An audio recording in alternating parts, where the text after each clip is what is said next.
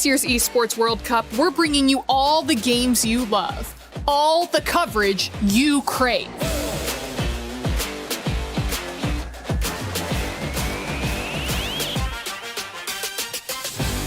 And for the first time ever, a completely unfiltered behind-the-scenes broadcast. And he absolutely destroys him. I don't think he ever saw that coming. That was incredible. This means you're getting the real coverage. I think that was with raw opinions. I'm just gonna have to say it. I think they have their heads up right now. They're just absolute. Yes, from broadcasters who don't even know they're being recorded. They don't know they're being recorded?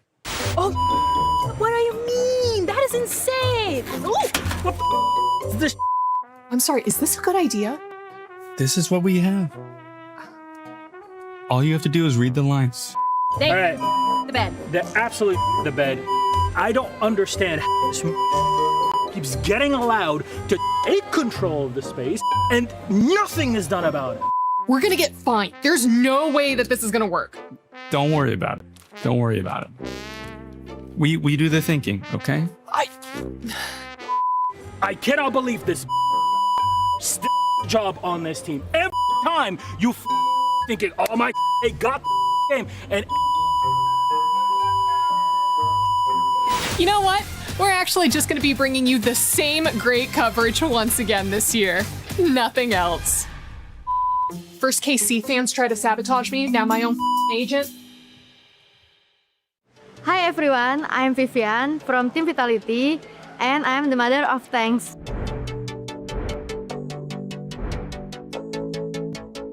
Di video kali ini aku bakal bedah sedikit gameplay dari aku sendiri sekaligus jelasin kepada kalian gimana cara aku ngambil keputusan saat aku main di pertandingan momen-momen penting. Semoga bisa kasih gambaran buat kalian tentang cara aku main sebagai roamer. Let's get into it. A miss two pops the wind of nature. Sayori goes down and Panda versus Vivian, but Vivian gets the kill. Ini adalah rekaman game di MWI tahun lalu 2025. Tim aku melawan Gigi. Jadi di game kali ini aku mau ngasih tahu apa yang aku lakuin di sini.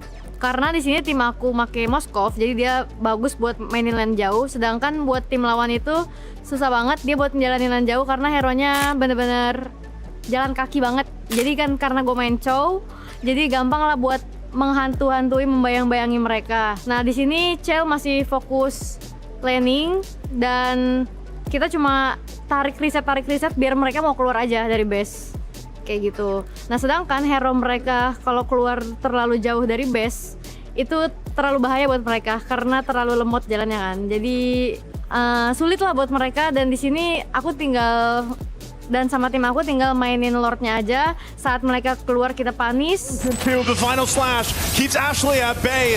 Another winner crown going to be popped. Sayori's in trouble. She has her own winner crown. But now Panda, a miss two, pops the wind of nature. Sayori goes down and Panda versus Vivian. But Vivian gets the kill. Dan itulah cara aku memenangkan gamenya. Semoga kalian enjoy dan jangan lupa buat support tim aku di MWI 2026.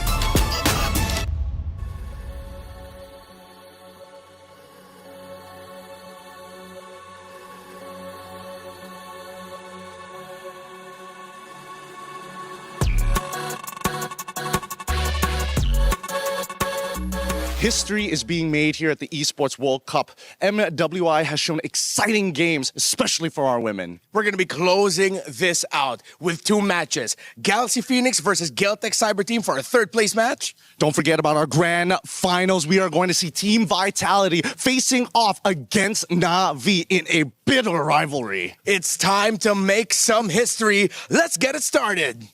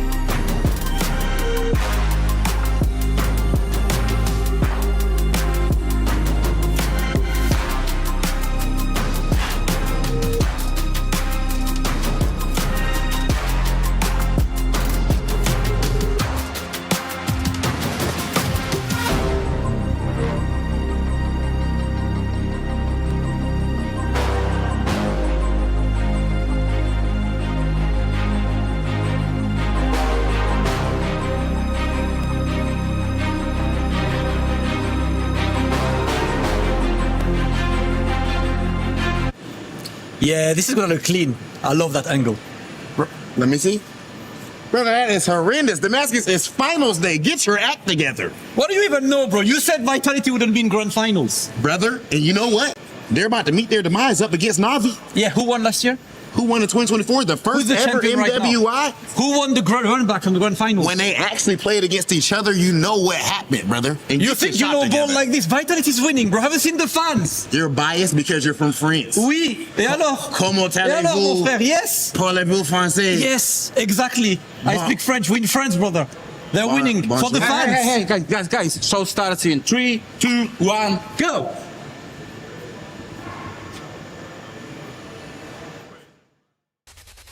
Dynasties aren't built overnight. They're built by eliminating any threat that tries to end them. But this time, that reign means the very team that has ended them before. Triumph isn't about avoiding the fight. It's about what's left standing after it.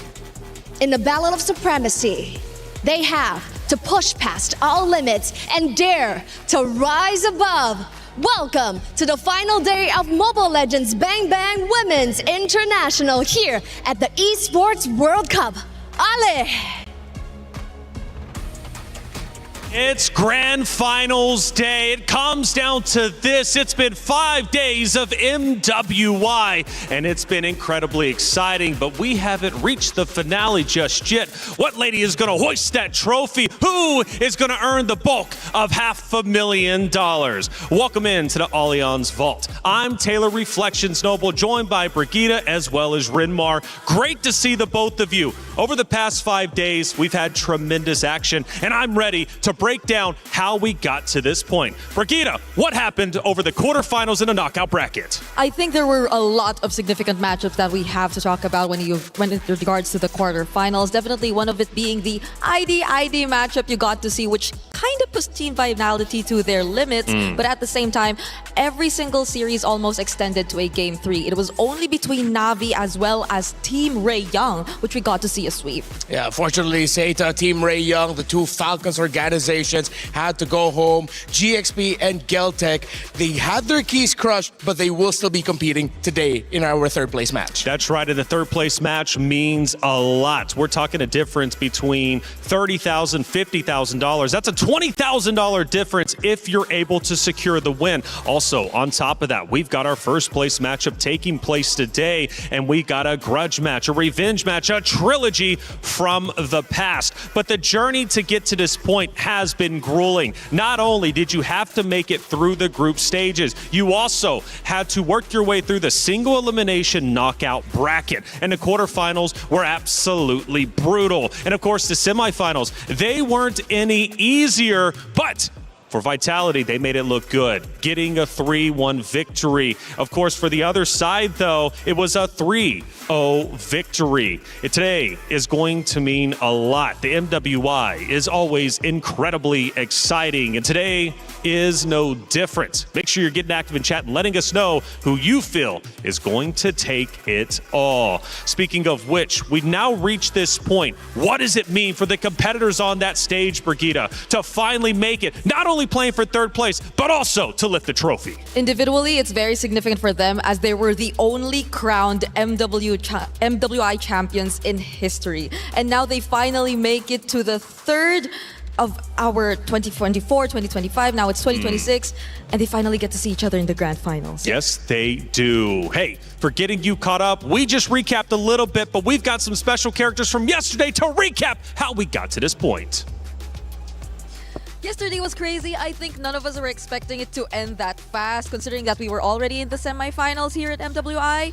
But it just so happened that GXP, the flexibility we expected from them, the cleanliness of their games were not something that reflected yesterday because Na'Vi just had a way to deal with every single one of them. Such a great performance from them, and they're finally back in the grand finals, sweeping GXP 3-0.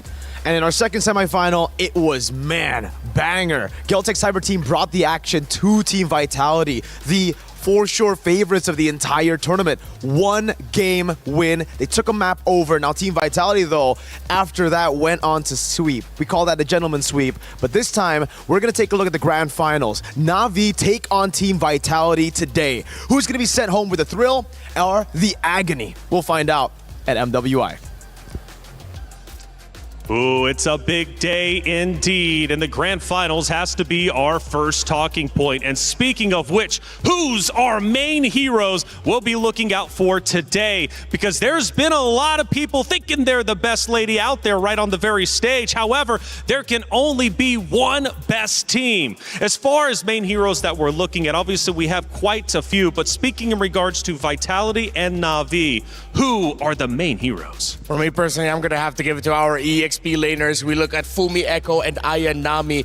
They represent the playstyles of their respective teams. Vitality, they are monsters individually, and they shine when each and every single one of them get to do what they're best at. Meanwhile, for Na'Vi, they play together really well as a team, and you see that in the playstyle of Ayanami. When she is with the rest of her squad, she is amazing, and Na'Vi are amazing. That's right, and it's time for our crunchy story of the day. It is, in fact, a rematch of destiny. You have two teams that have fought tooth and nail over the past several years. It's a trilogy, and it is, in fact, going to be a grand finals rematch dating back to Riyadh 2024.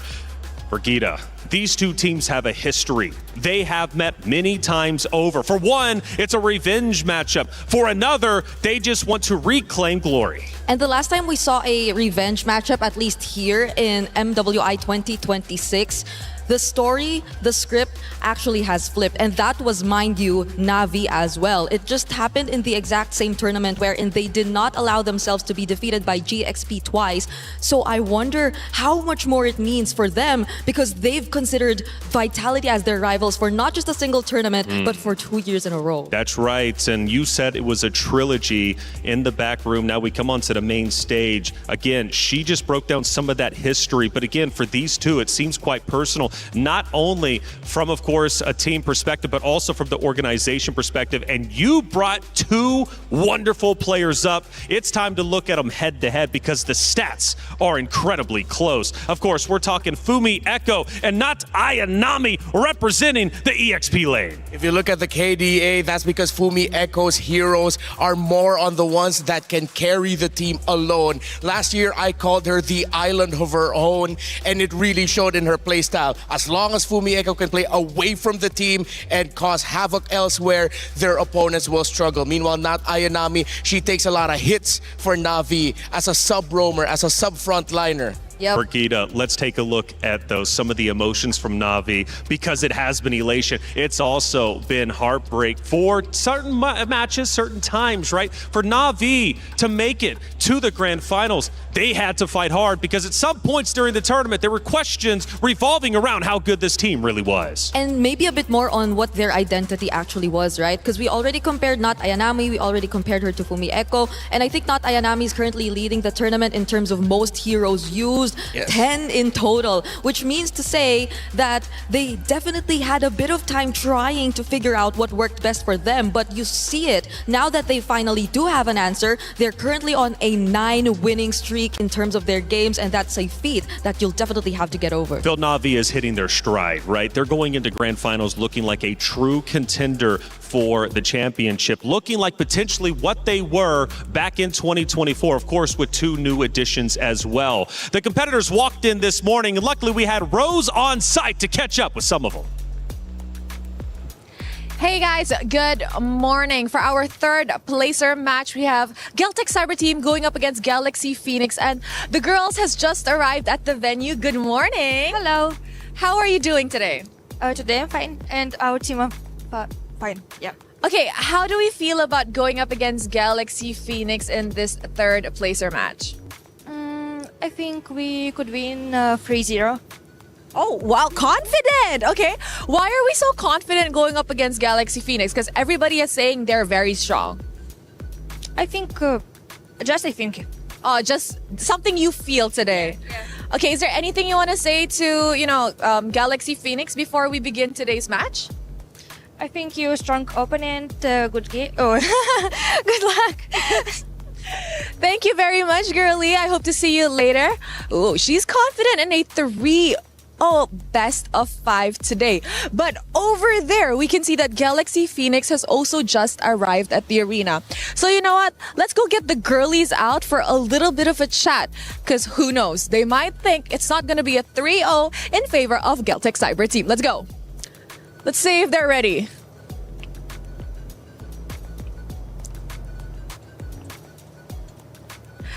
Hello, Winnie. Good morning. Good morning. How are we doing today? Doing good. We're doing good. You managed to prepare well for today's match? Yeah. Now, just now I was talking to Geltec Cyber Team, and they think that your third placer match will end in a 3-0 and they're gonna win. What do you think about that? I'll let them think what they're thinking, but we will beat them. Oh, let them think what they want to think, but you guys will beat them. I love that, Winnie. Good luck. I'll see you later. Bye. Oh, it's getting spicy in here. Let's bring the spice over to the Land of Dawn. Is in our DNA.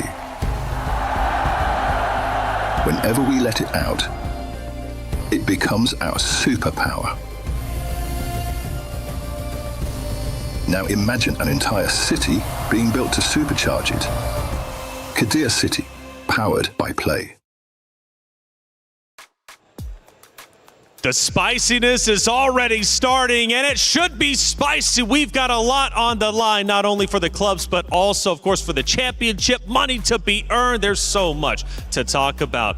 Brigida, the competitors, the ladies, they're looking savage today. I'm glad we see Winnie actually in that kind of spirit, especially I think she was one of the players who was really forced to play out of her comfort yesterday, who slightly had a bit of a struggle in the gold lane, but now with that confidence, I think she'd be okay. Yeah, I think she's going to be just fine. Winnie has been one of the biggest talking points whenever she's playing, at least here on the desk, as well as from the caster perspective. Of course, Grand Finals is going to be incredible. Coming up, though, next is going to be our third and fourth place matchup, and it's going to be a good one. It's Galaxy Phoenix versus Geltec Cyber Team. These two lady rosters are wonderful. They have fought hard to make it to this very point, and you know what? Now that they're here, they're not going to waste that opportunity. Yes, they don't have a shot at the championship, but they do have a shot at, again, life-changing money potentially. We got Na'Vi versus Team Vitality. That's going to be starting at 2 CEST. And you know what? The emotions from Na'Vi and Vitality, again,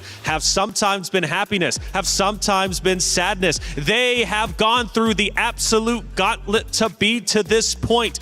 But you know what I appreciate, Ridmar? Looking at the emotions from the players, even though when they do get down and out, they somehow, some way, find a way to come back. Yeah, look at Na'Vi. The questions about whether or not they're able to make it to the grand final started early on. They got knocked down to the lower bracket. They almost got eliminated, but then suddenly they went on an undefeated run. That's right, and for the club championship, this matchup means a lot. You have two Titans, number 1 and number 2, this year for the club championship. Trav, walk me through it.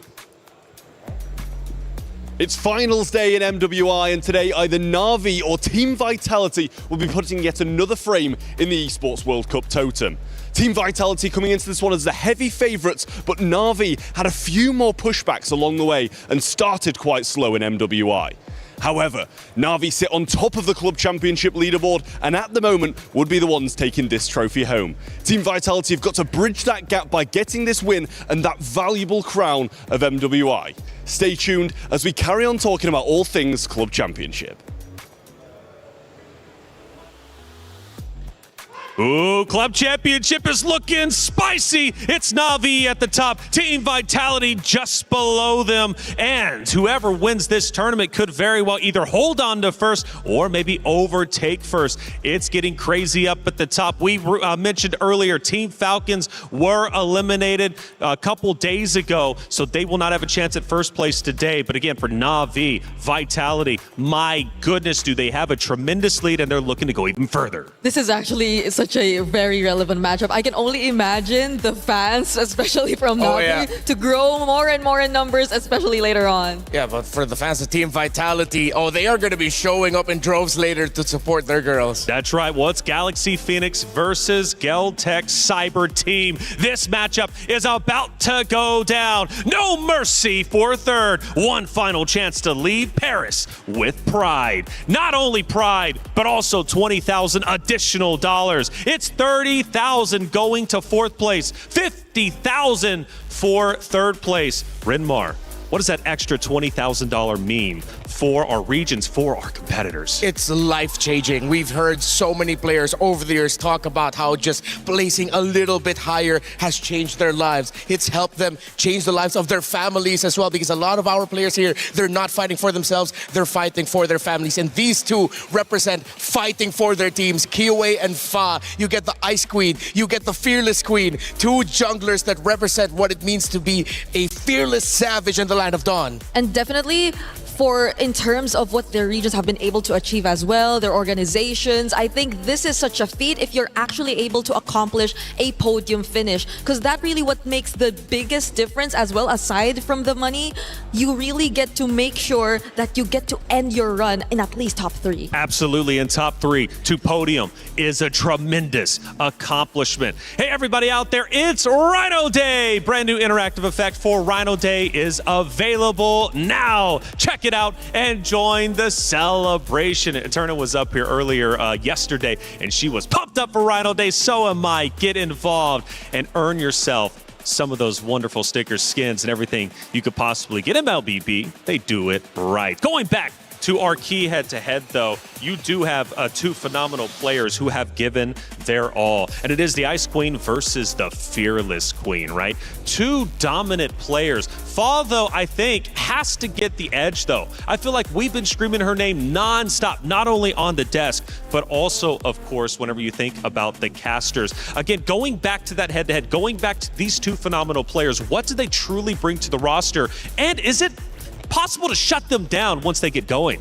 I think they're both flashy, but in a way, stats-wise, Fa is a much consistent jungler in terms of that. I think she's leading, especially in terms of highest kills, and that just goes to show how active they are across the map. But you feel for Geltech that they try to move more as a unit in a sense that they do take their time and they take it step by step. Now, Rinmar, one thing that I really found interesting, shout out to everybody on the back end doing the stats, making the storylines. You guys are genuinely incredible. But one of the stats really stood out to me, or at least 2 of them, I should say, for Fa. KDA, Kiyoe, relatively even. Fa does edge out Kiyoe there. But when we talk turtle control, 50% success rate for Fall. On the opposite side for Lord Control, 58% success rate, which Kyoei, 24% success rate for Turtle Control, for Lord, 39%. So it looks like Fall, in all regards, at least when we're talking about the lane that she conquers, has Kyoei outmatched. Yeah, it really is a reflection of how, pun intended, self-reflections, of how they play as a team. Galaxy Phoenix, they want to get those objectives because they know that it empowers their more aggressive nature. So they will do everything they can to get it, even if it means it looks like it's not the best time for them to do so. Meanwhile, on the other side, for Geltec, they're willing to give those objectives. You can go ahead and take that. We're taking other objectives in the map, or we're going to take you down after you get what you wanted from the Turtle and the Lord. Yeah, just to add to that, I think it's also because of what kind of comps Galaxy Phoenix tends to really go for. They're the only team who likes to utilize the Farsa, the amount of early game damage that you could really see for them, which is why I understand why they just want to keep rolling. Well, it's time to go to the stage, get the finals days started, take it away. Ladies and gentlemen, it is finals day here at EWC26. MWI has lived up to the billing every single day, and we are finally about to see who is going to lift this trophy, Damascus. Absolutely. Today is the day for grand finals, but before that, an important third place match coming up. No consolation prize, man. There is a lot of regional rivalries, club points for the entire EWC. An extremely important match for all the teams, and of course the pride of coming back at the highest placement ever, Rob. You know what? I must say, you look amazing right now, Damascus. Hey, you're kind of... I see what's going on right now, brother. And speaking of amazing things, the level of play, people have to understand. The level of play with all of these players, the amount of dedication, the skill is absolutely unbelievable. And we are about to see the best that MLBB Women's has to offer. Absolutely. So without further ado, let's talk about our first team reaching out here to the third place match, qualifying out of Cambodia for the highest placement ever. Make some noise for Team Galaxy Phoenix! Team qualifying out of Cambodia. This is the highest placement ever for the region. There might be a newcomer. They overthrew the best of their region and went 2-0 against Na'Vi, 2-0 against Falcons Mena, 2-1 against Seda. Unfortunately lost the run back against Na'Vi, but an incredible run throughout this bracket, and maybe a clean third place finish, Rob. Phenomenal performance for them up to this point, as you said, Damascus, but it is not going to be easy for them to win that extra $20,000 and the regional pride, because their opponents are none other than Geltec Cyber Team.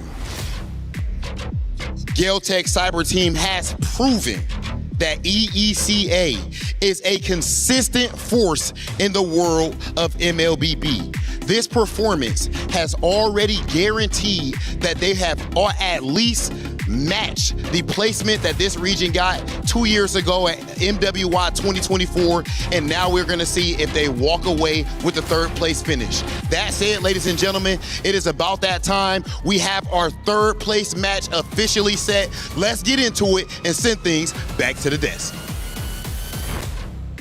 Ooh, Damascus, Hollywood Rob TV. I see the both of you looking great. After all, you should. It is, in fact, finals day, and the ladies have taken the stage to play for third place. But again, that's a podium finish. That is also a $50,000 prize pool, or $50,000 purse going, of course, to the winner. Two Titans have fought hard to make it to this point. Who's leaving Paris with pride? Will it, of course, be Galaxy Phoenix, or on the opposite side, Geltec Cyber Team? Now, coming into the tournament, the new meta discussion was very real, and I gotta say, it's been incredibly impressive watching the diverse hero pool we have had throughout the entirety of the 5 days of MWI. We're talking 81 unique heroes across 60 games, and you know what? Rose, I heard yesterday you caught up with Geltec Cyber Team after their matchup. Let's hear what they had to say.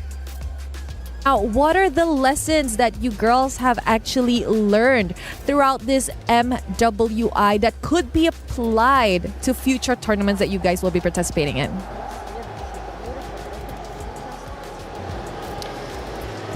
Я думаю, то, что какие-то уроки и ошибки мы будем уже обсуждать с тренерами. Пока что мы еще немного не отошли от игр. Вот, обязательно все разберем с тренерами, с аналитиками, сделаем выводы. Well, I believe that we have a lot of homework to do. Right now, I guess we are still in the zone of the last match, and we'll need some time to discuss the lesson learned and the homework with our coaches, with our analysts. This is something that we will be doing for sure. You know what, girls? Thank you very much. And I hope to see you girls come back stronger in tomorrow's third placer match up against Galaxy Phoenix. That's it from us. Brigida, I mentioned just before that great interview with Rose that 30 unique heroes have been used from Geltec. Number 2 in diversity across all the rosters playing when it comes to MWI. On the opposite side, though, Galaxy Phoenix not so bad themselves. 25 unique heroes. The point is, in comparison, Geltec Cyber Team barely edges out Galaxy Phoenix in their versatility and their ability to use multiple heroes, which means going into our pick and ban process in just about a minute's time, I want to say Geltec might be able to edge out Galaxy Phoenix. But that's also knowing that Galaxy Phoenix have only just recently explored their options in the gold lane. Mostly it's just been on the Claude, but despite that, they only have a 5-hero differential with Geltec Cyber Team. So I think that also just goes to show that they somewhat maybe have something else to show us. Yeah, when it comes to denying picks from Galaxy Phoenix, Geltec Cyber Team, they have the easiest job in the world right now. Beleric, Claude, and maybe the Farsa. Yeah, no. Guinevere, that's what I was looking for. Beleric, Guinevere, Claude. Take those out, and it looks like Galaxy Phoenix are uncomfortable. Uncomfortable indeed. Well, feeling comfortable is the Ice Queen versus the Fearless Queen. It was Fa versus Kiowa, and they're about to throw down. But it's not just them either, right? It's also EXP lane. Liabun versus Ling. These two will also be going toe-to-toe with each other. What kind of matchup can we expect from those two titans? Oh, it's going to be messy, but all in the best way possible because they have the same play style. They want to make the impact, hard-hitting impact right away. I agree, and I think they've really reviewed what Na'Vi done against Galaxy Phoenix yesterday, immediately taking out that Beleric. So there's really a high chance we see that trend continue just in order to make Galaxy Phoenix uncomfortable. Yeah. And I also like the Galaxy Phoenix are acknowledging that you have to take away the Marcel as a possibility for Coejo. Actually, Coejo and Lemma, they play the same way. They want a lot of disruption, a lot of crowd control, constant vision. Again, when you have two high-profile junglers in your team, expect the roamers and EXP laners to want to play the same way. Now, Fa and Kiowa will be picking very, very shortly. Those are the two that we looked at for our head-to-head. What heroes are we expecting Fa and Kiowa to potentially run? And for the banning process, what can be banned in order to slow them down a little bit?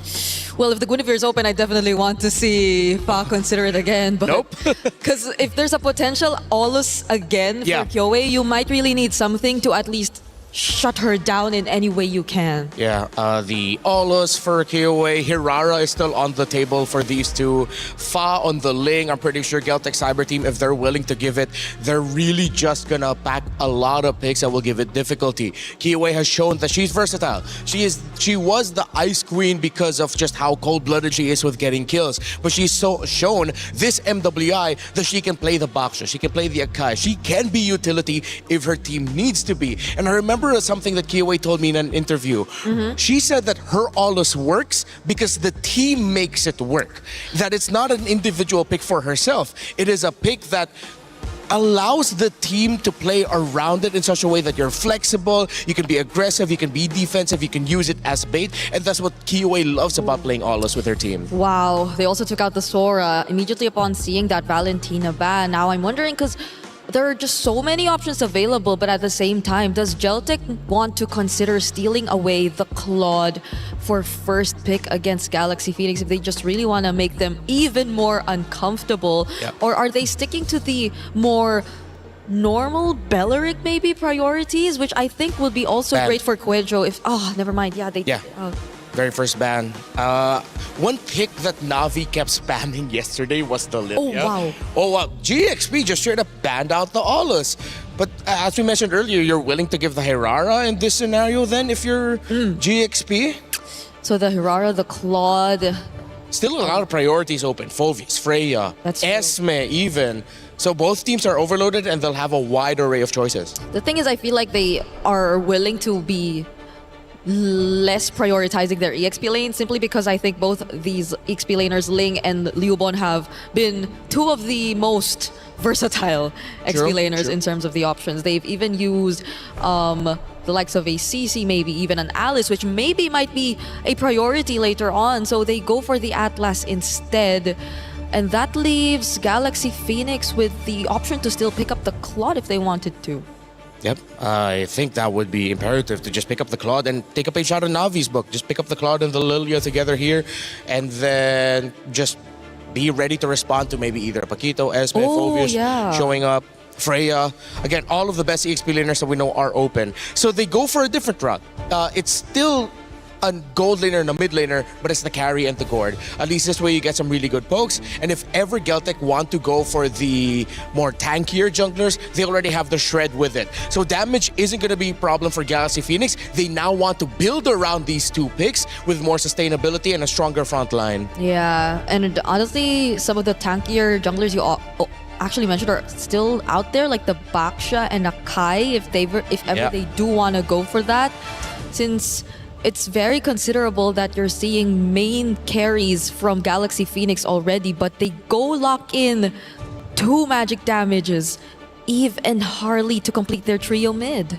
Yeah, this means that Geltec Cyber Team really want to play fast. That is one of the keys to victory that you can give for Geltec. You race for the early game against GXP. You don't allow them any early game pressure. You want to be faster than them. Oh, but the Paquito though, I think this will help a lot in terms of alleviating at least whatever fast-paced early game they want to go for Geltec Cyber Team, and also a way to just keep up with the Harley in general. So they can actually mark certain people from Geltec Cyber Team through this pick, but at this point, the roam picks as well as the jungle picks for Galaxy Phoenix might be even more limited. So one thing that Geltec needs to consider is now that they're playing a Harley, they have to watch out for the Hilda.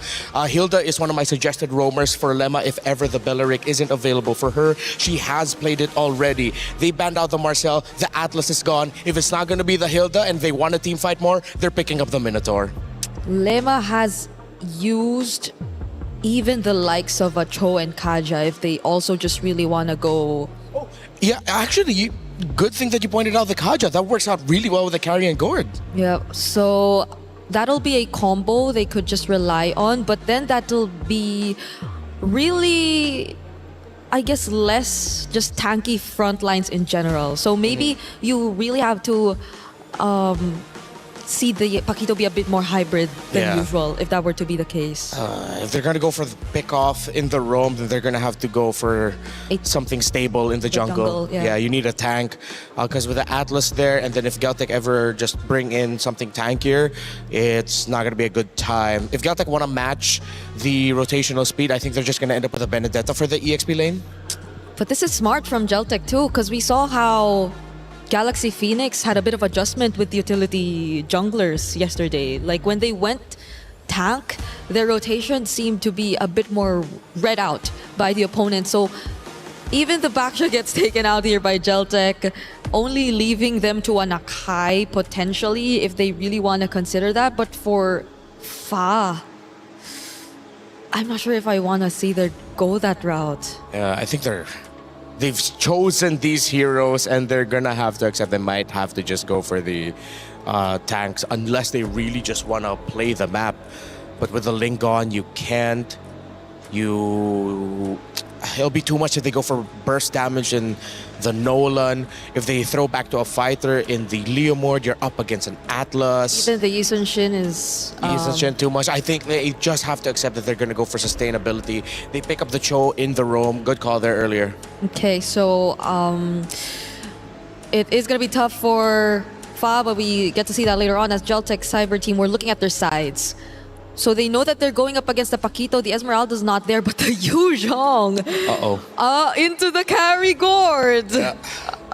And then you round it out with a Clint. Clint will have all the space in the world provided with the Eve. Harley for the initial burst. Yu Zhong and Clint for the clean up, and then you have the Atlas just to initiate things, I'm a little bit happier. No, not a little bit. I'm much happier with the lineup of Geltec. Galaxy Phoenix, they're not going to be able to find a pick that will just be able to match it. Unless GXP are going into this with a mindset of, we're better than you, we play better than you, we fight better than you, then go greedy. I invite it, sure, but it's too risky.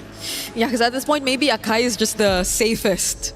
But that's the keyword. It's safest option. Yeah. You're not really going to be able to pair it up much. You're forced to use it almost defensively every single time.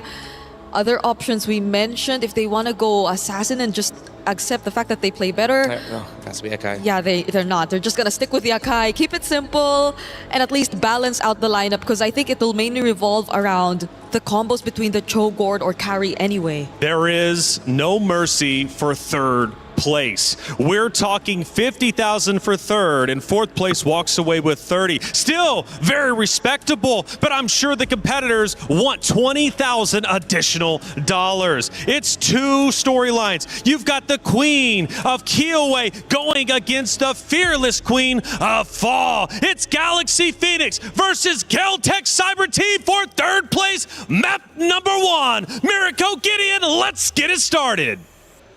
Here we go. Welcome to the Land of Dawn, folks.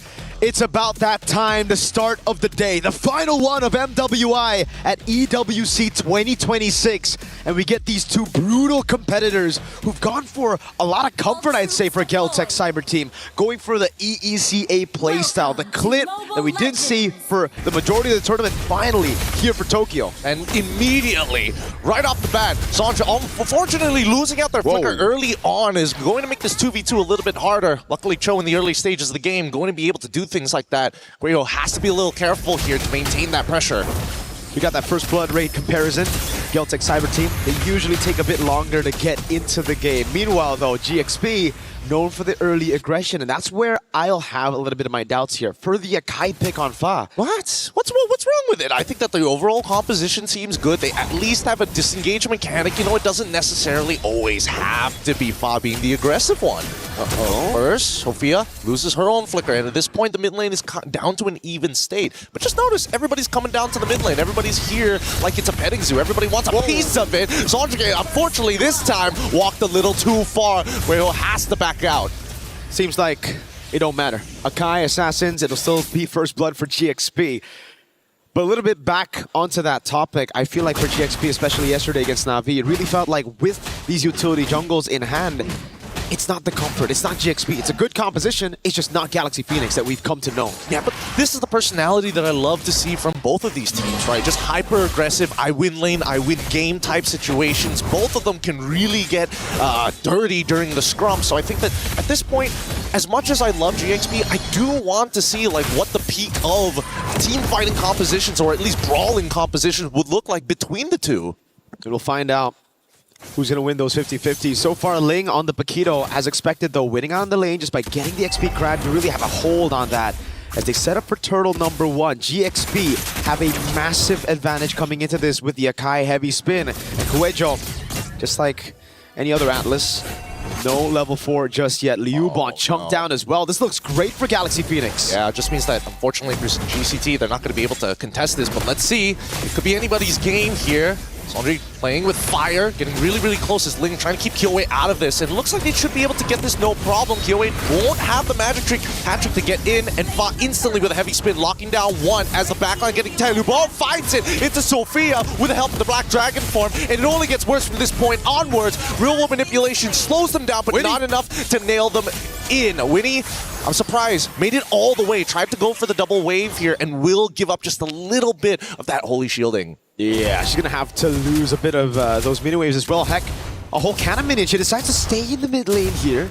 Try to go for an ambush, but no, he just clears it out, and this gives Tokyo a bit more of an advantage to play with, because luckily for her, the gold crab spawns as well in the bottom lane. So gold lead, yes, GXP still on it with a kill and a turtle advantage, but Tokyo's farming up a storm on the Clint. I love the fact that Tokyo this time not making the same mistakes as yesterday. Realize, you know what? As much as I don't want this carry to walk back into lane, it's also not worth dying just to deny her that space. But for now, GCT looking for that response. Lima now getting hit by the deadly magic. Fortunately, no kill just yet. Didn't even force out too many battle spells as well. Great Shunpu. The poise and the composure on these ladies for a third place match. I feel like a lot of the jitters were already thrown out yesterday in the semifinals, right? I was thinking the same thing. They're so much more comfortable here playing it out. Even Fa, yesterday on the Akai, it really seems like she went in a bit too aggressive a lot of times, using the heavy spin earlier than what you want to have that ability for. But this time, we see the usage of it just perfectly done. Here in the mid lane as well, they give up Cryo, but they rotate to the bottom lane. Very well played. Tokyo's gonna have to deal with this. I mean, no matter what, with the flicker and the way of the dragon, their wombo combo. Okay, a little overkill here, but more importantly, even the heavy spin, unfortunately, there should be trading objectives on either side. And luckily, at least the turtle is spawning in 6 seconds. I think for GXP, they're just gonna commit all the way to get rid of this tier 1. And unfortunately, GCT, they look back and they're like, oh, wait a minute, they're not getting off of the tier 1. Dude, when it comes to sieging GCT, they got so much damage. Ling, though. Damage is good. RWM comes out. Sanj out of position this time, but the Fatal Link does pull one back. Almost gets a disengage, but luckily, Nubon says no. Petrify is still good as they start making their way down. Fa and Winnie need to steal this away. Retribution battle. Fa takes the turtles. The Black Dragon form has been activated. Winnie in trouble. Forced to flicker. Do they want to dive this? They're going to make the attempt. Good dodge shot. Residue activated. Tokyo getting the last shots in, but it's just not enough. So close yet so far, but GCT, again with the siege of a Harley, a damage dealer in your jungle. You open up, you leave these turrets vulnerable, and these structures will fall in their face. Tokyo as well. Straight into the bottom lane, no assist, nothing on the teamfight participation just yet. But 2 structures for the 2 turtles that GXP have gotten, and you get to see the goal difference here from every single member. Even in the lanes that GXP have put a lot of effort to ganking, it's still GCT with the advantage. It's an 80 gold lead. Oh, solo kill. Oh, shot residue already procced here. Ubon, does he want to actually stick around for the wave? No, he's going to call it off, even though Quejo is actually nearby. She's already spotted all 4 of the members making this attempt to potentially dive if they stick any longer. And that's going to be a trade once again in favor of GXP. Another turret goes into their hands. Now it's back to the slow game. GXP finally able to get a structure on the board, and it's through this Paquito being an impressive force. Oh, all in! Oh, now they find the angle to get they have a spin out and actually catches Quejo. Can't seem to get out of this, but the Fatal Links onto 3 targets is great. Right into the Petrify, into the Black Dragon Tail. The combo's good, but when he takes Quejo out, needs to get out of there. Ling flickers forward. Tokyo tries to cut him down, but luckily, Ling still makes it out. GXP, whenever they go in, I mean, we saw glimpses of this in the bottom lane, that overkill nature to them. When they go in, dude. They go galaxy deep. Yep, I think at this point, they just need to figure out how much they really need to get value for their resources. I know there's that big guarantee, but it feels like they're overpaying. And now Ling getting hit by Deadly Magic, including Retribution. One more auto attack might be enough, but too late. The Deadly Magic is already popped. Kyoei is going to chase it, play it nice and slow, and it's super understandable. You're too far forward, Ling just instantly one-shots you.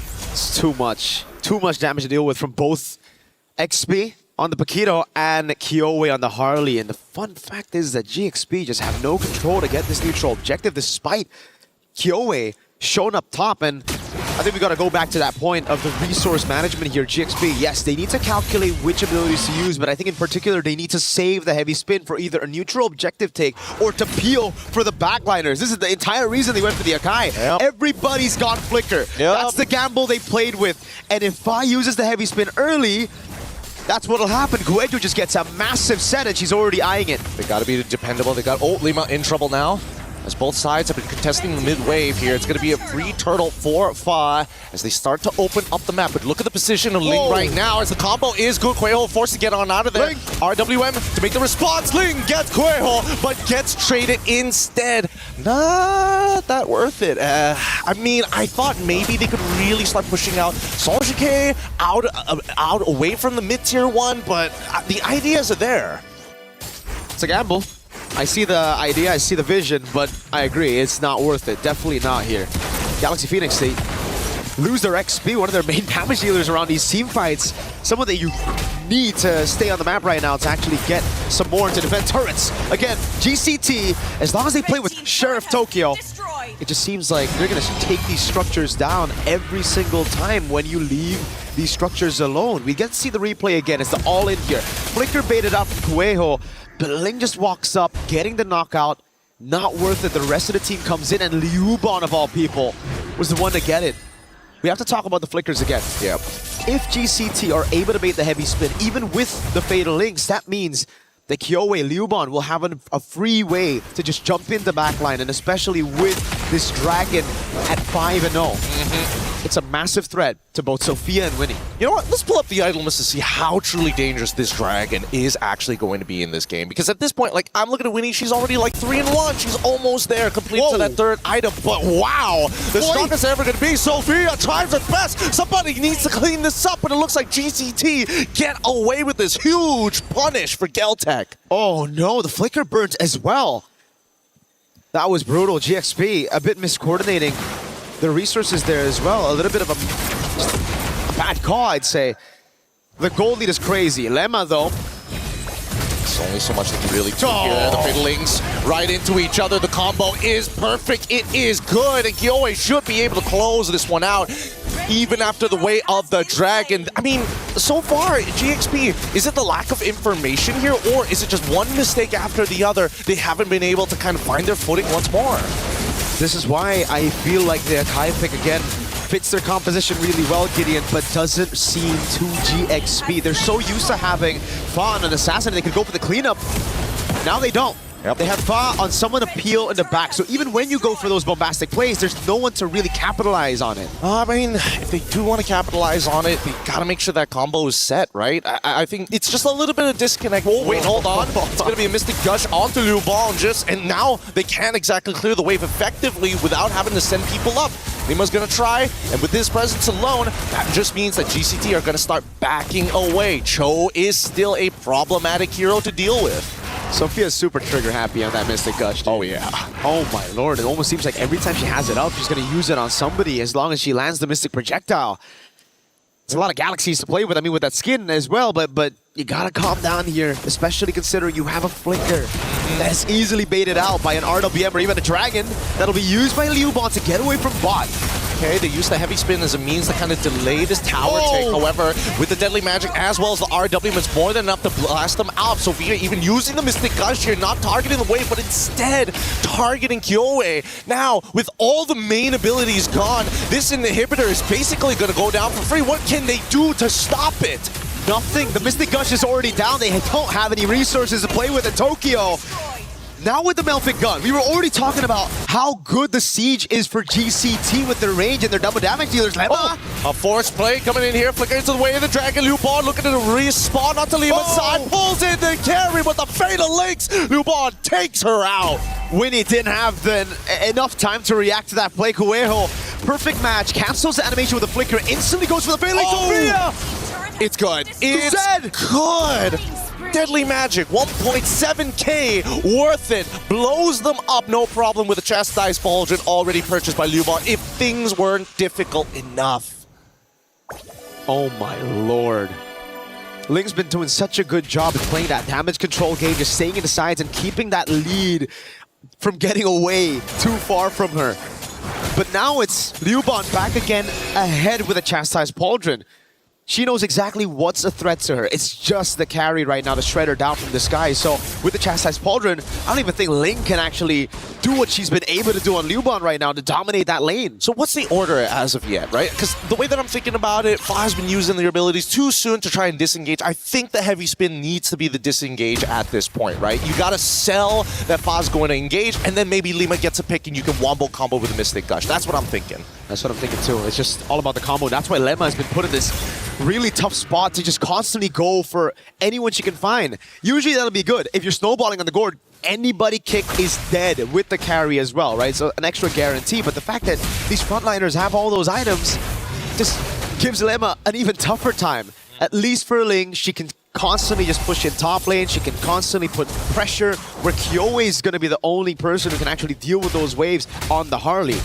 But now it comes back to GXP. Have they learned from their mistakes yesterday on the Akai, on this kind of composition? Can they play to pull back instead of going aggressive the way they've been doing in the group stage? Great spot by Sophia. Again, it's Ling up top, setting up the waves for GXP, but GCT hold control over this bottom wave. Again, the heavy spin! It's very early, and the Black Dragon form has been committed. They're even using the conceal to chase into the back line. Huba Ling has to keep on pushing at this point in time. Phalanx gonna connect on one. RWM on top of Sophia. Mystic Gush to slow things down. The Black Dragon is on top of Fa, but notice that the inhibitor is getting attacked. And finally, GCT realize what's going on as they deny the recalls. This could be a potential backdoor, but the waves is done. And now we're back to this even state. GCT, they've already picked up the kill onto Sophia. They send their Yi back as they should be able to get this Lord for absolutely free. GCT playing with fire, going all in on that fight, and it was a good play by GXP to try to hold them back.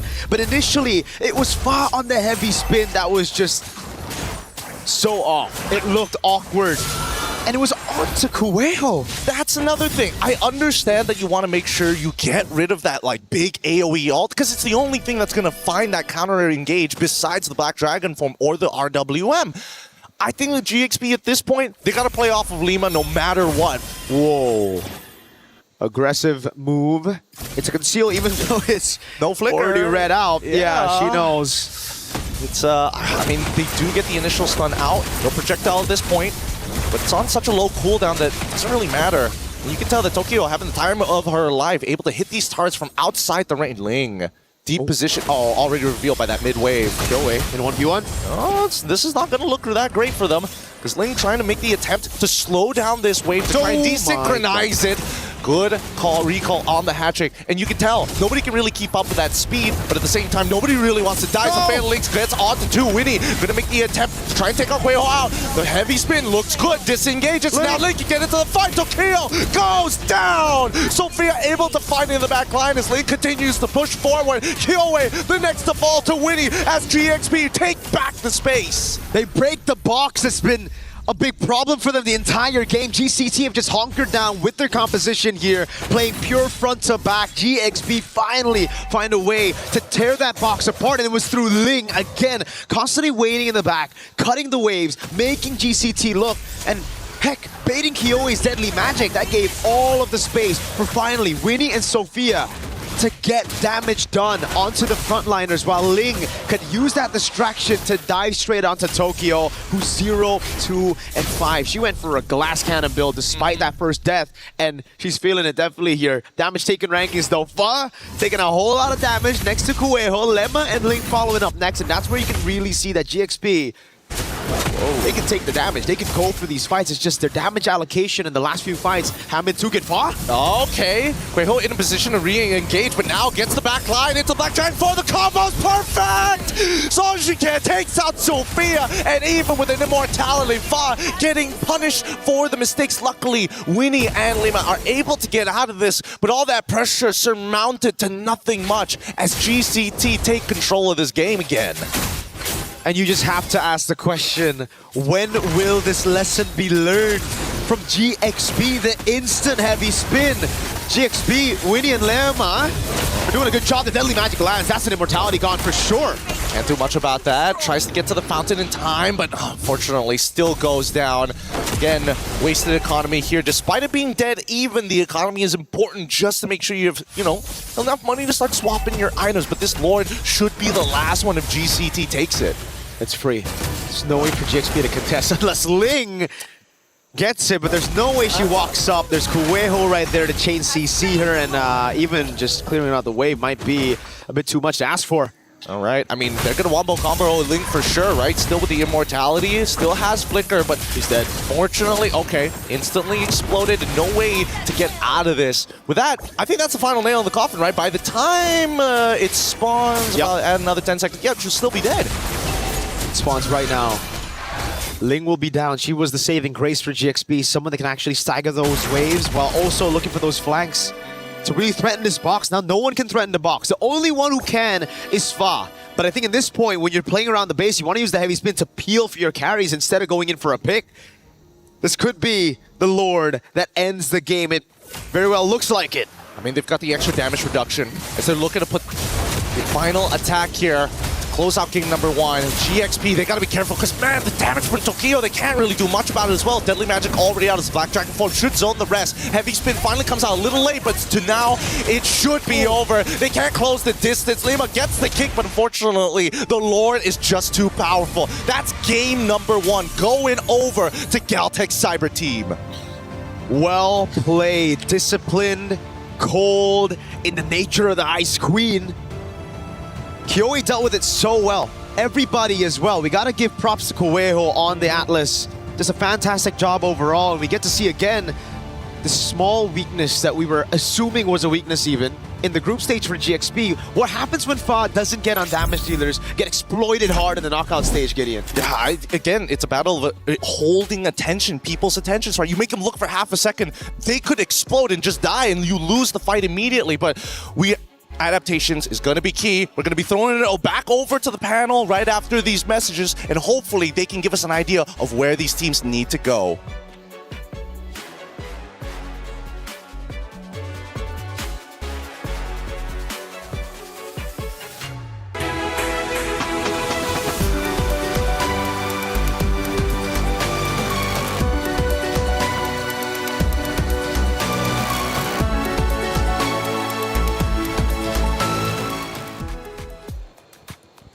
No mercy for third place, and that is exactly the case here. After a grueling matchup that went back and forth, it was Galtech's Cyber Team able to take map number 1. They now lead 1-0 in this best of 5 series. Let's go all the way back in time to our pick and bans, where a lot of games are either won or lost within, the first 5 minutes, which is the pick and bans. Now, there was a lot of criticism on both sides. However, one side had the most. Where was the losing point during the pick and ban process, in your guys' opinion? I think it was the first 2 picks on the red side for Galaxy Phoenix. I really strongly believe they should have just gone for the Lilia and get their signature pick on the Claude. It gives them a lot of AoE advantage. It allows them to control the center while being comfortable in the side lanes. And most importantly, it wouldn't have led to that Harley pickup. I think the Harley was picked because they saw the gourd. Yeah, I would have to double down on the Claude, and maybe I guess there could be a bit flexibility with the mid, because I know they have a lot in their arsenal. They have the likes of the Farsa if they just really want to counter out whatever potential mid lane pick, or even the Lilia potentially getting picked up. But them trying to focus a bit too much on the carry, aside from it not totally a comfort for Winnie, I guess, also forced them to play around the carry instead, now that they were left with a choice in jungle last pick. We set the stage for Fa versus Kyoei. Now, Fa statistically has great success when it comes to turtle control as well as the Lord control.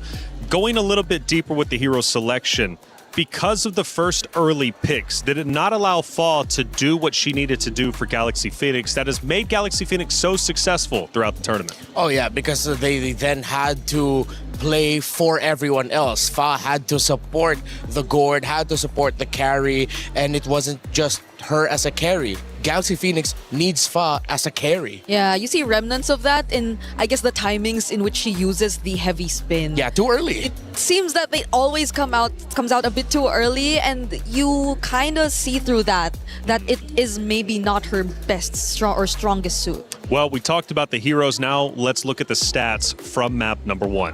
Yeah, you can see that even though Galaxy Phoenix got all the turtles, this is what we were talking about in the pre-match. Galtech, they're willing to give up the turtles just so that they could get objectives elsewhere. They get majority of the towers, and they were supplementing Tokyo, sometimes Liubon, who was getting a lot of kills, to at least be able to get a little bit more farm for themselves so that they can help the team better. Yeah, and I think what GCT were doing were more straight to the point. I understand if I understand if GPX wanted to be a bit more creative. They had the Paquito, so you see her trying to go for the backlines a lot of times, but it was a bit too much, especially in the early game. There was a time it definitely rewarded them, though. I think that was during one of their potential base sieges, but that was about it, because again, it seemed more of a glass cannon EXP lane rather than something that could just complement what Fa wanted to do as an Akai. There's a couple of actions that I want to talk about from that game number 1. The first one, we go to about the 15:30 mark. Now, this was a small mistake from Galtech that led to a potential opportunity for Galaxy Phoenix. Yeah, they slipped up a little bit on the discipline.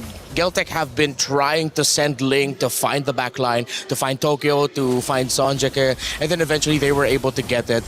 It's because Geltec just pushed a little bit too deep with the Lord up top when they didn't have to. They needed to usher in their middle minion wave so that they could healthily go to the tower. And it wasn't completely shown, but then eventually you'd see Ling and GXP just punish Geltec. And I want to talk more about that moment in just a second, but Bree, let's take a look at our second action. This is going to be the very tail end of it. And this is where Geltec Cyber Team says enough is enough. We want game one. Yeah, you want to assign Lemma as the person holding the Lord or pushing it to the side, but even then, Lemma could barely just deal with the damage. But also, how could you just expect Fa to go in first when she's the holder of that heavy spin who should potentially push them away? So the front lines had a very brutal experience here in this entire game.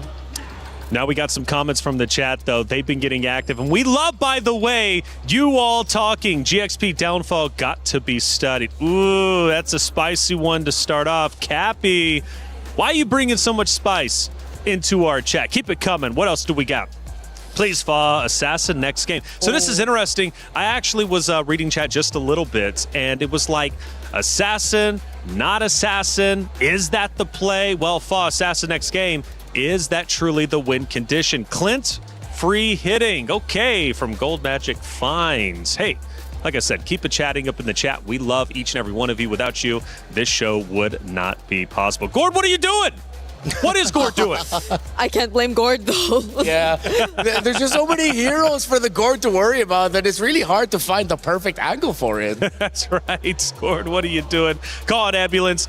But not for me. Okay, classic. Thank you, Jonah, out there. Galaxy Phoenix, I guess, needs an ambulance at the moment, but it's okay. It's just one map. After all, the biggest Titans out there, aka Even Vitality, has even fact taken a loss, right, and managed to come back, which is truly phenomenal. Hey, you out there in the chat, thank you for getting involved, and you can get involved even more. 2 champions, 1 game. My Champions Pick event is now live. From July 27th, submit your predictions for the MSC and MWI champions for a chance to win 50,000 in-game diamonds and MSC 2021 through 2025 tournament skins. Don't forget to leave your picks under at MLBB Esports post for even more chances to win. Lock in your champions now and cheer for your favorite teams. My Champions Pick now live. Make sure, again, you're checking out those posts at MLBB Esports for all the updates and also to get involved in some amazing prizes. Hey, it's been a great day so far, and I believe the comms have been flowing quite well, especially yesterday to make it into grand finals, and Sadia has provided our radio comms. Aurus sih guys, di sini mau ini aurus sih guys. Makin lewat nih, mitnya weh. Lihat ya, aman. Bisa nggak? Boleh ke backside ke belakang. Double gas. Belakang. Gas. Nice. Lagi dong. Udah NN sih. Sampai lagi kah? Sampai lagi. Maniak. Recall guys. Nih. Kasih. Sor.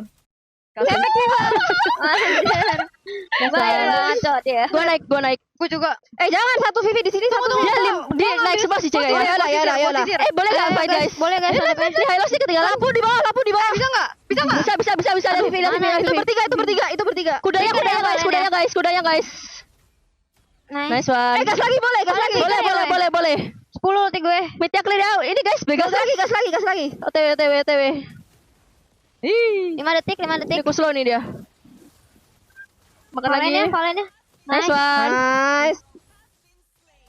Lapu ini dia. Masuk guys. Aman.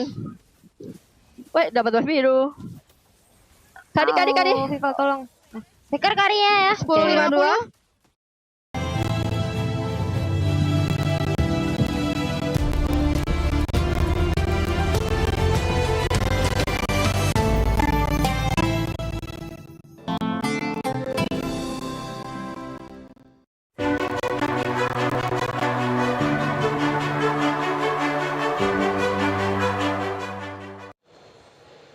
Vitality, they were having fun during that semifinals series, but they started having fun, I would assume, after map number 1, because remember, it was Geltec who actually ended up taking that map in convincing fashion. But Vitality got the job done. We await, of course, what they're going to do in the grand finals a little bit later against Na'Vi. We head back to the stage for map number 2. Geltec Cyber Team currently lead. Now, I told you I would do it. I'm bringing it back. We're at that 15-30 second mark. That small mistake from Geltec that led to an opportunity for Galaxy Phoenix. Galaxy Phoenix ultimately ended up losing the map. That opportunity was very small, short-sighted, and Geltec was able to recover. Now, what could have led Galaxy Phoenix to take that moment, that lapse of judgment from the side of Galaxy Phoenix into a victory? Well, afterwards, they got out of their base and was able to get just a little bit of control in the map. But then the problem was they got caught out yet again. So they really have to be careful with that. Apparently, we just had a body cam from the coach himself. Wow. So that's kind of cool, right? Actually, I don't think I've ever seen a body cam from a coach to see what they're looking at. I thought we weren't allowed to see the notes. That's interesting. But I think it was hidden anyway, but that's cool. That's how it looks like. Yeah, that's actually really dope. They get out there and get a chance to obviously get the viewpoint. Because, I mean, it's a lot to manage as a coach. I mean, you're talking about 5 players, 133 heroes that you have to go through, the different synergies. I mean, I'm blown away each and every single draft hearing you two just theorycraft on what's being picked up. But guess what? We get to do it again. This is one of my favorite times. Let's listen into you two. What's going to be going down in our pick and bans? All right. So it's pretty much Flying similar. clouds. Flying Cloud. You take away the Guinevere. Geltec's going to take away the Belleric. There we go. Yep.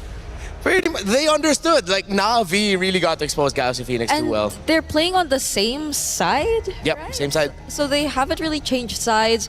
And I believe there are stats to actually back that up. They might be a bit more comfortable doing it. GXP has barely won on the blue side, if not 0. Like, they haven't won a single game on blue. So even now that I feel like they did the map decision, they'd rather play it in red and just maybe address some of the mistakes that they had earlier on. So they take out the Atlas.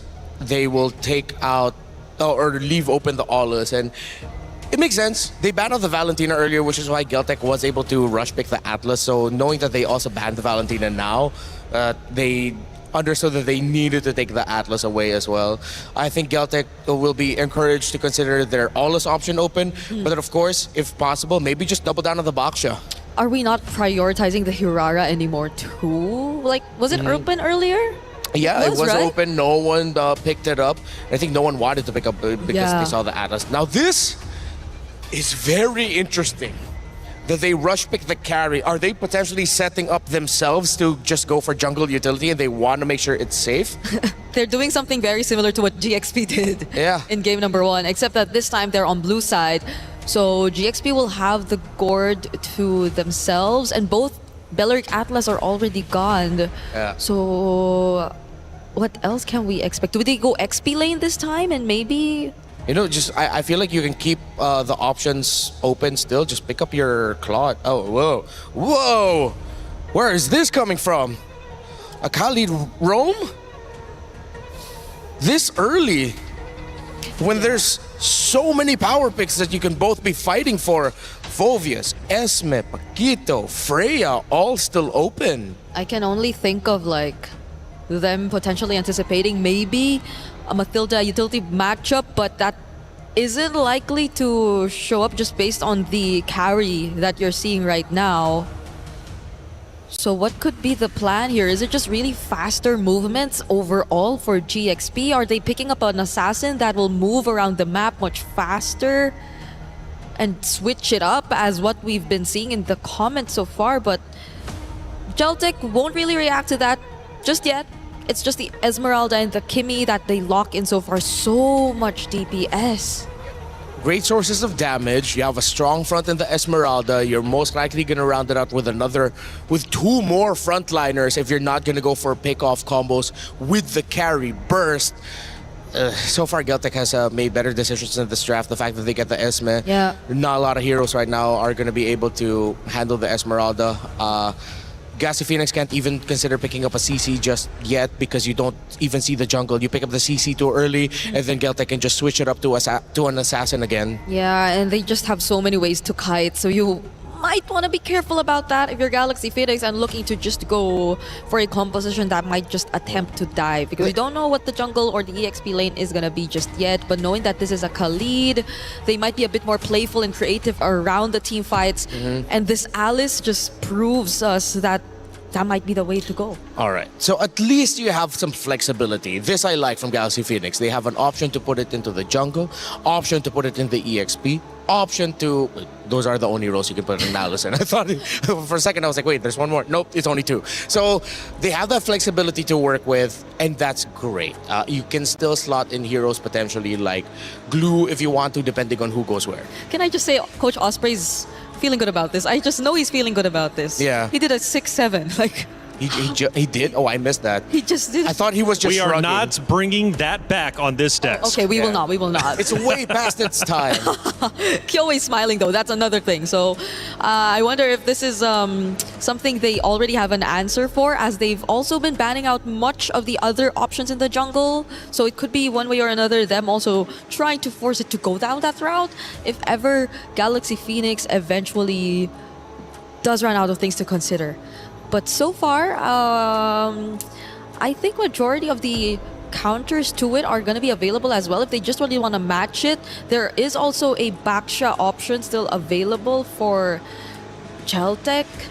Kyoei has previously used it, but again, there's a Gord already, and yeah, I think they will have eventually more answers to that since we don't have the gold lane for Galaxy Phoenix just yet. Yeah, there's a combo in the Kimmy and the Fredrin, but then with the Alice and Gord, it might be tough.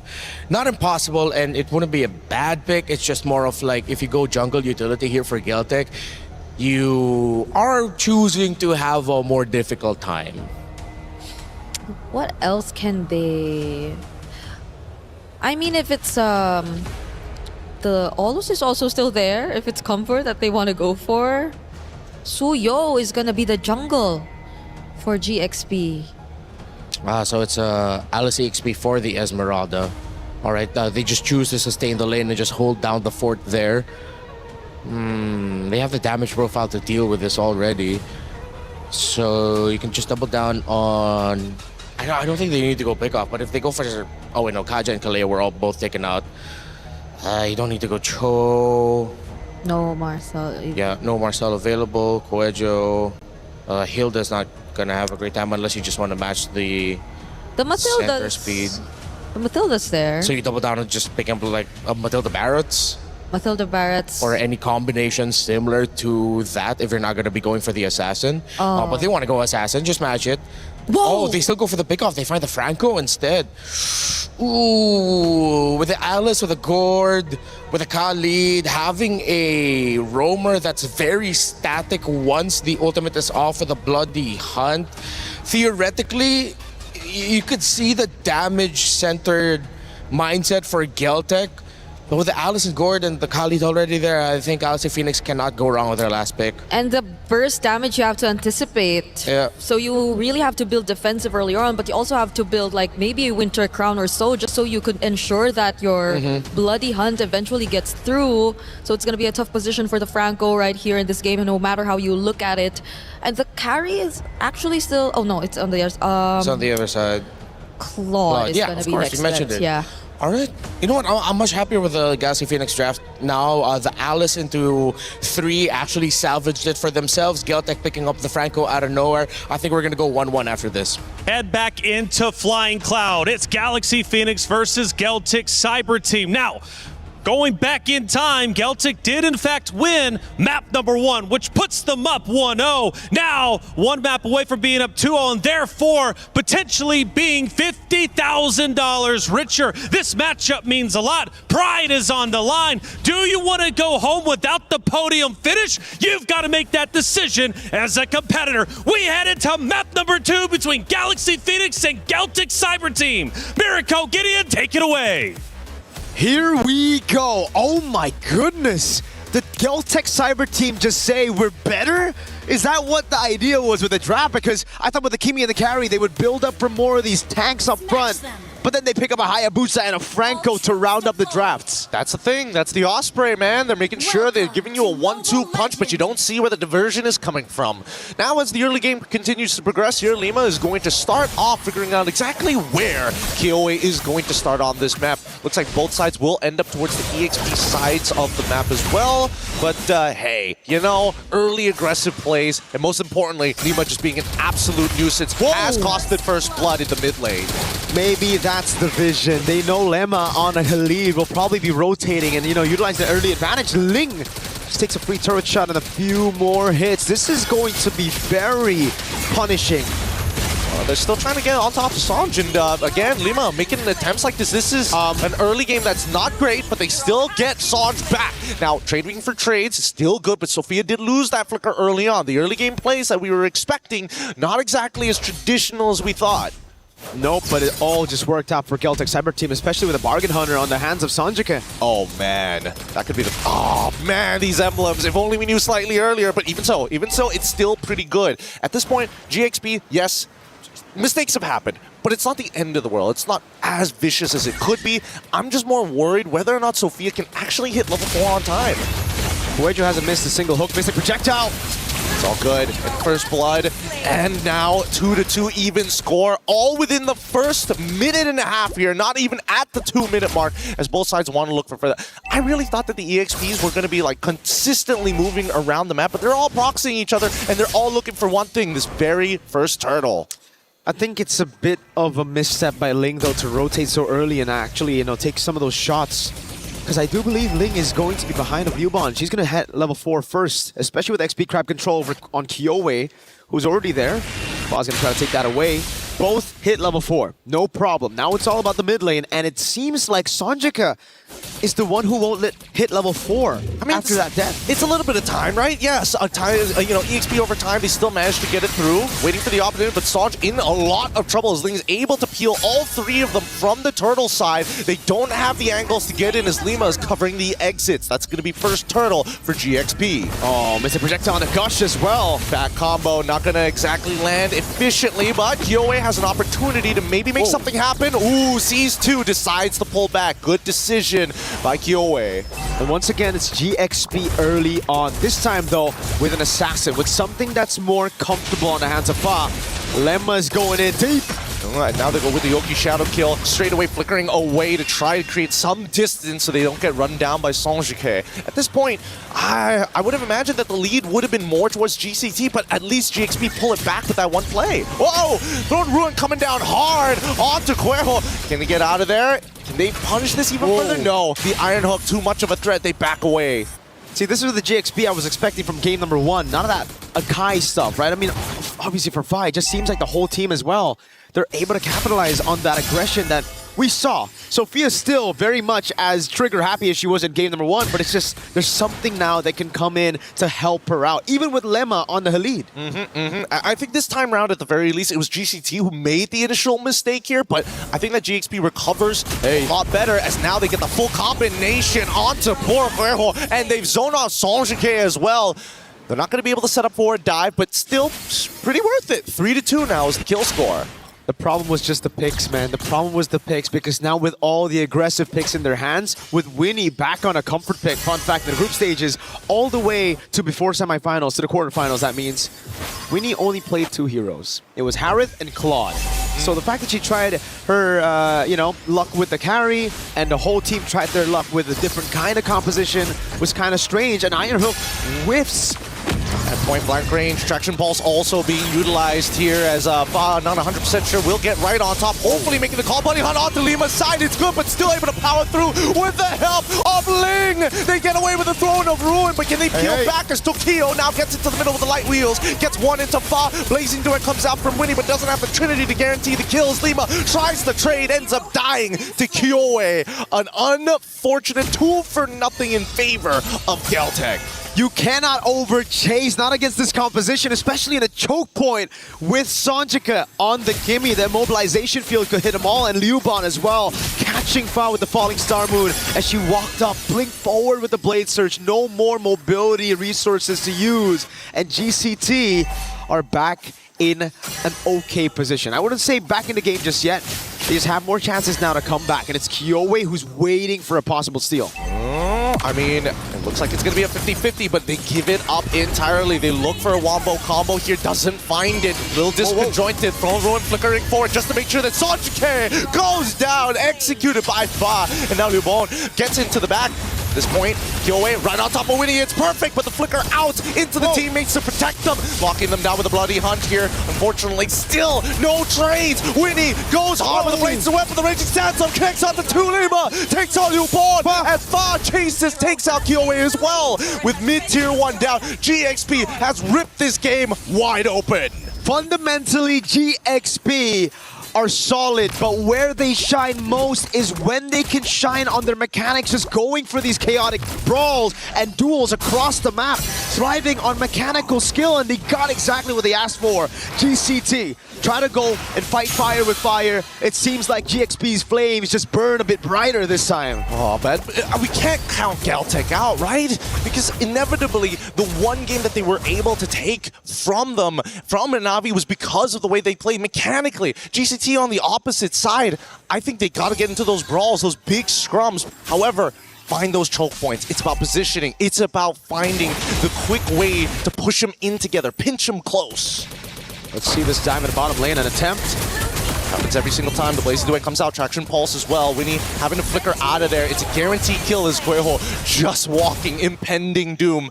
But because of that death, they do not sacrifice bottom tier 1. A sacrifice for the bottom tier 1. I mean, that position is just all too relatable for me, man. You know, gold laners in the bottom lane play safe. Kyowe! Getting chunked down to 10% of the HP. I mean, I don't know. You would have given up the tower, would you not? No, I would die for it. I would die for it, bro. Turret more expensive than my life. At least in this position as well, because they have map pressure now because of the turret still alive. Doesn't allow GCT, especially on the Franco, to go and look for these positions in those bushes. Oh, it's dangerous, but they now know that they now know that Kyowe doesn't have her shadows for at least 6 more seconds. They're gonna try and rush this down to Kyowe. Get it up in time, and yes, they do. Kyowe gets the steal. Sophia now in trouble as Yubal is trying to push him out. Ling, unfortunately, at 1 HP, can't sustain through the power of Tokyo, cutting them down with the true damage. Thank God for Light Wheels. GCT coming back straight up right after Galaxy Phoenix got a big team fight win, and it was through playing it a little bit slower on the skirmishes. They know if it's just all about speed, GXP would win. All out, all their resources. It requires these cycles to land perfectly with the Mystic Gush. And even, I mean, the Throne Ruins. And, oh, Iron Hook from Guejo! It hits, it's good. Bloody Hunt on top of it. They're going to run down Faz. There's no more cooldowns to get away from this. This is starting to turn into a boxing match. GXP want to get a little messy, want to get real close. GCT, they got to throw those jabs out before the haymakers come through. Seems like there's no jabs being thrown at this point. It's all about pointing in the middle of the ring and slugging it out. Guejo just has that reach advantage. Oh, and it looks to be good. Lima going to try their best, but again, with the fleeting time, that Bloody Hunt just comes off too soon. Wait, the quick set guard keeps it alive long enough for the counter engage by Ling. The Throne Room was good, but they want to get out to Guejo. Hit by the Traction Pulse once again. Sophia looking for combos, and it hits, but no follow-up damage. When he's thinking about it, but with no ult, they can't do much. Fa in a 1v1 against Kyowe, gets hit by the Oki Shadow Kill, can't get out. Damage as good as Sanjike is able to back it up. GCT, these prolonged fights is exactly what they want. Oh my goodness, the Ice Queen really living up to that title. Cold, composure, all throughout. These retreats have been perfect. Every single time it's a 50-50. It's not. It's 100-0. Kyowe just wins it. Even on the purple buff, wasn't able to win it out, and it was just Kyowe with the purple buff steal, baiting out the Soul Sever, taking it away. Kuwait just looking for the Iron Hook, doesn't land it. The projectile lands, the Traction Pulse. It's looking bad, and now with the Bloody Hunt into the Winter Crown to make sure that Lima can't go through. The Mystic Gush comes through, and Guejo must give up her life. Sophia finds it, but at this point, GCT, the mid lane is already getting attacked as they maintain the position. Ling fails the engage, projectile connects, and GXP, they've done what they can. To the Lord they go now. And it's back to GXP now with an advantage. It really is a slugfest of a boxing match here in game number 2. GCT trying to play it a bit slower, but GXP just finding the ways to gap close. Kyowe held that bush. Good read by Lemma to walk up on it. Now it's all about the Lord. GXP have lost out the neutral objective battle to Kyoei, and now it's Lem on his own. Oh, here it comes. They go attack the back line. Lubon tries their best, however, doesn't get the clean hits as Tokyo takes out Ling. And on the opposite side, without the Oki Shadow kill, Tokyo able to take out Fa as well. No more combinations as they have broken the formation. Sanjike somehow survives, but the Bloody Hunt will guarantee as Tokyo flicks hers forward. Iron Hook, right direction. Unfortunately, just not long enough. 4 members down for the Lord. That was all good for GCT.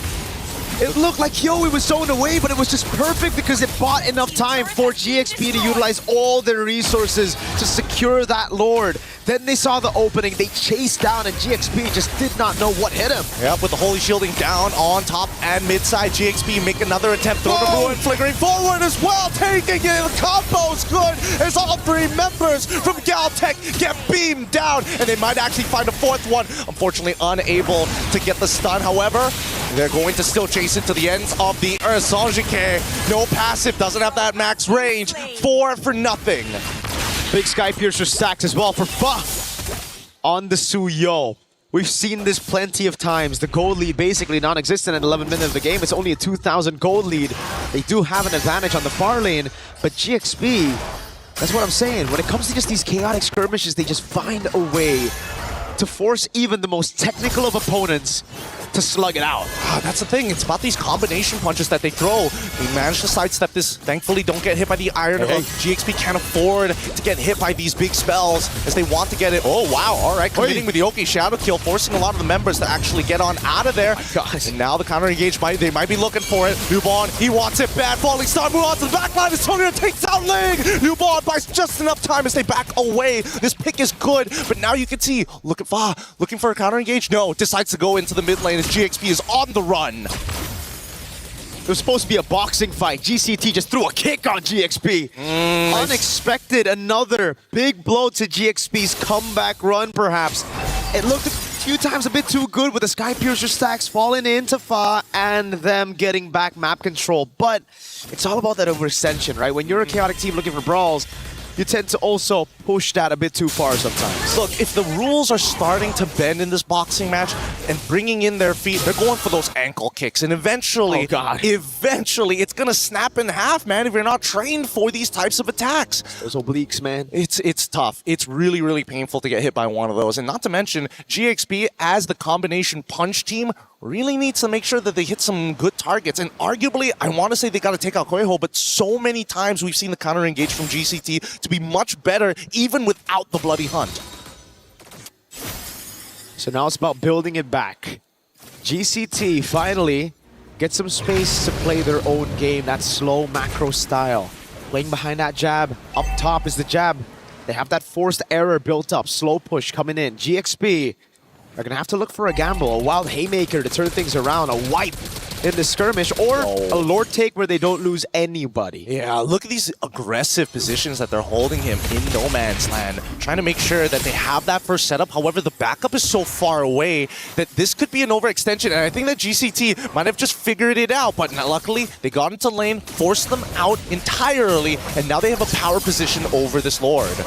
Should be pretty free overall, right? I don't see any contention because of this forced mistake, and now GXP, they're not really going to force this. They've already used the conceal. No position to fight. Gotta be careful, Lemma. Kuejo just needs one Iron Hook. But GCT chooses to play it safe. BOD built up for Kyoei. Take a look at the items. Chastised Pauldron as well. The Wind of Nature being built up by Tokyo. That'll take all of the threat of the Claude and the Suyo. The 2 heroes that can actually dive together with the Alice out of the skirmish already. Is that a holy crystal that Sanjik is building for? Yeah, I think so. That's, I mean, that'll hurt. It's going to hurt for sure, but at the same time, I wouldn't blame the decision because based on what we've seen so far, Sanjik usually isn't that... Wait, hold on. Throne Ruin does connect, able to combo perfectly, but luckily the winner crown coming from Kueho is good enough. Thinking about the Bloody Hunt, they get it on towards Lima, and unfortunately Fa with too many stacks, able to make it happen. Lubon, Falling Star Moon, they were targeting the front line, but now Sanjik flickers forward to try and ensure this. Lima will try their best as well to peel them up, but now in the back, Kyoei finds him with the Oki Shadow Kill, and it's just too much damage for Sophia to take. Kyoei found the angle through all that chaos. GXP thought they had GCT.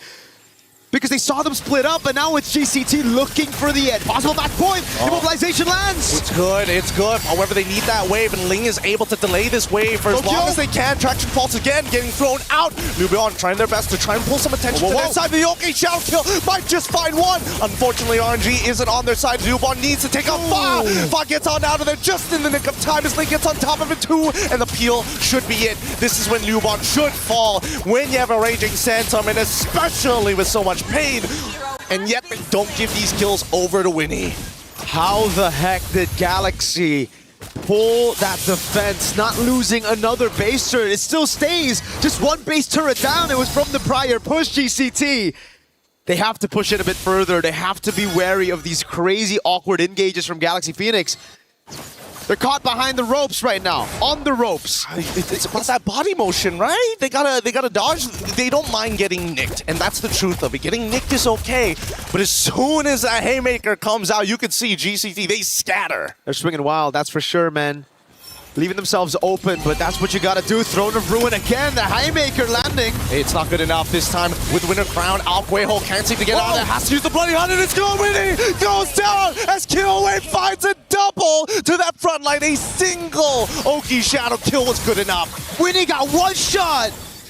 Oh my goodness, the red tree from Kyoe plus the shadow kill took everything out of the quad. And now it's just Fa and Sophia to try to delay this game. Inhibitor open, Fa looking for an opportunity. One minion, they just need to clear it up, and with the red tree they will. Sophia out of position, and now the next wave has spawned. Not sure why Sophia decided to walk away like this, knowing that Fa can actually delay these waves. However, topside, there's just not enough manpower. 4 more seconds until Ling comes back up. 6 more on Lima, and 6 more on Winnie, as I need to defend with everything they got. Throne of Ruin is out, but it's too late. That's the end of the game here in the game number 2.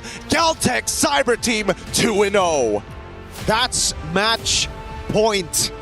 To do it with a composition that threw most of their main winning conditions that we saw from the group stage all the way to the semifinals out the window, to say, no, I'm just better. If you want to brawl, if you want to go and slug it out, we can do just that. We haven't seen a flex like this in a while, to say, you know what you think at the meta? We don't care about that. We've got our own playbook, and I'm starting to like it, I'm not gonna lie. I love the way that both of these teams, their scrimmages are ridiculous. These ladies are fierce. We need more of this. We need more of this everywhere. We're going to be throwing over to our studio to break this down for you. I'm sure they've got a lot to say for such an exciting game, but only after these messages.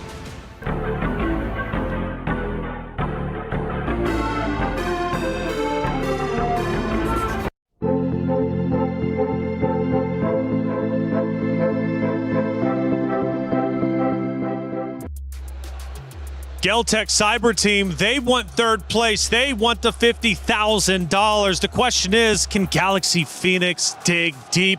They're making too many mistakes, and now they're down 2-0 in this best of 5, which means Galtech is officially on match point just like that. Hey, welcome back into our studio.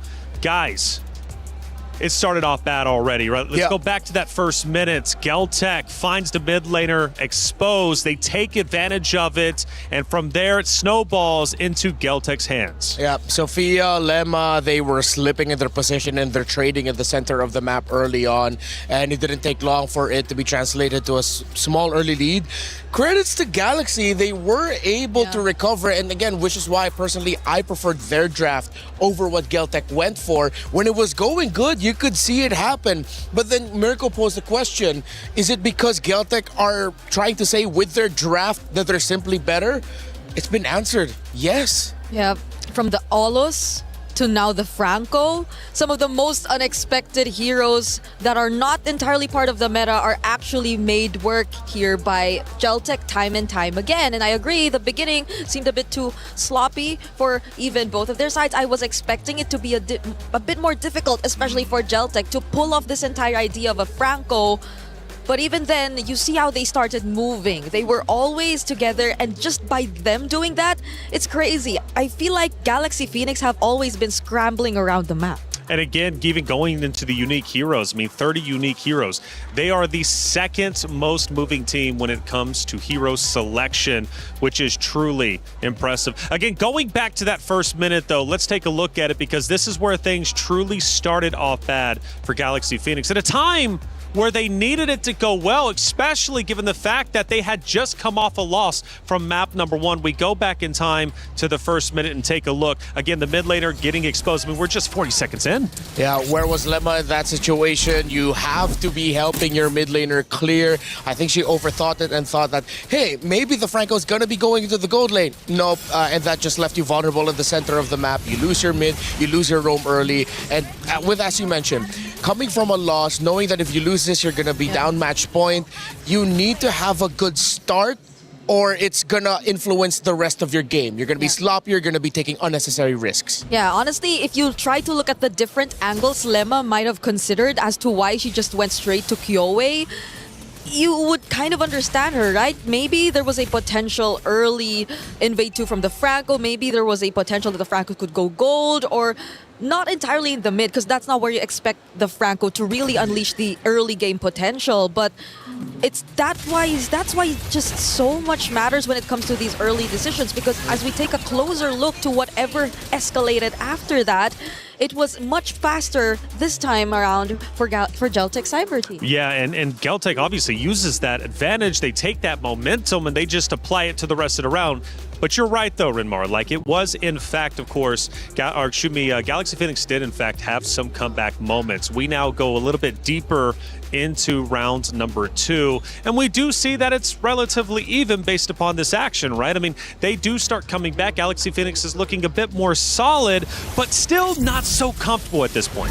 Yeah, this was when it was going good for themselves, and you see the beauty of their lineup. Yeah, I think it is also a moment wherein you get to see how eventually Geltec Cyber Team can be caught off guard, but if you prolong the team fights much to a point where you don't get to burst down anyone from Geltec and they just keep on throwing out their skills, then it becomes a favorable position for them as well, considering the carry also got the late entries. That's right, and even at the very end, Galaxy Phoenix, you can criticize how they defended their base. The pressure from Geltec was tremendous, and as they started pushing into the base, you can notice Geltec clearly was looking incredibly strong. We take a look at that action, Rinmar. Yeah, this was right after they took an unnecessary go or a fight. I believe it was in that upper Lord pit. Link comes out. You see the idea with the combos, with what they can dish out. And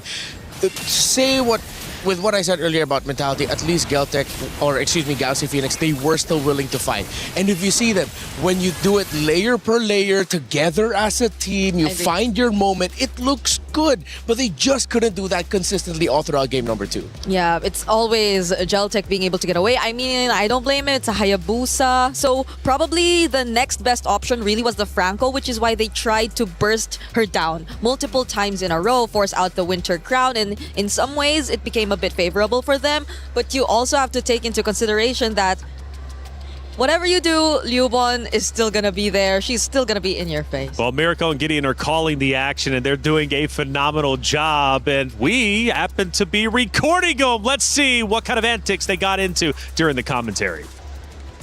Well, it's dangerous, but they now know that Kyowe doesn't have her shadows for at least 6 more seconds. They're gonna try and rush this down. Can Kyowe get it up in time? And yes, they do. Kyowe gets the steal. Sophia now in trouble as Liubon is trying to push him out. Ling, unfortunately, at 1 HP, can't sustain through the power of Tokyo, cutting them down with the true damage. Thank God for Light Wheels. Play is in our DNA. Whenever we let it out, it becomes our superpower. Now imagine an entire city being built to supercharge it. Kadir City, powered by play. It's always entertaining seeing the commentators explode with energy. Bria actually made a comment about you when we had your hey, it was okay. It was a good moment, right?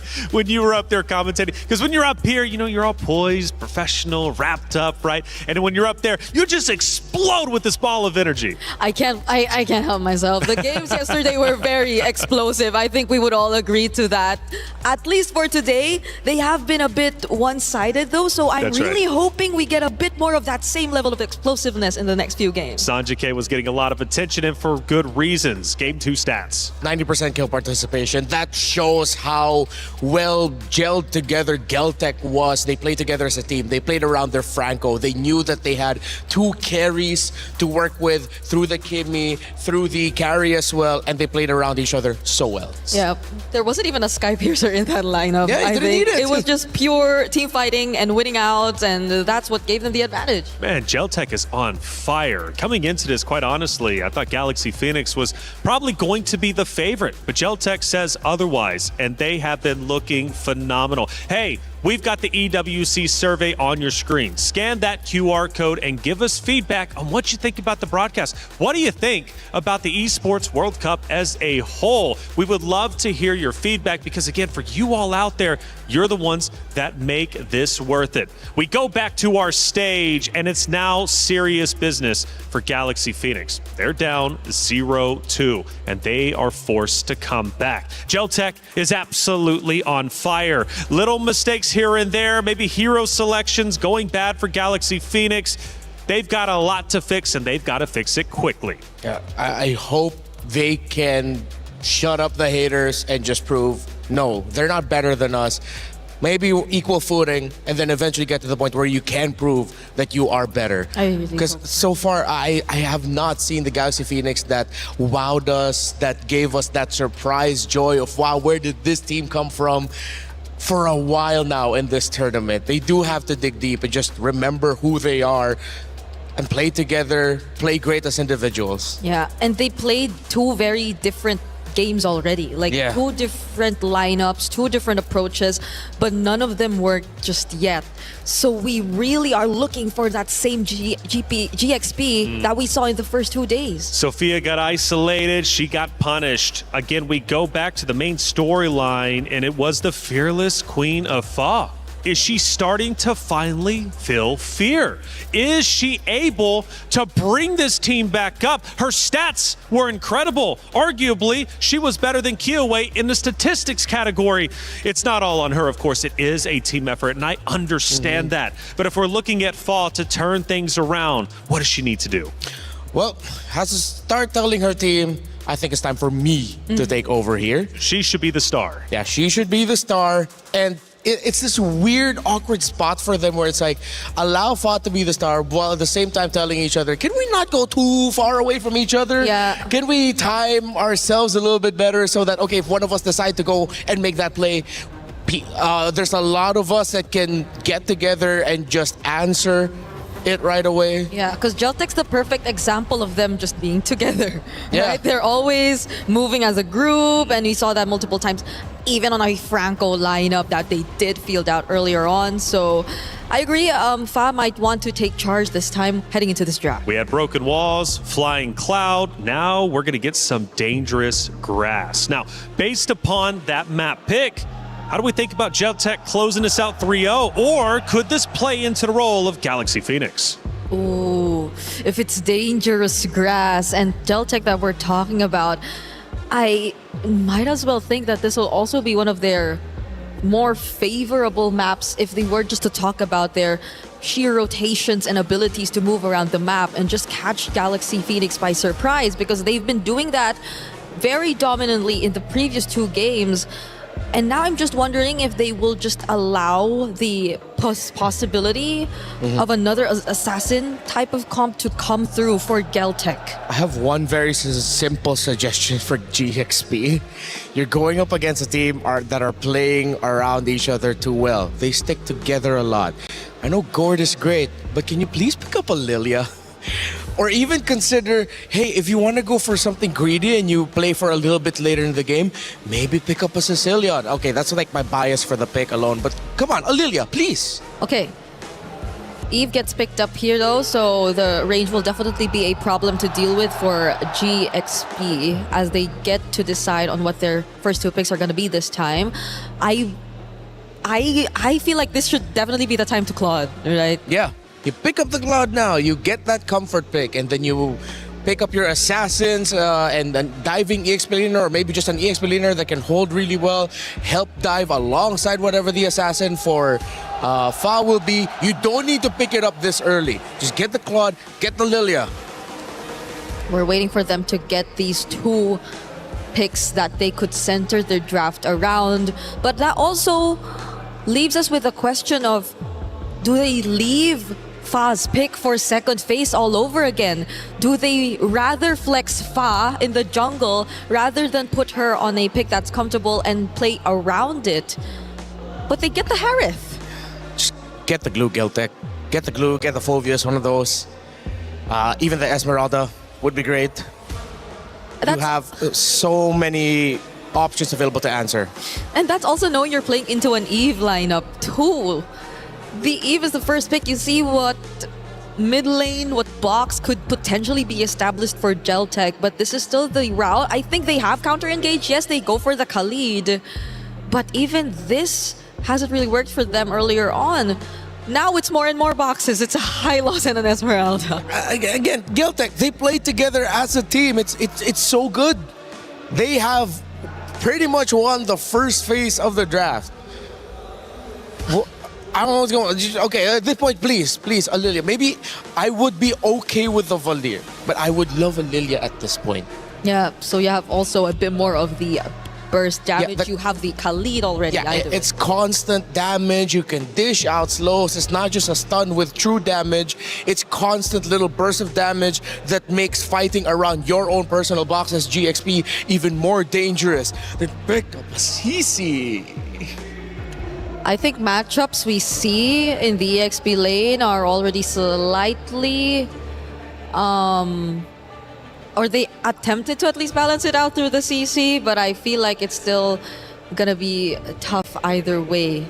There's just so much to think about. You pretty much put both of your XP laners or both of your fronts forward. They have to make the tough choice now of whether or not they can go for damage in the jungle or just accept that you're gonna have Fa once again playing utility for the team. They'll take out the Claude, would have been great, but you still have picks like the Moskov, picks like the carry still up. If the carry gets through this draft, I don't know anymore. But then the thing is, you still have a Clint option as well for Tokyo. So whatever Geltec is left with, it's just great for their playstyle. Whether they go for the carry or the Clint, it's very them. They banned out the Gord. Arguably so. Of course, that's additional layers of shred, but with the amount of fronts and with the amount of sustain that you're already seeing from Geltec, I think they're very flexible to choose around the jungle. Like, they have options to play around with, considering that they have both Eves and Hylos in the draft. So I doubt Kyoei would have a tough time deciding whatever pick she wants to go for here. You know what might be tough here for Geltec? For Galaxy? If ever Geltec, just pick up a Hanabi or something. If we're looking at it from like a team fighting perspective, they don't really have a lot of hard CC. The Hanabi with her own personal shield, paired up with an Eve. You have the Glorious Pathway as the Hylos. It seems like it's a good time to be a Hanabi. But again, it's at this point, Tokyo will just pick whatever she wants personally. For the jungle, okay, maybe once we see Red 4, we can have a better idea of what they might want to lean into jungle-wise. Yeah. Because as of the moment, it seems a bit too broad. Just take out the Ling, so even one more of Fa's comforts get taken out. I am looking at what other picks she previously used, but it's just mostly the Yi Sun Shin that's left that kind of worked out for them. Because you might not want to see the Akai a second time around in this kind of scenario. It, on paper, might be okay. But if you're looking at how Galaxy Phoenix have been working around the sequence of the team fights and the layering overall, then that just puts more and more pressure on their draft. I'm glad they finally picked up the Lilia, but that definitely should have come in sooner. And look how quickly Geltic Cyber Team picked up the Granger. They know that their box is way too good. If ever the Akai comes in for Galaxy Phoenix, I think it might be tough for them because it's sort of counterintuitive to what they want to be able to do with the Lilia and the Harith. You want things to be coming together, not getting pushed away, unless they are really good with being able to build down the members of Geltic. And here comes Leomord for the first time in MWI. Oh, is Leomord gonna carry Geltic to victory and all the way to the third place? It's Hylos and Leomord too. Oh yeah, it's the double horse combo, courtesy of Team Liquid, the men's side. Well, this could end up very, very fast. I think it's funny, the Kai looks good because you see the Leomord, but then with what you have, it just looks so counterintuitive to your own goals. And it's devastating because they're in last pick again. And the last time we saw the Akai come through in last pick, it didn't really pan out well for Galaxy Phoenix. Overall, their third game in the red side, but despite that, things haven't been going their way, so they just lock in the Suyo to wrap up this draft. It's not just Fa, the rest of Galaxy Phoenix, the whole team need to make some magic. There is no mercy for third. Geltic Cyber Team have put themselves in a winning position. In this best of 5, they need to win 3. They've already won 2. Is one more in the books for them to close this series out 3-0? Or does Galaxy Phoenix have more life left in them? Can they go map by map to provide the reverse sweep? It's up to them to decide. But for now, Geltic Cyber Team look absolutely incredible. It's time for map number 3 between Galaxy Phoenix and Geltic Cyber Team. Mirko, get in. Let's get it started. The question's in the air. So far, Galaxy Phoenix haven't been able to get a single game after making it to top 4. In a best of 5, they just struggle. Do they have the mental fortitude to come back? Because GCT, they just need a game to finish it off. It's match point, and that's the high pressure, the high stakes that we've all been waiting for. And especially if GXP is going to climb out of this hole in this best of 5 series. Overall, I am a little worried, but at the same time, there are some interesting adjustments, right? Adaptations that we are seeing. 31% first blood rate compared to 42 on the opposite side. You got that increase, you know, the first blood earlier could be first blood here, but Lemma flickers out the safety. That means, though, mid-prio will be pretty good, but Fa, sneaky, straight up into enemy jungle after sending Lemma up top to delay Kiowe. And that's the thing, we were talking about it in game number 1 and 2. We recognized that the attention span seemed to be all over the place, and in game 2, they started to weaponize that attention span. Now, it's about dealing false information, feeling like you're really about to catch somebody, and then you notice, where's all my camps down on the bottom side? Top 10 unpleasant surprises of all time right there. Bargain Hunter for Sophia, and it's double sprints for GXP. Not the vengeance you'd expect from Ling.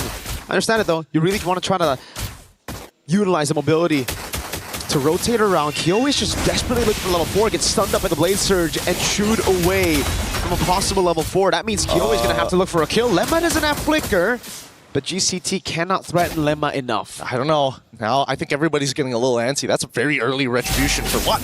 Even. For what? And no need to use it for now. GXP on the opposite side. Let's look at the EXP, because so far it doesn't look like King is able to be able to deal with Lubon just yet. Not until we're expecting to see that War Axe or maybe Anti-Heal. Really depends on the scenario. But this very first turtle, seems like everybody is looking for a piece of it.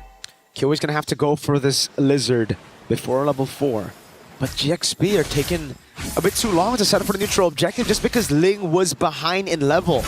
At least Fa's got a level lead with the Suyo, so it's a Soul Sever plus a Retry advantage. GXP finally utilizing this lead right now to go straight for it, but Kiowe's finally hit level 4. Ooh, it's a good curtain call here, locked down 2, and even the Revitalize being thrown out. Quail trying to get on out of there. Ling able to find and gets the trade.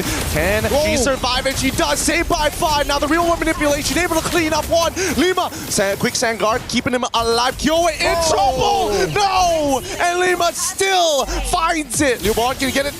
Able to flicker forward.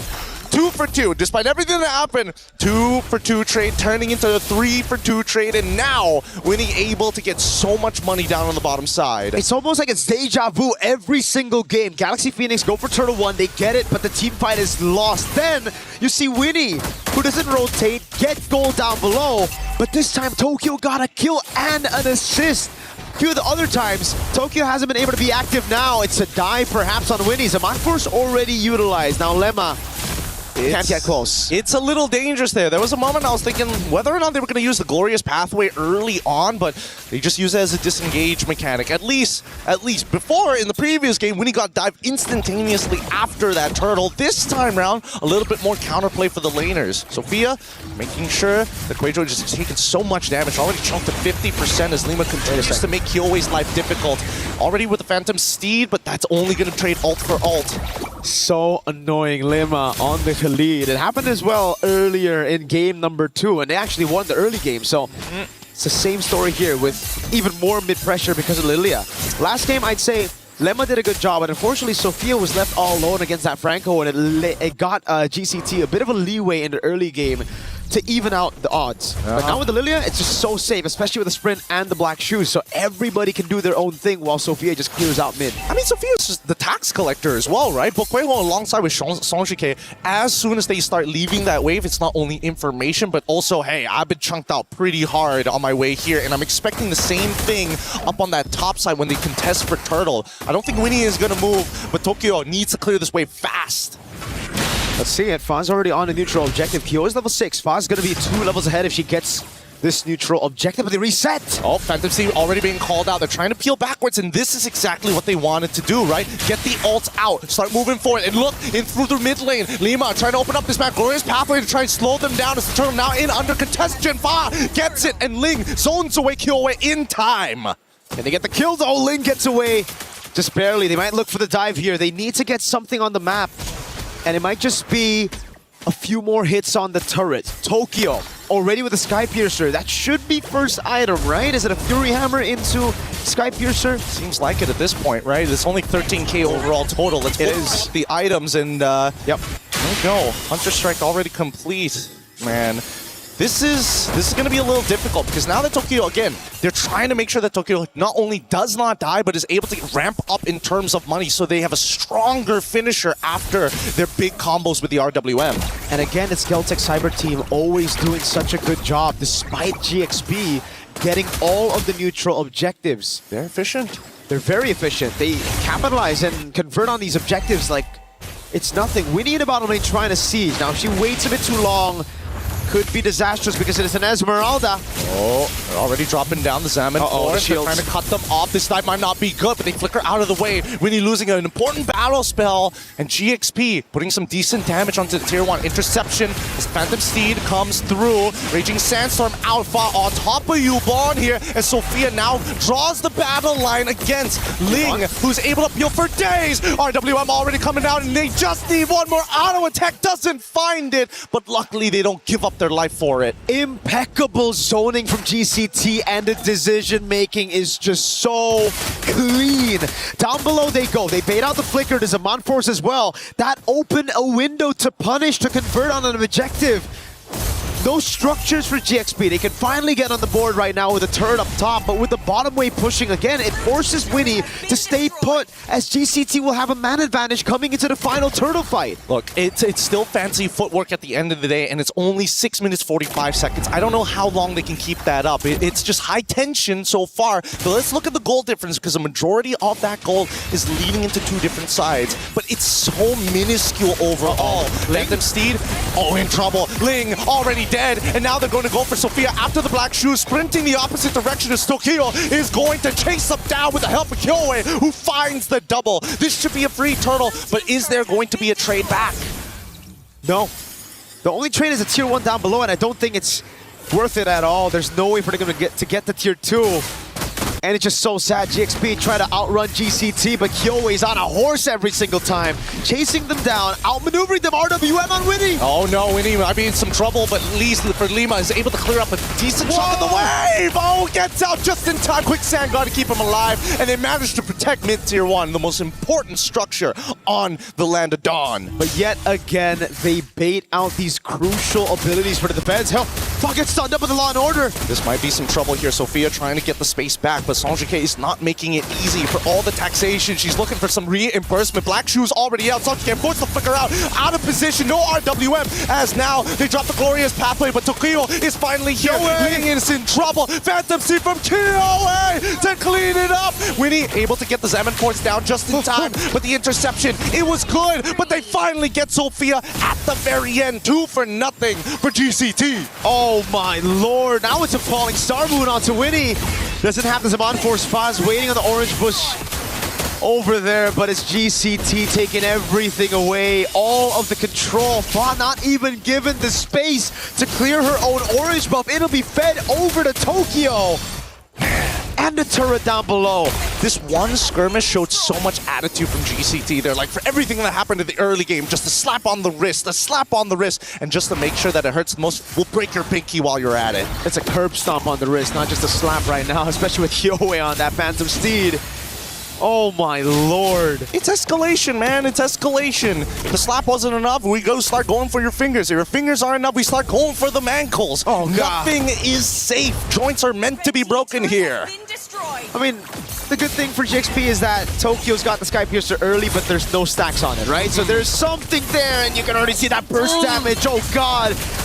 Luckily, Tokyo doesn't have Sky Piercer stacks. If she does, could have been 2 kills over. And this is just only a 4.5k lead, right? Holy Shielding's getting cut down. And Lima died straight away to the Sky Piercer. Look for a second, almost connecting as well as Sanjike catches it with the end of the Void Rift. Now, looking to get at least one inhibitor, make their time worth it here. Fa in the back line, potentially looking for a flank, but nobody can come up in time. And now, Sophia forced to use the ult already. Somebody's got to do something. They're giving up too much here. Another inhibitor might just fall because of their inaction, and they get it. GCT get away with daylight robbery. Pulled a gun up on GXP. Asked him for cash. Went straight for the headshot. No cash, bro. Tokyo just shot them down. Oh my goodness. And the Sky Piercer built up from Fa is another desperate call for a desperate time right now. It makes sense because they need something back when they go for a team fight. They need an execute. But it's just GCT are so tanky. Every single one of them, Liuban, Kyoei, and Kuejo. We can talk about Tokyo and Sanjika. Maybe GXP could flank, but I don't even think it'll be enough to take them down. I think right now, Fa just doesn't have the resources to deal any damage, not even against these backliners. Yeah, I mean, the truth of the matter is just the lack of money. Like, they have tools that they could potentially outplay, but it doesn't make a difference if you're getting stat checked every single time. Now the Lord is going to walk towards that base, and I don't know, Miracle, what is their only hope here to maybe turn things around? Do they have to just curtain call Tokyo and Kyoei? Even then, I don't think it'll work out. Right now, it's all about clearing the way. That's step number 1. Can they deal with it? They have the Lilia, but she walks out of range, can't use the glooms, and the Lord is free! Oh, they walk through, and all of a sudden, it's over. Tokyo takes out Lima instantaneously. As Ling's the next to fall. The momentum is big, and Galtech Cyber Team wanted to make sure that everybody here remembers the name. It may be a third place match, but that's an extra 20,000 in the bank. GG, well played for Galtech Cyber Team. That game wasn't just a stomp, it was a slaughter.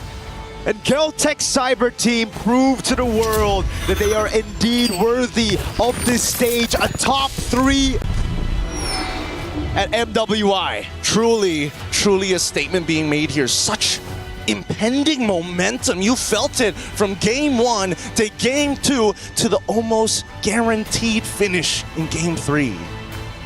It was a stomp throughout. They really punished every little mistake that GXP made, and we get to see it again here, how clinical it was.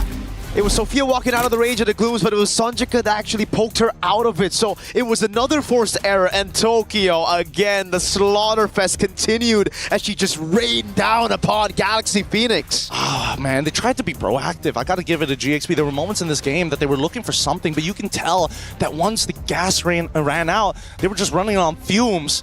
It just wasn't enough, but so happy for how this all played out. We're going to be throwing it over to the stage with an interview with the help of Cheryl. Take it away. Oh, this is not the championship, even though this is not the championship win itself. This is such a win for the EECA region. You guys have definitely put EECA on the map here with this win. You guys are leaving France here on a win. What a spectacular day for you guys still.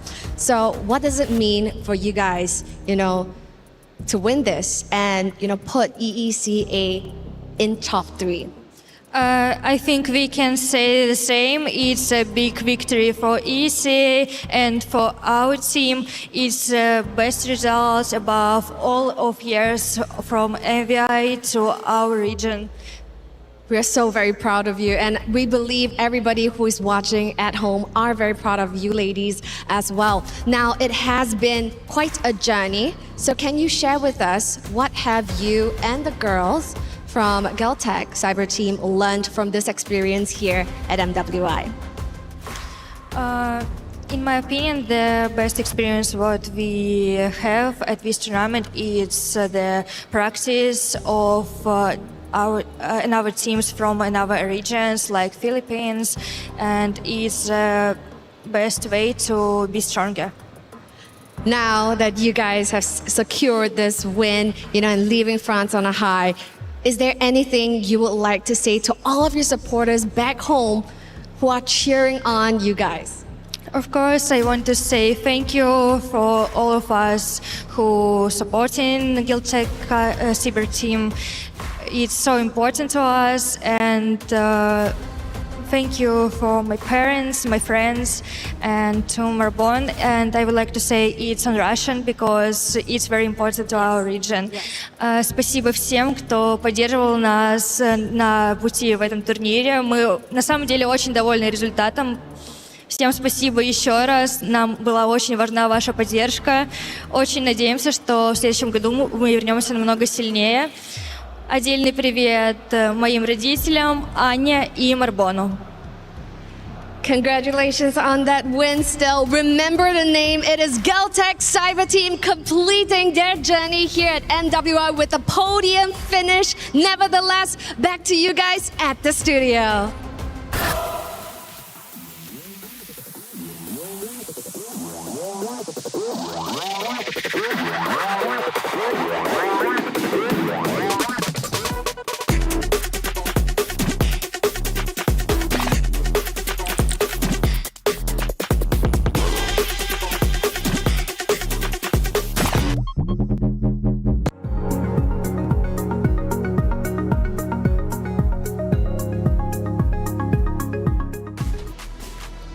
Geltech Cyber Team came into the tournament with a mission. It was to gain the championship. Yes, they might have fell short, but they end up accomplishing some incredible feats. We're talking third place, walking away with $50,000, a tremendous amount of pride also for their region. Geltech Cyber Team, congratulations for your podium finish. For the fourth place of Galaxy Phoenix, you should also celebrate your accomplishments. Making it to top 4 is a tremendous accomplishment in its own right. And walk away with your head held high and be proud of what you've managed to do in the 2026 MWI competition. You ladies are some of the best in the world, and you need to understand that. Please walk away with your head held high. Hey, big accomplishments from Geltech Cyber Team, though. A 3-0 victory is tremendous. We talked about what it meant to not only podium, but also earn that additional $20,000, not only for the players, but also for the org themselves. Yeah, Geltech Cyber Team, and especially Kioe, after her performance, star-making performance in MWI 2024, missing out in 2025, coming back here with a team of, at this point, rookies for an international competition. solidifying the fact that the top 3 regions for women's MLBB after MWI this year are EECA, Indonesia, and the Philippines. And of course, we're going to figure out like where they are going to be placing after the grand finals. It's a massive achievement and what a journey for them. And they did shout out these particular regions too, because they believe that it's been one of their best experiences here in MWI, if not the best. The fact that they were able to also experience how it's like to play against different regions, the more stronger regions that they would consider for themselves as well. And it's unbelievable because Renmar did point out that this is Kyoei's return, but it's also her return alongside a bunch of rookies, and they did not play as if they were rookies nor newcomers to the professional scene at all. Not at all. Kyoei was a tremendous talking point throughout our entire tournament. Now, again, to celebrate Galaxy Phoenix, I know I had to do the thing. I had to put the pressure on Fa, right? But that's just, hey, look, I want to express that as commentator talk. Fa has been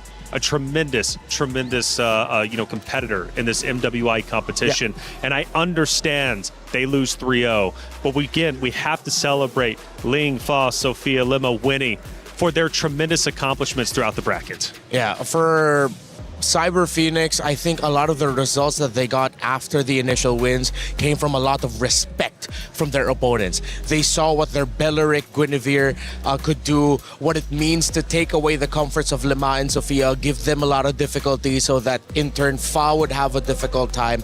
Every result that we saw, every loss that we saw from from Galaxy Phoenix came from the fact that teams needed to deal with them, and they were relentless in doing so because of how skilled they are. I am excited to see where this team will go moving forward and how they'll grow from this experience. And I know for a fact that they will go the distance because they've been through no joke. They've been through probably one of the hardest paths to MWI 2026 or even building up their career in general, because I believe they've also been one of the only teams we have here in MWI to play in even their region's main leagues alongside their male counterparts in the league. So they have a lot of experience. They've been through a lot of heartbreak, but at the same time, I think this feat, this achievement that they've been able to secure is something that they should just use as motivation to keep pushing forward, because they do have the potential. And looking at the stats briefly, Geltec, they controlled this map number 3 very well from start to finish. Reminiscent of the first 2 maps that they played nearly flawlessly. There were brief moments of Galaxy Phoenix coming back and striking while the iron was hot, but it was Geltec consistently taking back control to earn not only this map number 3, but also the best of 5 series as a whole, winning 3-0. Again, we celebrate the accomplishments of all of these ladies, these competitors who have done such a tremendous job over the course of 5 days of competition. Now, as we bring it back, let's discuss that map number 3 and what ended up unfolding, right? Because you look at the stats, obviously, Geltec, they pretty much dominated the map number 3, but there has to be some positive notes from Galaxy Phoenix.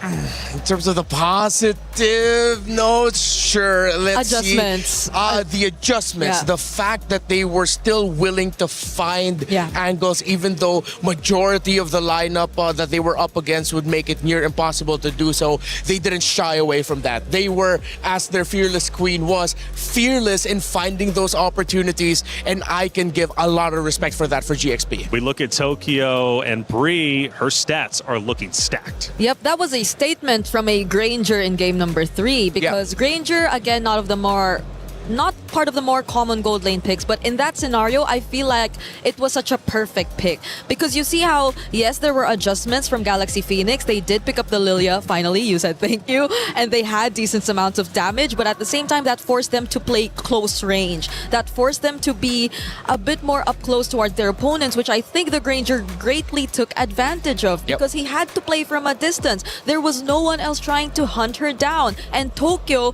in that game, probably one of the biggest problems, aside from the fact that both the Hylos and the Leomord were just running through this lineup of GXP. Who is Tokyo as a player? Because obviously we talk a lot about Kyoei. Liabun also gets a lot of attention, Sanjike. But Tokyo as one of the competitors, one of the great competitors, podium now, 3rd place.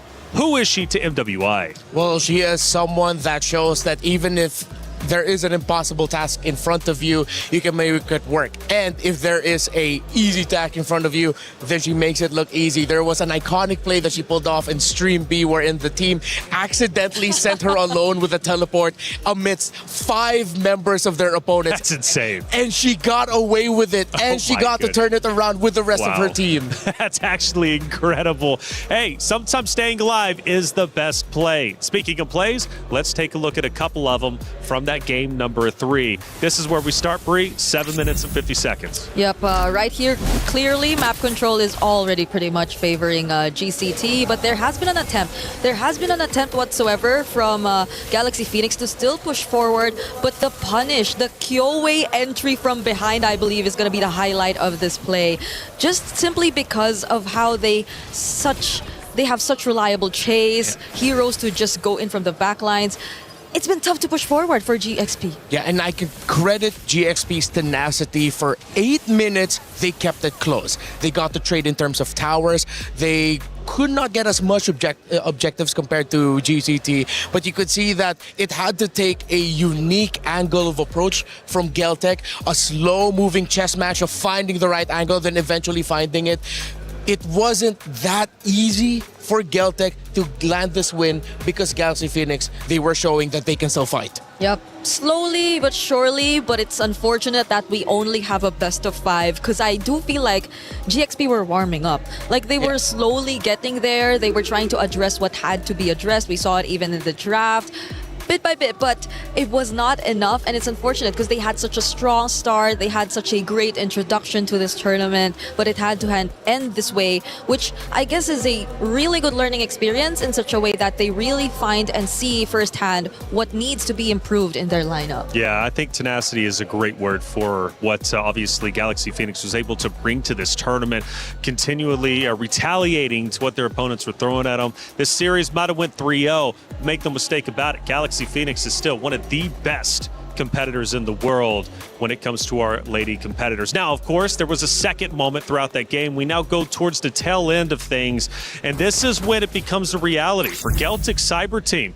Wow, we can finally do this. We can actually 3-0 this series and podium at the MWI in 2026. The massive win that they got, finding that angle earlier in the previous play, led to this. This was business as usual already. Tokyo was safe in the back line. The members of Galaxy Phoenix needed to throw bodies to increase their chances. They could not just defend underneath the base. They had to try and do something. Tenaciousness, but I feel like a better way to describe them, to add to that, is they are unrelenting. They are relentless in their pursuit of trying to find victories. Yeah, it's just unfortunate because they were really relentless, but at the same time, I felt a bit of a panic towards the end too, because you saw the glooms already laid out there. Could have been one of the best ways to deal with the Lord, or at least reduce some of its HP, but it all popped a bit too early, so they weren't even able to utilize it, and it got all the way to the base, which made the defense 10 times more difficult for GXP at that point. Well, GXP, again, a phenomenal job as a whole. Top 4. We celebrate Geltec Cyber Team, though, with their 3rd place finish. And what a tremendous finish it was.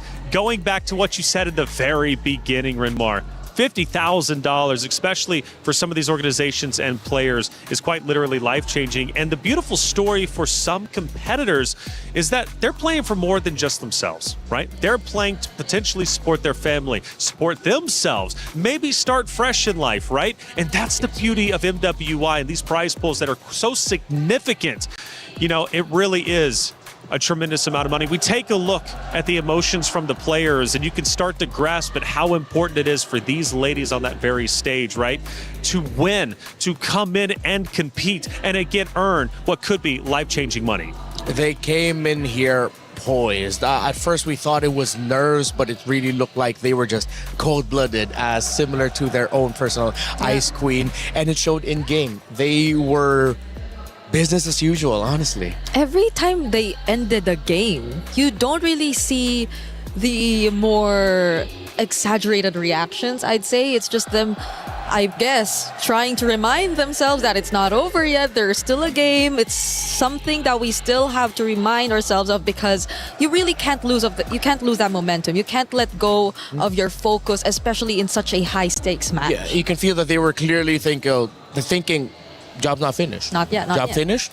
Job's not finished with every game that they won. And you can finally see them relax a little bit and finally let loose once they finally won. Yeah, there were just small celebrations here and there. Yeah. They're just going for the high fives, the head pats. It's cute seeing the head pats, yes. But towards that interview, I think that's where you got to see the most of it. Liubon and her just being very emotional. I know she probably didn't shed some tears, but she was probably close. Like, I felt how her voice was starting to shake, especially when she was asked about her messages to the supporters and what does this mean for her and her region overall. So it's great because now you see how all these emerging regions are actually trying and already proving a point. Yeah, I mean, especially when you see those post-match interviews, even more so when they've won, you know how hard it is hitting. Especially. Let's take a look at our team stats head-to-head. Galaxy Phoenix versus Geltec Cyber Team. They will trade off a couple of times. Obviously, the win rate for Geltec is going to be higher naturally as the winners. But it's actually quite interesting to see the red side win percentage for the side of Galaxy Phoenix. Yeah, especially blue, right? Yeah. That whole series, they never played on blue. Yeah, they always just played on the red side. And I think that was just them constantly choosing it. And then at the times, Geltec even choosing and realizing that they are better off on the blue side here. And Galaxy Phoenix just unfortunately, despite being on their comfort side, could not find the right sequence, the right priority of hero picks to make it comfortable for them in game. It felt like a lot of their choices was just them choosing the more difficult road of being able to land wins. And in their game 2, which for me personally was their best draft this entire series, you saw it, they just couldn't fully execute it. Still, we saw the glimpses of what could have been. I guess Coach Ririth had to deal with a bit too much going against Coach Osprey. Yeah. The swerves in the drafts, the sudden flexes, I guess, took us by surprise a lot of times throughout this series. So who would have expected, right, that Geltec still had those cards up their sleeve? Yeah, it's interesting, isn't it? Because Coach Osprey has been such a big talking point for Geltec. And again, coming into it, and I bring it back into conversation, you know, throughout our tournament, we have seen so many different heroes selected. It's been incredibly unique, and Coach Osprey is a large reason why Geltec was number 2 when it came to overall hero selection. We've got a lot of great people in the venue, including Rain. Come back in, brother. By the way, it was nice to meet you yesterday for the first time. I know we've seen each other virtually, but you kind of came over, and it was great to shake hands with you. Rain, what's going on, man? Hey, third and fourth, it's done. Yeah, I'm good. It's 3-0, right? And also, you're looking good, man. When I see you in front of me, I feel like this guy is so handsome. Hey! Okay, Ray, and we didn't plan that, by the way. He just came up with that on his own. Witness me. Hey, Ray, I appreciate you. It's great to see you, man. Yeah, 3-0. It's a big shock, right? It was a best of 5, but we only get 3 maps. Yeah. We've been celebrating Geltec Cyber Team and just how good they are. Third place to podium. I mean, such a tremendous accomplishment. Yeah, true. I think they play as a team better than Cambodia team, even though Cambodia have like maybe individually they are better in terms of mechanics, but in terms of team fight, in terms of how they should play as a team, overall I think Geltec play better. What do you think? But what do you think about the $50,000 Geltec just won? I mean, that is significant. I think that one will become their main motivation after this to improve, and I think after this they will try to aim for top 2, maybe try to aim for champion, because their performance is phenomenal, man. And are you sure that one is Liubon, guys? Yeah, it's not Kid Bomba.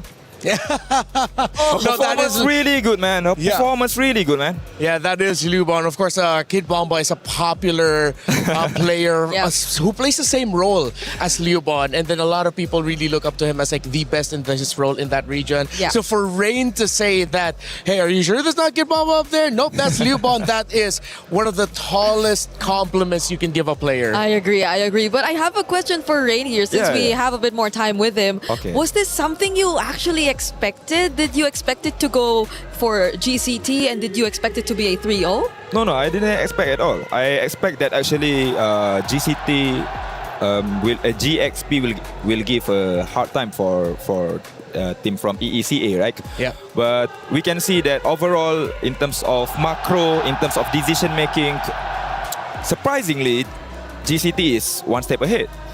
Yeah. It really felt like that, and it wasn't just in game. Also, even with like a lot of the drafting decisions.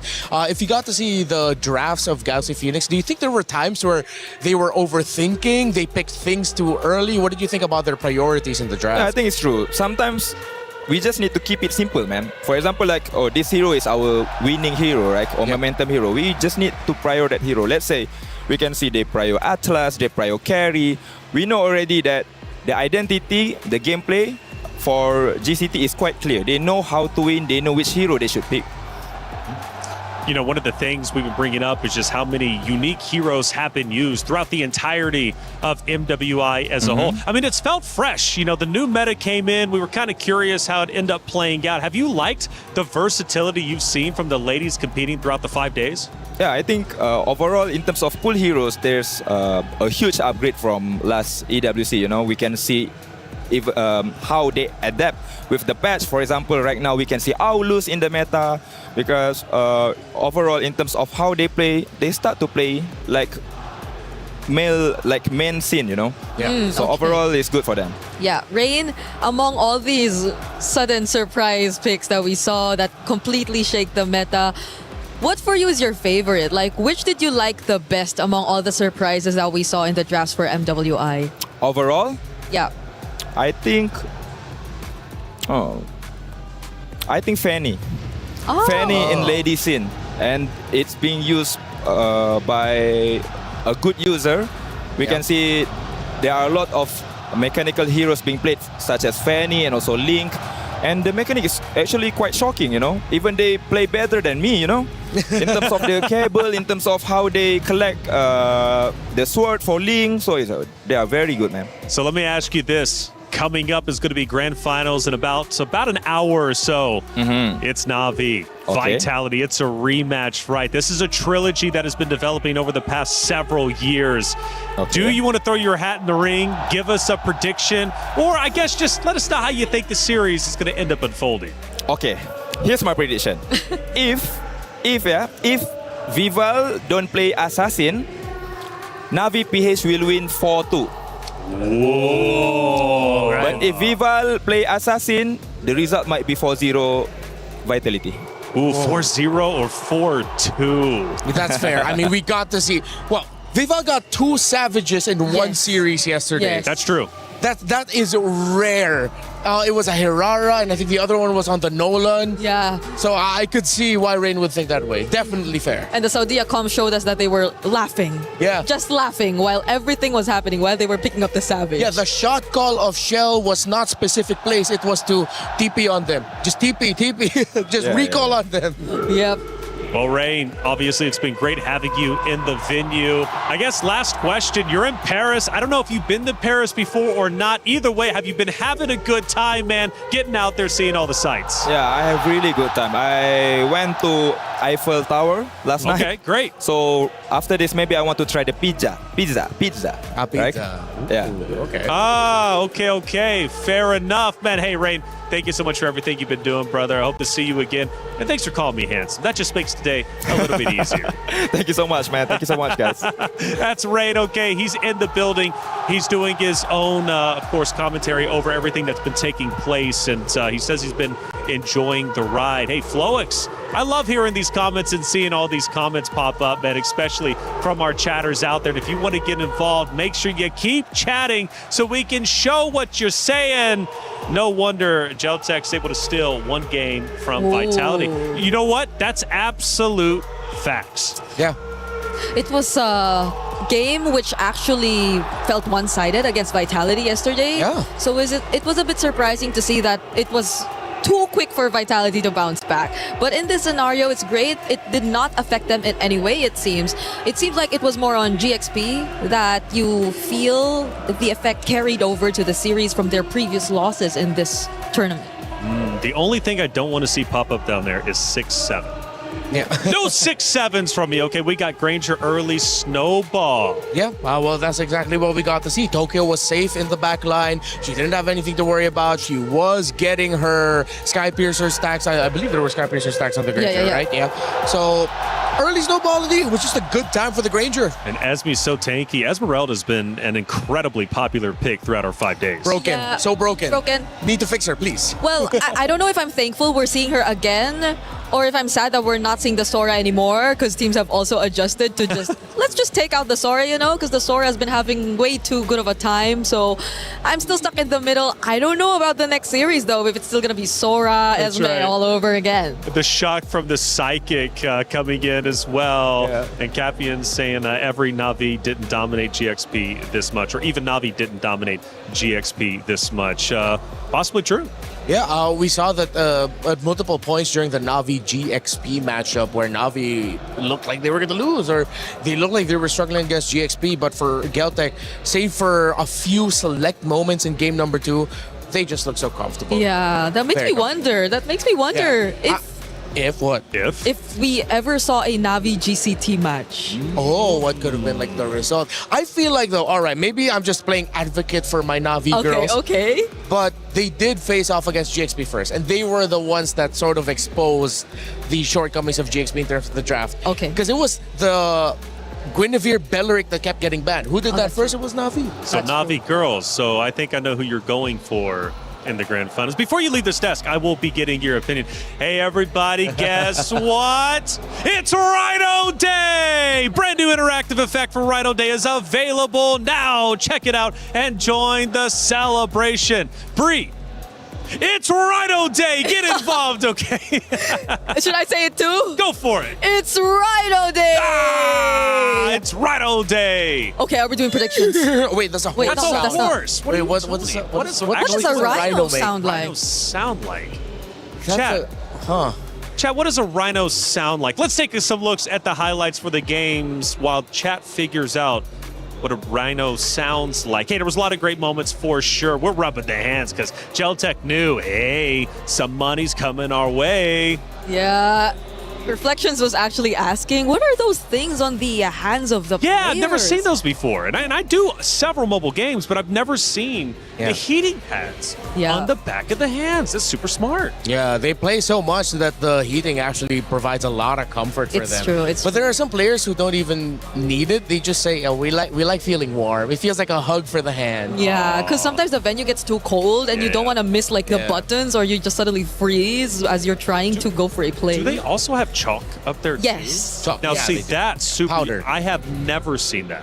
Actually, I've never seen that in any of the other titles that I've done. So that is super cool. They're not going up there to power lift. They're going up there to play mobile games, and they're still using powder and chalk on their hands. That's cool. I mean, you get sweaty. Yeah, it does. It does. There's a fun fact like with mobile gamers here in MLBB. There are some who like to keep their nails long because for them it's like haptic feedback. Oh, like they feel the tapping of it. Yeah. Like, there are players who think like, oh, I need to cut my nails so it doesn't get in the way of me pressing.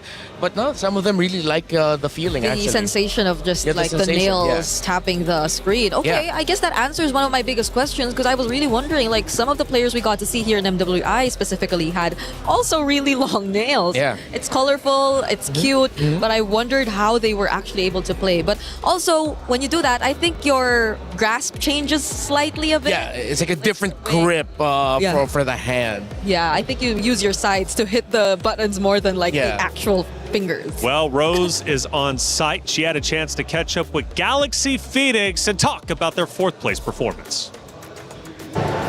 Hey guys, Galaxy Phoenix here as they end their journey in MWI, officially as the 4th placer. And you know what? I'd like to have a little chat with these girls before we part ways for this year's tournament. Now, girls, we know that this might not be the result that you guys have wanted, but you have made history for Cambodia. The first time ever for the female team placing in the 4th place. So, which part of your journey are you most proud of? បាទអញ្ចឹងប្រហែលបងប្អូនមិនសប្បាយចិត្តនឹងលទ្ធផលដែលបានទទួលថ្ងៃនេះប៉ុន្តែជាប្រវត្តិសាស្ត្រសម្រាប់ប្រទេសកម្ពុជារបស់យើងអញ្ចឹងការជាប់ ទី4ក្នុងការប្រកួតឆ្នាំនេះតើអ្វីដែលធ្វើឲ្យអ្នកទាំងអស់គ្នាមានមោទនភាពជាងគេ មោទនភាពបំផុតហ្នឹងគឺចំពោះour friendship like ការយើងខិតខំប្រឹងប្រែងជុំគ្នា support លើកទឹកចិត្តគ្នារហូតមិនថាហ្គេមចាញ់មិនថាហ្គេមឈ្នះ I'm most proud of our friendship that we built over this time and how we've really worked hard together and we've stuck together even if we won or lost a match. I think that's a very important aspect that we completely usually miss out on. Friendship is something that we do improve on over time as we are playing in a tournament together. Now, I gotta ask, entering this tournament, a lot of the people were saying that, you know what, Galaxy Phoenix are definitely a newcomer. They weren't expecting much. But as you guys ended the tournament, people were starting to say you guys were the dark horses. So what else can we expect from Galaxy Phoenix moving forward? បានអញ្ចឹងមកក្នុងការប្រកួតលើកនេះគឺអ្នកទាំងអស់គ្នាថ្មីប៉ុន្តែគេនិយាយថាគួរឲ្យចាប់អារម្មណ៍ហើយគួរឲ្យកត់សម្គាល់អញ្ចឹងតើទៅមុខទៀតតើយើងត្រូវកត់សម្គាល់លើអ្វីខ្លះសម្រាប់ក្រុមរបស់អ្នកទាំងអស់គ្នាទៀតសង្ឃឹមថាអនាគតទៅពួកខ្ញុំនឹងធ្វើឲ្យល្អជាងនឹងទៀត we will show our skill in the future and hopefully I'll achieve the #1 next season. You know what? I do hope to see Galaxy Phoenix come back stronger. You know, Winnie, I know that you said you treasure the friendship a lot. Is there anything you want to say to your teammates? អញ្ចឹងចំពោះ Winnie ដូចអ្នកស្រឡាញ់ហើយនឹងមានការកោតសរសើរចំពោះ friendship មិត្តភាពដែលបានបង្កើតនៅក្នុងក្រុមរបស់អ្នកអញ្ចឹងមានអីដែលចង់និយាយទៅក្រុមរបស់អ្នកចង់និយាយថាខ្ញុំស្រឡាញ់ពួកគាត់ខ្លាំងណាស់អត់ចង់ឲ្យពួកគាត់សម្រាប់ទឹកភ្នែកដូចខ្ញុំទេ I want to say I love you guys so much and I don't want to see you cry like I am. I'm pretty sure they love you so much too. Winnie, anything you want to say to the Khmer fans back home that truly supported you guys in your journey? ខ្ញុំគិតថាពួកគាត់គិតដូចគ្នាអញ្ចឹងតើ Winnie មានអីដល់ចង់ជូនដល់លោកអ្នកបងប្អូនដែលនៅប្រទេសកម្ពុជាដែលជា fan ខ្ញុំអរគុណសម្រាប់ fan ទាំងអស់គ្នាដែលគាំទ្រខ្ញុំតាំងពីដើមដល់ឥឡូវនេះហើយសុំទោសដែលខ្ញុំអត់បានធ្វើបានល្អនៅស៊ីซั่ននេះ Thank you for all your fans for your support up into this time and I'm sorry we weren't able to perform better. Thank you, sir. Thank you very much to Galaxy Phoenix. I know this is tough. Ending on a loss is never easy, but I hope it fuels you girls to come back stronger next year. That's it from us, guys.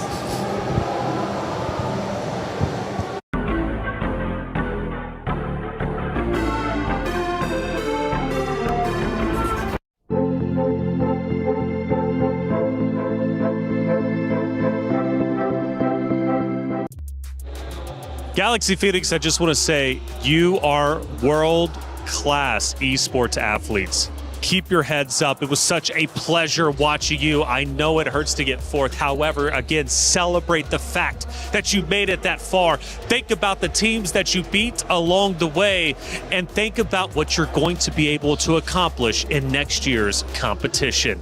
Now it's time to focus our attention to the main event. It's grand finals time, and it's Na'Vi versus Vitality. Two orgs with a storied history, not only for, of course, the club championship here at the Esports World Cup, but also when you think about their history during the MWI. Let's start breaking it down. I'm Taylor Reflections Noble, joined by LaFell and Eterna. Welcome in. We switched it up a little bit. Great to see you too, Eterna. How you feeling? I am feeling great. I am feeling excited as well. What? She has so much energy. That's crazy. That's awesome. It is, because it's a rematch from 2024. Like, That's right. Na'Vi and Vitality have been in this position before. And I'm wondering whether or not Na'Vi this time around will actually be able to take them down, especially when they lost last time. That's it. Well, we talked to Rain just a little bit earlier, and he mentioned Assassins for Vivil. Yes. Right? Yep. Vivil comes out with the Assassins. Vitality can win this 4-0.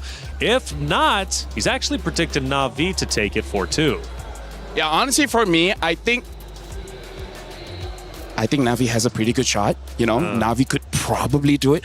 I'm saying it. I see some Vitality guys, so I'm just gonna right? Ooh, I feel like Navi can because here's the thing, Taylor. That's right. You know rock, paper, scissors? I sort of. Navi style kind of counters Vitality style. But other than that, Vitality is amazing. I feel like at least 50-50 chance. 50-50? At least, That's minimum. what I want. Look, I'm thinking 4-1. I won't give my prediction just yet, but I'm thinking 4-1. You're thinking 50-50, so maybe 3-2. Or excuse me, 4, because it's the best. Actually, yeah, that sounds about right. It could be 4-2, actually. Yeah. 4-2? It could be. 4? I'm thinking 4-2. That's what I'm thinking. We'll see. What do you think? I want to know what you think. No, but 4-2 for who first?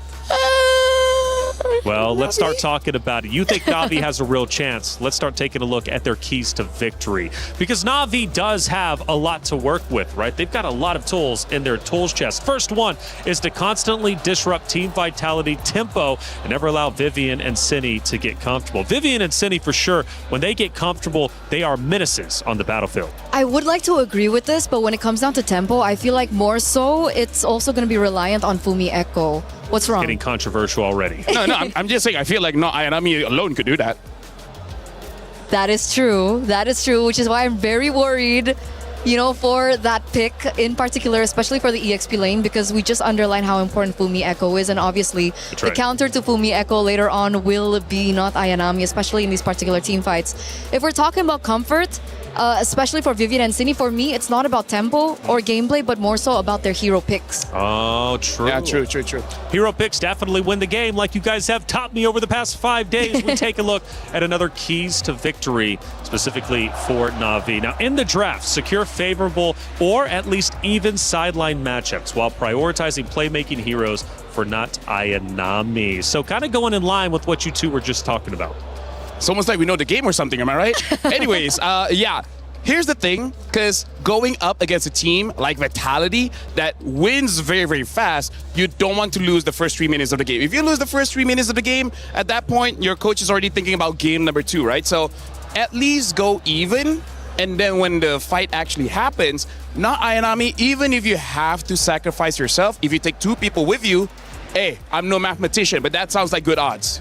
Good odds indeed, and you need good odds in order to beat the house. We're talking $150,000 for first place. We take a look at our third and final key to victory for Na'Vi to take down the Titans of Team Vitality and play through the strong side, or bait Team Vitality into invading and punish them with proactive plays. So I kind of like this, and the reason why is because Vitality, as we know, can be an emotional team. Now, when they get angry, I feel like some teams kind of start to fall apart. Now, when Vitality gets angry, though, they honestly start to play better. But the point is, get them angry, they do start to push you and try and take you down early on, which could be a bait. For sure. And that's where the overconfidence lies in their gameplay so far. You know, all the games that they've dropped so far here at MWI 2026, it's been through that overconfidence. So I think up against Na'Vi, that's definitely a possibility. And this is the last keys to victory, right? I believe it is. Okay, just to add one more, I think it would be very important as well to prioritize the hero for Keishi. Yes, correct. She hasn't done as great on the Assassin so far. I think you were the one that mentioned it to me backstage because most of their games have been on Stream B, so we didn't really get to see them on Stream A. But the first 3 games that they lost was when Keishi was on a Assassin jungler. So perhaps, you know, transitioning into the tank jungler meta for Keishi would be the way to go. We take a look at not only the emotions, but also the fans. We are on home turf when it comes to Vitality, and the Vitality fans, when they show up, they are loud. And one of the things, LaFell, that I mentioned for the plethora of teams facing off against Vitality is they've got to drown out those drums, drown out the chants, because it's not easy. Once you start listening to that, it can really throw you off your game. 100%. Like, here's the thing. You got to come in here headstrong. That's why I like one of the keys to victory as well is try to bait Vitality, because here's the thing. You have tells when you look at the Vitality players to know that when they are annoyed. And I feel like if Na'Vi really want to do, they could annoy them just a little bit so that by game 2 and game 3, they will go for those weird picks and then they start overextending. and then they can take advantage of that. That's right, Na'Vi, a great team. We take a look at some of their winning moments. They're happy, they're joyful because they know that they made it back to grand finals. 3 out of the 5 players winning in the 2024 MWI and actually taking down this Vitality roster. So they've done it before and they look to do it again. You know what's interesting? This is so deja vu just because not only is it the same matchup in the grand finals, but actually the meta that we have right now is quite similar to the meta in 2024. So it's very odd how in 2024, during that time we see the Lings. During that time there's a Roger. Now we don't see a Roger just yet, but it's very different from 25. 25 is all tanks. 24, you have fighters and assassins. Now we have assassins and tanks. So it's very similar to 2024. So maybe that's why Na'Vi is doing so well. That could very well be. And for Na'Vi, not Ayanami, also a reason why they're doing so well. I feel like we talk about her every chance we get. Obviously, she's similar to the role of Ashley, I think, from Gen G, right? She's the pivotal person and she needs a setter hero. She needs to go for damage. I'm so excited I know, that right? my cue cards dropped again. But obviously, she's also one of the longer standings in that particular team, right? She brings out the veterancy, she brings out the experience. She's also the person that can, calm everyone down because, like you mentioned earlier, only 2 of them, I believe, it's not 3, but 2 of them are the ones that are still in Na'Vi from the old roster, the Smart Omega roster. And Rain and Rian, they're so new that hopefully they're accustomed to being in the grand finals. Well, Rain and Rihanna, I think this is one of their first grand finals. If not, it's been a little bit. So they make their debut. Hey, if you want to pick them up, you got it. Maybe I'll be the gentleman. I know you like the move. I know you like that. I'm kind of stuck here. Actually, I think I'm chained. I'll hold it. Can't see I don't the trust chain. you. I'm stuck up here. Hey, it's Team Vitality, though. The champions. They return. Now, this roster has shown some shaky moments. But the reality is that they've made it here. And through her notes, can you get anything about why Vitality is so strong? Which one? This one? Yeah, no, that's Na'Vi. All right. This is Vitality. Okay, go ahead. Hey, you were supposed Her notes are amazing. Oh, sorry, what? You were supposed to answer this. Okay, no, here's the thing. Looking at Vitality, we got to think about, because even though we saw the keys to victory for Na'Vi, it's talking about control the tempo. The reason is because we see Vitality for the first 3 days. They extended the game, but then start day number 4, they start to go very, very fast. So I really feel like for Team Vitality, if you're looking at a draft, especially if Sini gets her pocket pick, which is that Selena, all of a sudden a supposed 18-minute game turns into 12 minutes, right? So I really feel like for Vitality, it's all about speed. If they can get, let's say 2 to 3 kills in the first 4 minutes, I think they're gonna win. I agree. Somehow they just get a crazy snowball. But if it's all about speed and they execute well, again, we go back to the keys to victory for Na'Vi. Will it make it easier for them to get baited in? Can they get overzealous, overextend, and get punished? We've said it over and over. I think it's definitely possible. Fumi Echo, especially in particular, I think the past few games, she is the winning or losing condition, I think, of Team Vitality so far. Yeah. Like in moments, she creates groundbreaking plays for the team to turn things around for the team. But sometimes in the early game, there are still moments where she creates like weird decisions, I feel, a little egotistical in her gameplay. And honestly, I think that's why Na'Vi could do it, because the mid duo, Mirai as well as Rain, they're really good at playing carry on the stick, right? They make themselves look vulnerable enough so that they could get engaged on by Fumi Echo. And then all of a sudden, Keishi came out of nowhere to stop whoever's chasing, and then not Ayanami goes 1v3 and wins that trade. So I feel like this is part of the strategy that they've been using for years. So now we're looking if Vitality caught onto it after this few years. One of the things, though, that I appreciate about Vitality is for the first time, because last year, remember, they went undefeated in MWI. This time, they have dropped a couple of maps. The first one was the Falcons Indonesia. I was hearing that when they came back on stage, they were shaking. Now, I think it was because of anger. They did not want to lose that map. But the reality is they won in a convincing fashion once they finally said enough is enough. So even when they get angry, they are still playing up the par as the best roster as we would expect them. But you don't want to make them angry, because when you do, we know what they can do. Definitely. We talked so much about micro. We've talked about, mechanical, like individual mechanics coming in from Navi PH. But I think the one thing that I'm really concerned for as a Team Vitality fan is their macro. Yeah. Their macro has been really on point, and I think most of the games that Team Vitality has been able to win is because of how they've been able to out macro their opponents. Now, what happens when Team Vitality are up against a team with macro ability that's quite on par with them? Like, they won't be able to utilize that mistake. My other worry is actually if we go back to 2024, where they put all their eggs in one basket, because we're talking about how Vitality likes speed, right? Sometimes they just go overboard, making it so that their late game really isn't there. And this is where we talk about some of the weaknesses, where, personally for me, between Rian as well as Shell, Rian has showed, especially when she gets a carry, she is very consistent. Whereas with Shell, sometimes she makes mistakes where she just positions herself in the middle, which that is not supposed to be where you're at. Like, it's kind of like, it's like in American football, you're a quarterback and then this is your line. You're supposed to be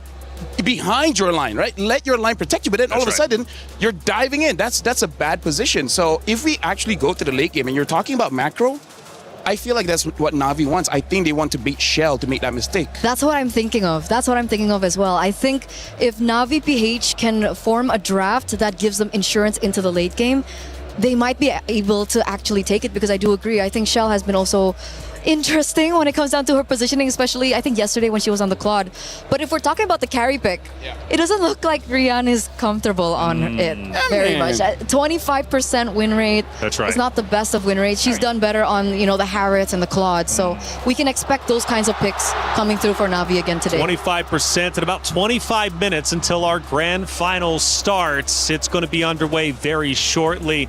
We just got some loose ends to tie up and still some more stories to tell. For example, like our jungle lane, we compare two of the great players from Navi as well as Vitality. It's Keshi versus Vival. And over here, if we're looking at the stats here, we can see a big difference in gold per minute and even the Lord Slay. Because look at Vival, 668 gold per minute compared to Keishi, 597. That shows that Vival is an amazing farmer compared to Keishi.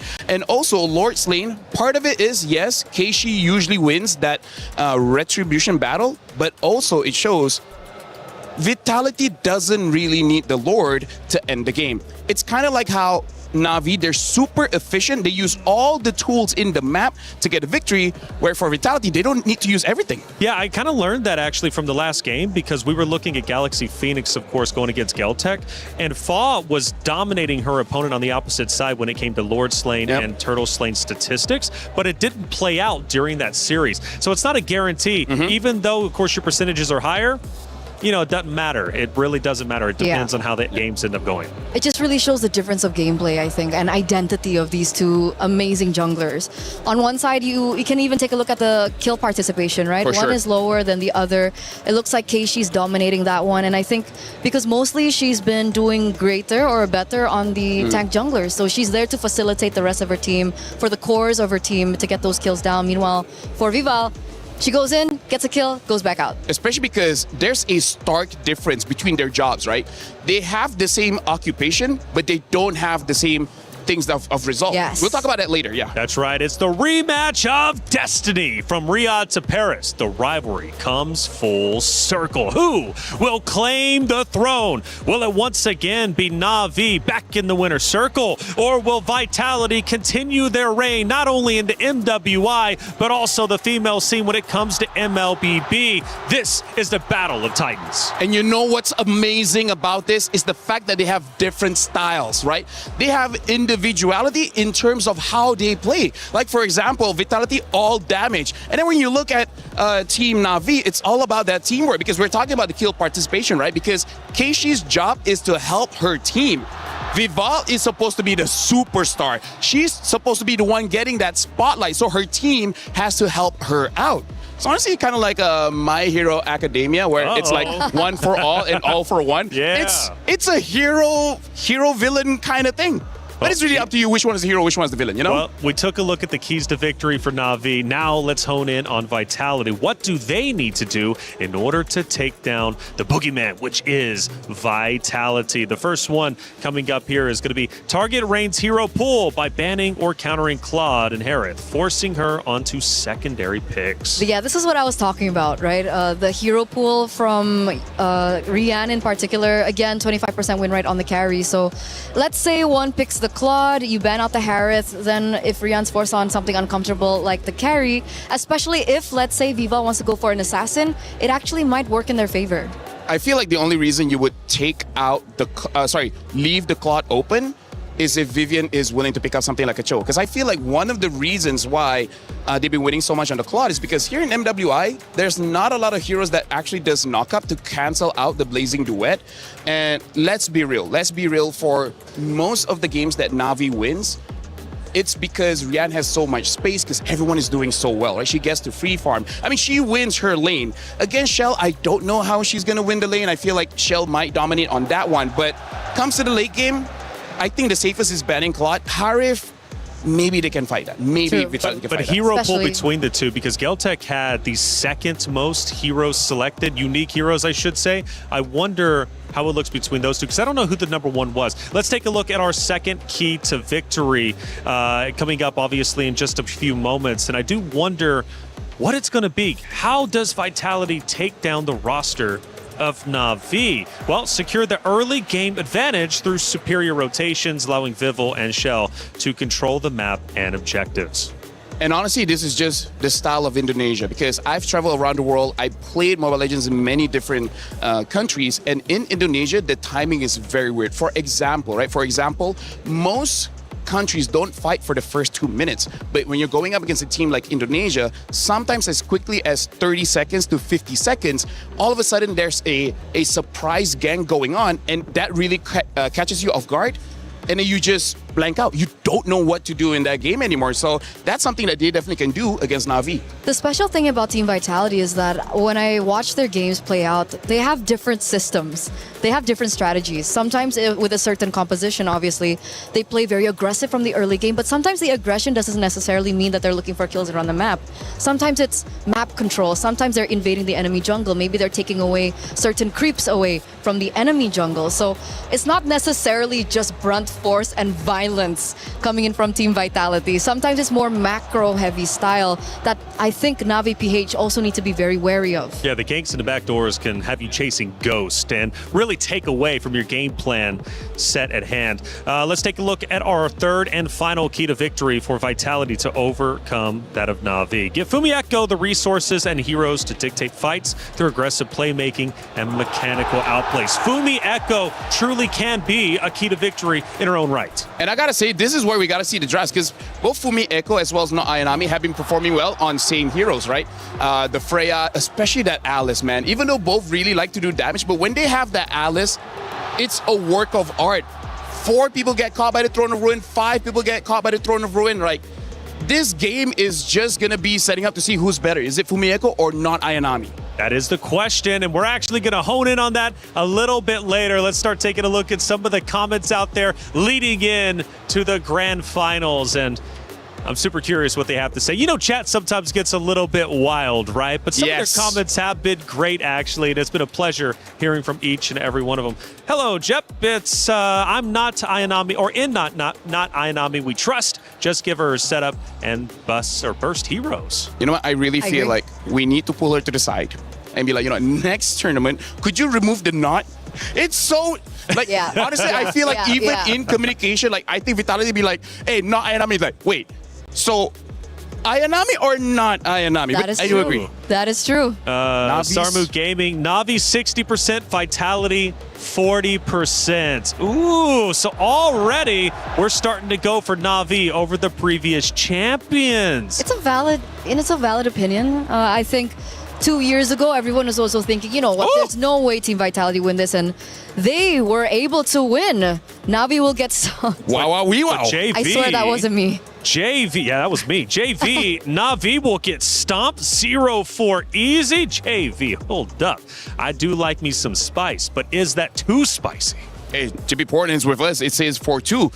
I really feel if Na'Vi gets under the skin of Vitality, here's the thing. If Na'Vi wins 2-0, I think they're going all the way. All the way. I think Vitality cannot recover after getting 2-0'd. That's actually crazy to say. So because we've seen them come back. So you think Na'Vi up 2-0, it's done and dusted. I think 1-0, it's still okay. I think it's still possible. I hope so. 1-0 on a best of 7. Yeah, like we can go reset. We've been in this position like a million zillion times, but 2 games in a row might be a little difficult for them to actually come back. One of the win conditions. Assassin. Viv will play Assassin, win 4-1. I agree. Yeah. I feel like it would be so crazy if we see her on a Baxia or an Akai. I think Akai might show up. Yeah? I think that's going to be a contested because it's one of her best heroes, yeah. And it's both of their, strong heroes. It's both Keishi's and Vival's. It seems like Vivo, a lot of pressure on her back. Actually, she's the one too, like the Vitality fans, when they show up, they love to cheer her name. Hey, Grand Finals is going to be underway in about 15 or so minutes, but the Esports World Cup is massive. There's so much taking place, and we've got an app to keep you all informed. He thinks he can come in here and play my game. Let's go. He knows nothing. Let's go! Tyler 1, you're done. This is my ladder. You can't climb it. It's better than being hard stuck at Masters. You're going too far now. Your eyes buggy. Your elbows ashy. That airline? That's an L airline. Somebody better hold me. Okay, yeah. Do something then. Raw energy. Blow the house down.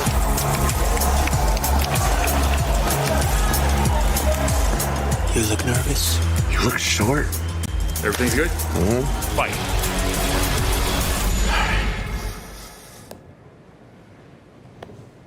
Okay.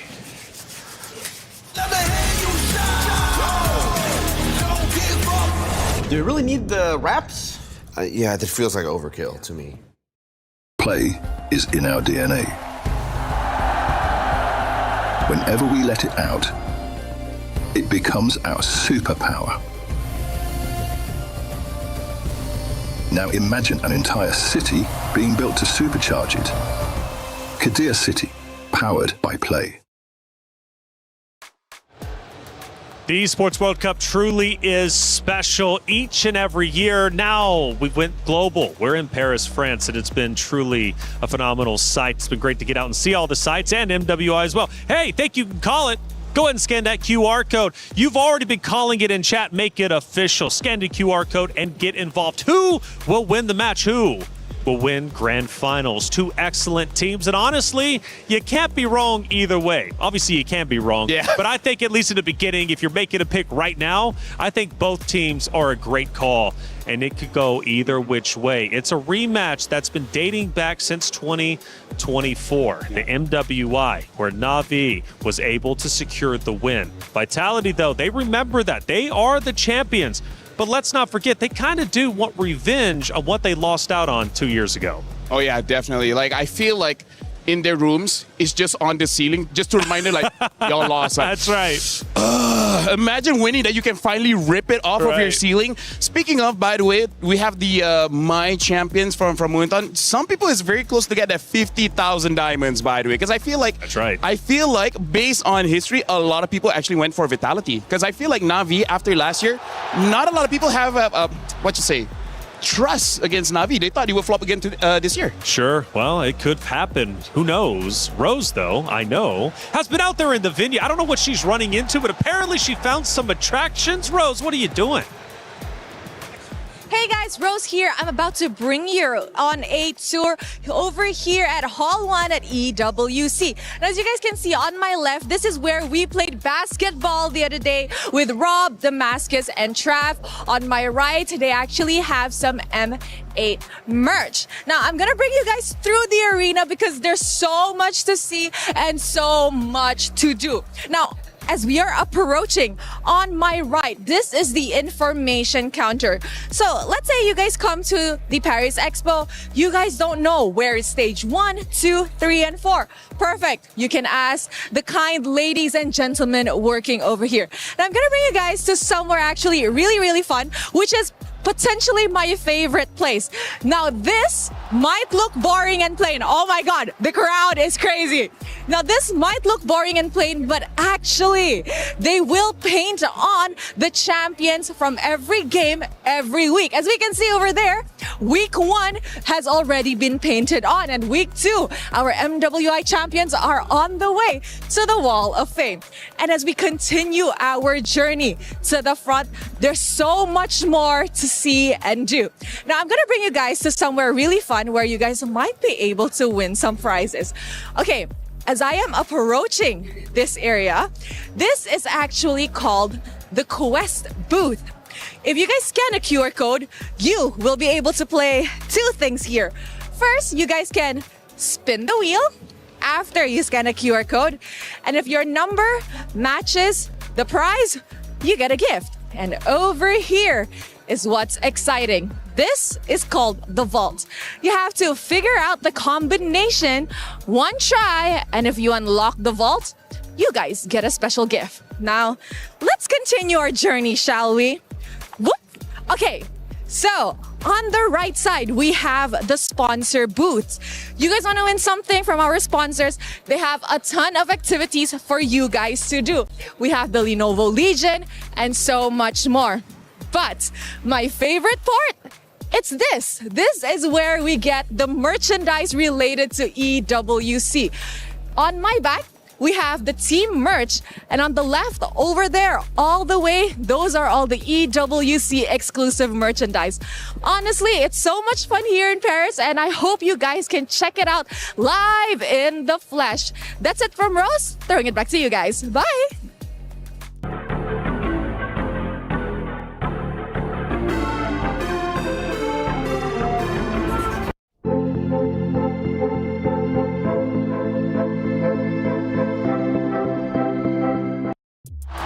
Like I said, Esports World Cup is amazing. I didn't even know we had half those things because I've been so busy up here along with you guys, but clearly there's a lot to do. I'd love to try the vault. Yeah, absolutely. Right? But can you get it in first try? I don't think so. No? I mean, like, if they gave enough clues, I think we can figure it out. Yeah. That's the question. Hey, look, Queen of Assassin. Hold up, this is epic. We're looking at Vival, the first player ever to record 2 Savages in a single MWI tournament. And guess what? She did that just yesterday. Yeah, back to back as well. It's one actually on the insane. Hirara, one on the Nolan. And it really goes to show that if you shut someone down from Team Vitality, there's literally 4 other people that can step up in the place. And her stats at the bottom left and bottom right is just truly incredible. And let's not forget, on the Ling, 100% win rate. I mean, again, that's why she's the showstopper, man. That's why all the highlights are on her. So that makes it good and bad. Good is that she can win games. Bad, what if he gets shut down early? Because that's one of the reasons why the tanks started coming into the jungle to stop those assassins. So this is really a matchup kind of thing. Like, if Keishi stops Vival, Vival loses. If Vival is able to outplay Keishi, then Vitality wins. Mid prio is going to be so important, I think. You know, the picks for both the mid laners and the roamers are going to be so important because if, let's say, Vival does go, you know, guns blazing, yeah, let's pick an assassin, let's pick up the Hirara, let's pick up something like the Nolan, that mid prio needs to be perfect to be able to defend her. We start taking a look at some of the highlights from previous games. And again, Vival with the 2 Savages is absolutely unbelievable. We've made history this MWI for multiple reasons. We're talking regional performances, obviously individual performances, and in this case, the 2 Savages too. It just comes to show you how far the ladies have improved each and every year due to the support of Moonton, due to the support of the esports scene when it comes to MLBB, for these ladies to compete. I mean, they truly have elevated themselves. You look back 3 years to where we are now, night and day difference. Yeah, especially if you're looking at the highlights here and you see the different jobs of Fumi, Echo, Sini, as well as Vivian. Fumi Echo seems to be the one setting up so that Vival can go in, and then you have Vivian there in case something goes wrong. Vivian will protect the main damage dealer so that they never get punished, and then Sini is just dealing damage. That's how it depends on the picks, especially for, you know, the Vivian. The Vivian that mother you're of tanks, looking on screen right now, right? If she's on a hero that's a little bit more aggressive, a little bit more active, like the Cho that we saw, then you can expect her to be the initiator. But if she's on, you know, I would say like the Atlas is actually an active hero, but the way that they play it is that they try trigger out the purifies first and then allow her to come in last minute. Pop that purify. Exactly. So it really depends on the layering and it really depends on the heroes that's really given to her. Vitality, it's actually quite special to think of. We take a look at their history and, of course, how far they have come to become champions and be champions in themselves. And, you know, Vitality is one of these rosters that truly has, I want to say, some of the most impressive statistics across almost all esports. When you think about how many wins they've got, how many championships, how long they've been dominant. And let's also bring it back to the fact that they have been in every single grand final appearance when it comes to MWI. Now, Na'Vi, of course, Na'Vi is out of this world as well. They are champions in themselves, of course, with the several or a couple players on the roster, and they look to return here with two newcomers of Rain and Rion. First time in grand finals. The question is, how well can they do? And let's add a little bit of cherry on top for you guys. Rain has the highest KD in this entire tournament, KDA of 13.7. And I think that's so impressive, especially as a newcomer. Like, You're how so do you, impressive. Thank you. You are as well. How do you have the mentality as a newcomer to get to this point in the tournament? Like, let's say even like the first three. Okay, Yeah. I guess they kind of lost that one. But how did that turn around? How did that adaptation happen so quick? Until up to this point, they're standing at a how many game win streak? I think they're at a 9-game win streak right now. Yeah, I really feel like it's because of both Keishi as well as Mirai. They're honestly the best friends Amazing. that any mid laner can have because they're active bodyguards just to make sure no one gets close enough to her to damage her. And by that definition, they create so much space. The zoning that both Mirai as well as Keishi has, the roamer as well as the jungler, gives enough confidence for Rain to deal out the damage. And then eventually, either not Ayanami or Rian will be there to do the end game stuff. But honestly, it's very impressive because of that teamwork between the three. So also a bit different where you get team vitality that almost every single player will have an individual highlight, right? We've seen Fumi Echo on it, you've seen Shell. But when you look at Team Na'Vi, it's always, yes, you, but other people as well. Creator program, it's new, it's fresh for EWC, and it's another way you can get involved with the Esports World Cup. And we've been asking for your predictions. Well, we've got our winner, and we have a chance to check them out. Who ended up taking it all? Who ended up winning the competition?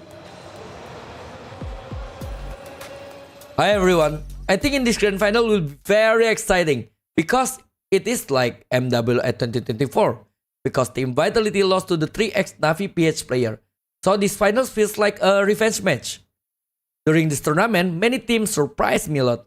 Teams like Galaxy and Galtech really improve a lot and play really well. My favorite moment during co-stream was watching Team Vitality. They had so many amazing team fight, it was really fun to watch. And one more funny thing that I had, since I am co-stream, is many people said that Guy, the gold laner from Zeta, is look like me. I think that's really funny.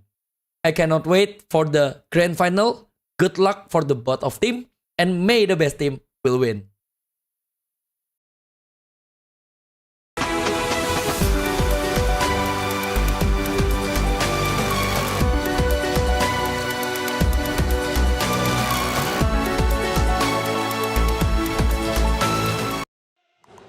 Always great to hear from some familiar faces. And Eterna, you actually recognize the guy. Yeah, it's Coach Age. We like to call him Coach Age. He used to be the coach for BTR and then EVOS, and then now he's like a really huge streamer now. I can't believe I'm saying that.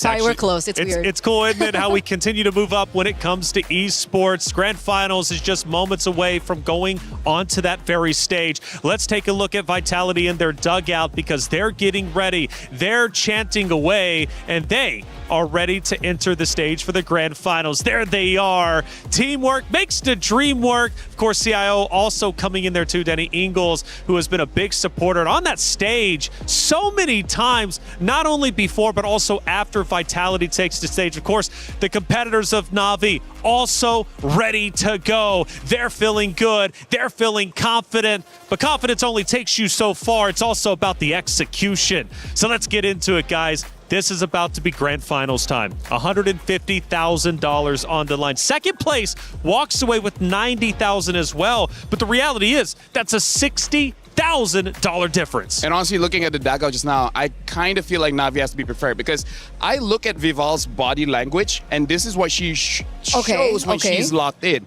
This is the typical tell when she avoids eye contact, look at the ground for a split second, and then look to the side. She does not want to get distracted by looking at other of her teammates, the coaches, or anything. So it looks like she has a plan in her head, and she's not allowing it to escape. Like when I see her, don't look at anyone, look at the ground, and then look to the left. That shows that she's locked in. Locked in. I didn't know he had a degree in body language. Of course, he's got a degree in everything. I'm autistic. Okay, well, you know what? I tell you what, this is going to be a great grand finals. And not only because $150,000 is up for grabs, but also Sony MVP. That's an additional $25,000 going their way. A tremendous amount of money that could be life-changing for so many of the competitors out there on that very stage. It's going to be a great grand finals, and I'm about ready to get it started. Are you ready to get it started? I am super ready. She's super excited. I You am see how she just excited. throws away her cue cards? It doesn't matter. Honestly, like we've been waiting for this since day number one. A lot of people expected it, but now it's actually going to happen. I've casted MWI since the first time, where it was just in a mall. Oh, yes. I remember that. Online. It was nothing like this. So to be here again in this position to see just everything develop. In Paris. In Paris, it's mind-blowing. I can't believe it. Feels like I'm dreaming. And the fans are starting to come in. My goodness, it's getting packed in here. I'm going to love this. The energy is already increasing. The tension, you can cut it with a knife because you have two Titans about to throw down. It's a historical matchup that has been dating back years and years now. It's Na'Vi versus Vitality. And even for the club championship as well, we're talking a lot of money at stake. And both of these rosters for the club championship race are currently number 1 and number 2, which means winning this could very well elevate you up to first place or secure first place even more over the Titans such as Falcons, for example, or many others like Gen G. This grand finals has many implications.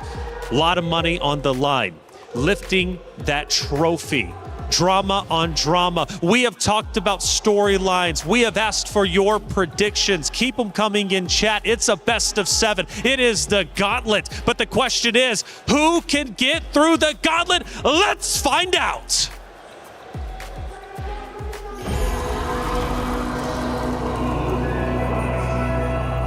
Destiny is not given. It is earned. Some are destined to fall. We had a taste of the championship title before. In 2025, we let our guard off. Some are destined to make history. They carry the weight of last year's loss. They're completely undefeated. Team Vitality! Our MWI 2025 was a perfect run. And this year, we want to write our history down again as the team that defended the throne, especially on Vitality's home ground. The title defenders, welcome to the grand finals. The Queenslayer has claimed her revenge against Gen G Esports, against Galaxy Phoenix. The sweep coming in for Na'Vi! And this time, we are here to reclaim what was ours. Now, only the Hive Queen stands between her and another MWI at the Esports World Cup title. Defeating Team Vitality would mean that our championship title in 2024 wasn't just luck. For the Hive Queen, the title has always been theirs. If we were to win back-to-back this year, it would finally prove that we are really the final queens of MLBB. Viva takes 2 savages in this series as they walk their way to the grand finals. They've been unbeatable from the start. Their destiny has always been etched in gold. To Keishi, let's make this battle between 2 MWI at EWC champions a one to remember. We've taken our revenge and made it to the end. All I can say to Vival is good luck and let's have a good fight. When destiny calls, everything is on the line. Only one trophy will be lifted. Only one destiny will be fulfilled.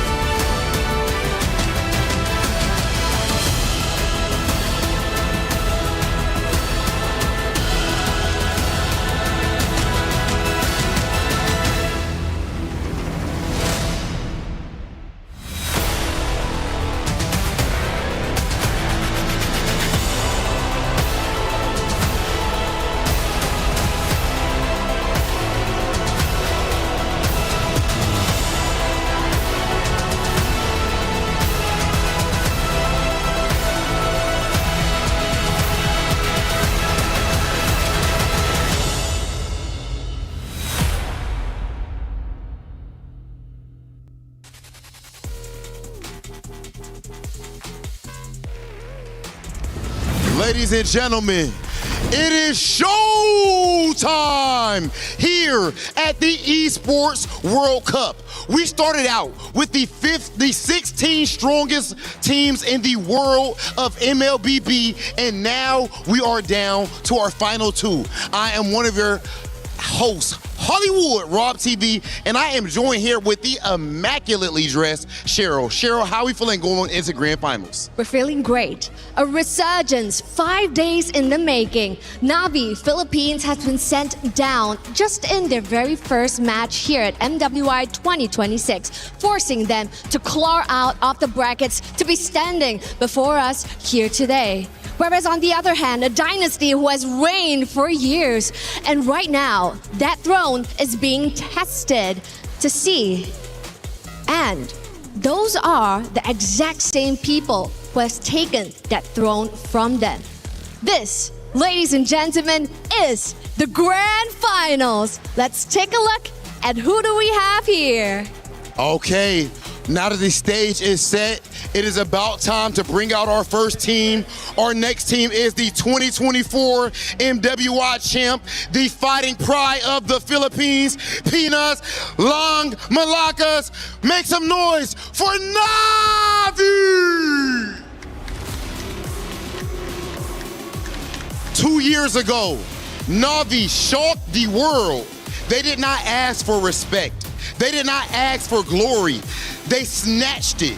And now destiny has brought them back for this very moment. For Na'Vi, for the Philippines, and for themselves. It is time to make history once again. Will they be able to topple Mount Olympus like they did in 2024? There is only one way to find out. 2024 champions, the tenacity, the grit, the dedication, the blood, sweat, and tears that it took to get to that point, and now they are here to show that nothing was a fluke. Back in grand finals for the second time, and you can hear the Vitality crowd making a lot of noise, but in the end of the day, the game is played on the phones.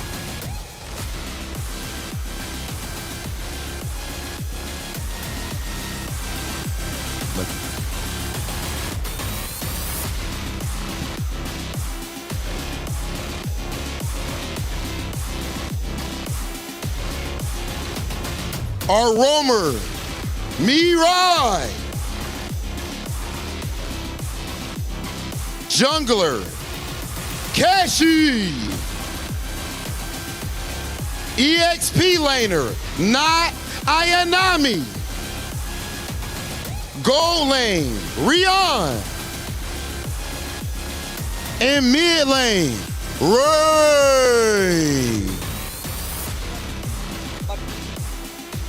Now, of course, our next team, our returning champions, we do have something very special. Damascus, what's going on with the people? Guys, I am in the middle of the crowd. Of course, I had to be with the beautiful club. The Vitality supporters came out in full force because it is time to welcome the opponents for Team Na'Vi. Listen, guys, vous êtes prêts? Un peu plus fort, vous êtes prêts? It is time for Vitality!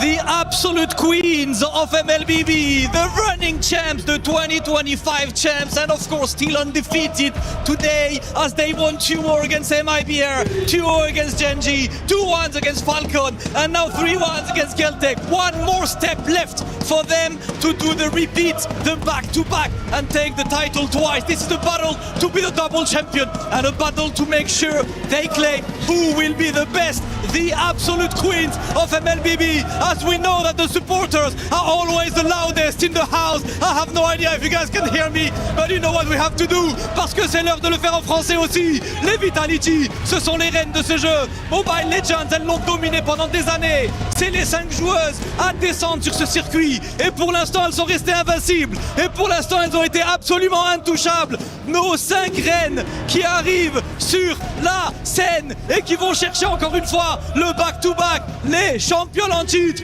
Vitality.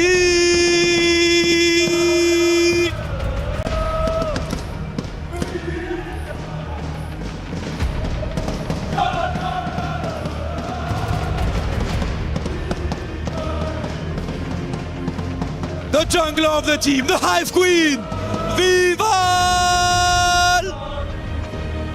And the roamer, the mother of tanks, Vivian! Half of the sister duo, the gold laner, Chell!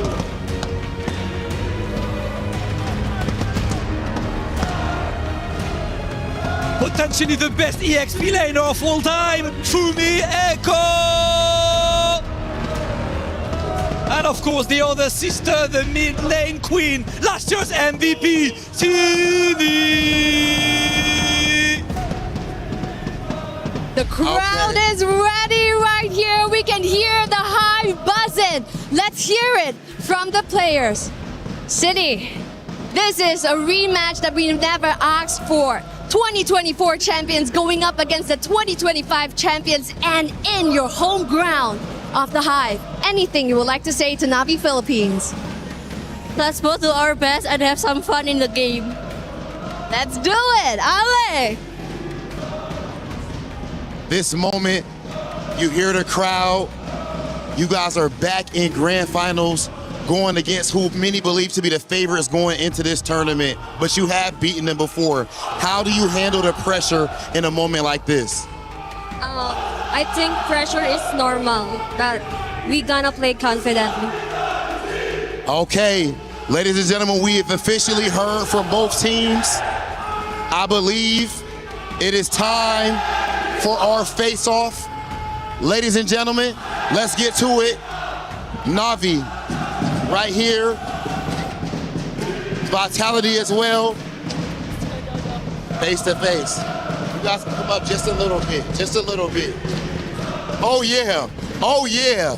Ladies and gentlemen, this is what it is all about. This is the highest level of play, this type of energy, the blood, sweat, and tears that they put to get into this moment. You hear the crowd. Cheryl, this is what MLBB is at the highest level. Excuse me, the aura is just so high right now. That's absolutely right. A resurgence is already complete, and a revolution is just one win away. This, ladies and gentlemen, is the grand finals. Let's head on over to the land of Dawn.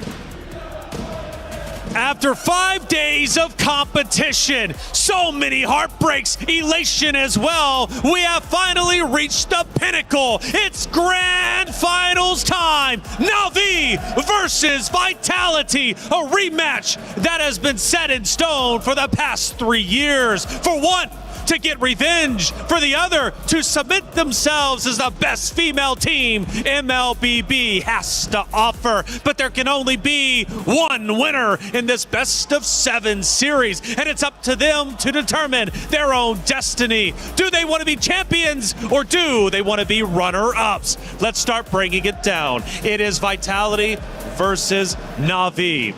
We've been talking about the prize pool, $500,000 on the line, $150,000 for first place. We also have the Sony MVP with $25,000. So much at stake, so much pressure. But we just heard in the interview, pressure is normal. And they have to have that mentality. They have to have that mindset coming into such a high stakes game. And it feels like looking at them both up on stage, it's like they were both destined to be here at that stage right now. It's all about being comfortable when you are uncomfortable, because in this kind of situation, there's a lot of things going on in your head. The challenge is how to pick and choose which one you really got to think. And that's why I'm looking forward to the coaches, because KCS as well as King Salman, so far in 2024, that was the big talking point. The draft, they messed up. This time, we cannot allow such shenanigans. They faced off in the middle. They stared their opponents in the eyes. but they are undeterred. They have full confidence in their ability to win. The Vitality fans on screen now, they've been going crazy. They've been going insane, and the drum has been beating to the victory of what can be Vitality. For Na'Vi fans, I say, get loud and support your roster, because you're going to need to be louder than the Vitality squad on the opposite side. Here we are, the opponents, the competitors, getting set up on the stage, getting ready to go through the gauntlet. And it is the absolute gauntlet. LaFell, a best of 7 if it goes to the 7th map. These ladies will have been playing for many hours. You want to talk stamina. Stamina is a real thing. Oh yeah, 100%, especially the mental stamina. That's why a lot of veterans in a best of 7, they really know how to pace themselves. That's why I would say in the first 3 matches, they use a very simple to execute draft, as well as they don't mind going to the game, like say 20 over minutes, just because they're testing out their opponent's stamina. Especially if somehow you've been winning a lot of that game, you just slowly chip away their mentality. Especially Vitality has been doing this for years, but for Na'Vi, not everyone has been doing this for years. I actually have a fun fact. Team Vitality are used to a best of 9. Oh yeah, that's true. Yeah. Yes. So they've played a best of 9. A best of 7 is something that they're definitely comfortable with. And that's why I like that you point out Na'Vi PH here. This is really going to put them to the test. And if they want to be the best, they have got to beat the best. Got to beat the final boss, and that is Vitality. We go to Flying Cloud for map number 1 to set the tone, to set the stage of our grand finals for the 2026 MWI competition here at the Esports World Cup in Paris, France. This is going to be a battle to the death, and we've got the Queen Slayer. We've got the Hive Queen, Vival versus Keshi. Vival versus Keishi. We've been talking about her picks, and that's why it's so important for them to get the side that actually favors them. Because for the past 4 or 5 days that we've been seeing them in MWI, there is a significant win rate on red side. Yeah, and honestly, I kind of feel like part of it is because you want to get the early combo as well as that potential counter pick in the very last slot. Especially because we see Team Vitality, they have some pocket picks like that Selena. It would be very nice if you see the majority of the composition first before you actually invest into it. And not to mention that if you're on red side, you can go for more pinpoint bans. Yes, 100%. Yeah. Right, you can dictate the drafts from there, figure out what the enemy wants to pick first on blue side. So the red side, blue side, that's something that we have to look out for in this best of 7. As well as Not Ayanami versus Fumi Echo. Now, one of the things you all mentioned is Fumi Echo. If she's performing well, of course, the side of Vitality is doing great. If she starts to drop the ball, well, they run into problems. And the same thing could be said for Na'Vi. These 2 Titans are about to face off. Funnily enough, Taylor, the thing that I'm predicting here is that honestly those 2, they won't fight against each other. They will actually fight the jungler. So instead of Keishi playing fair, fighting 1v1 against Vival, I think she will ask not Ayanami to be the one fighting against Vival. And I think it's the same counter argument. We see that the highest KD is Rain in Na'Vi Philippines. So I feel like Fumi Echo, her job is to avoid not Ayanami and go straight for Rain.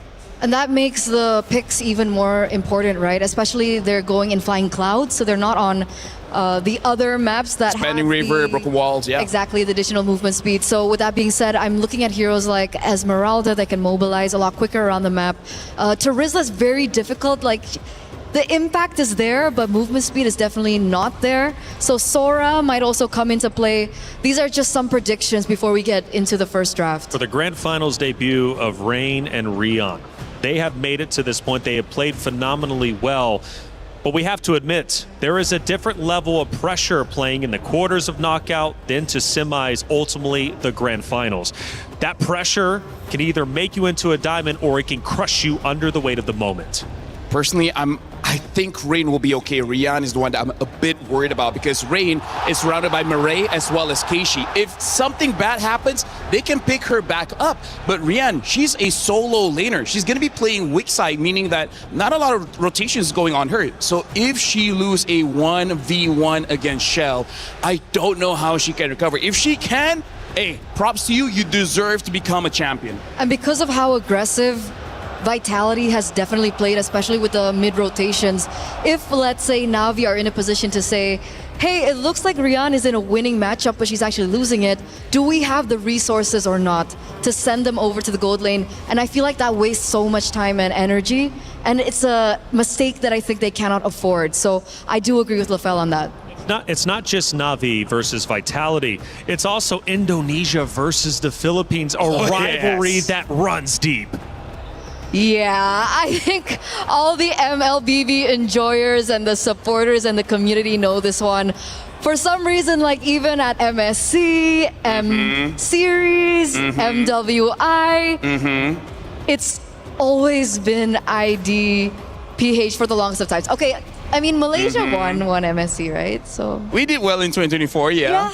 We remember that. 25 we went to the grand final. But either way, right now, honestly, looking at all the players' expression and faces, it does look like they're really locked in. But I see some players from the side of Vitality, like Shell, she's trying to not let the nerves get to her. So it's nice to see when we're looking at the expression of players, how they approach this grand finals very, very differently. Some are really trying to rethink about the strategy. Some is trying to make sure that they're relaxed enough to not overthink. I know it's Indonesia versus Philippines again, which is a huge regional rivalry. However, Paris brings home turf for Vitality, and again, they will have the bulk of the fans out in the audience, screaming, going loud, and making the noise to potentially disrupt that of Na'Vi.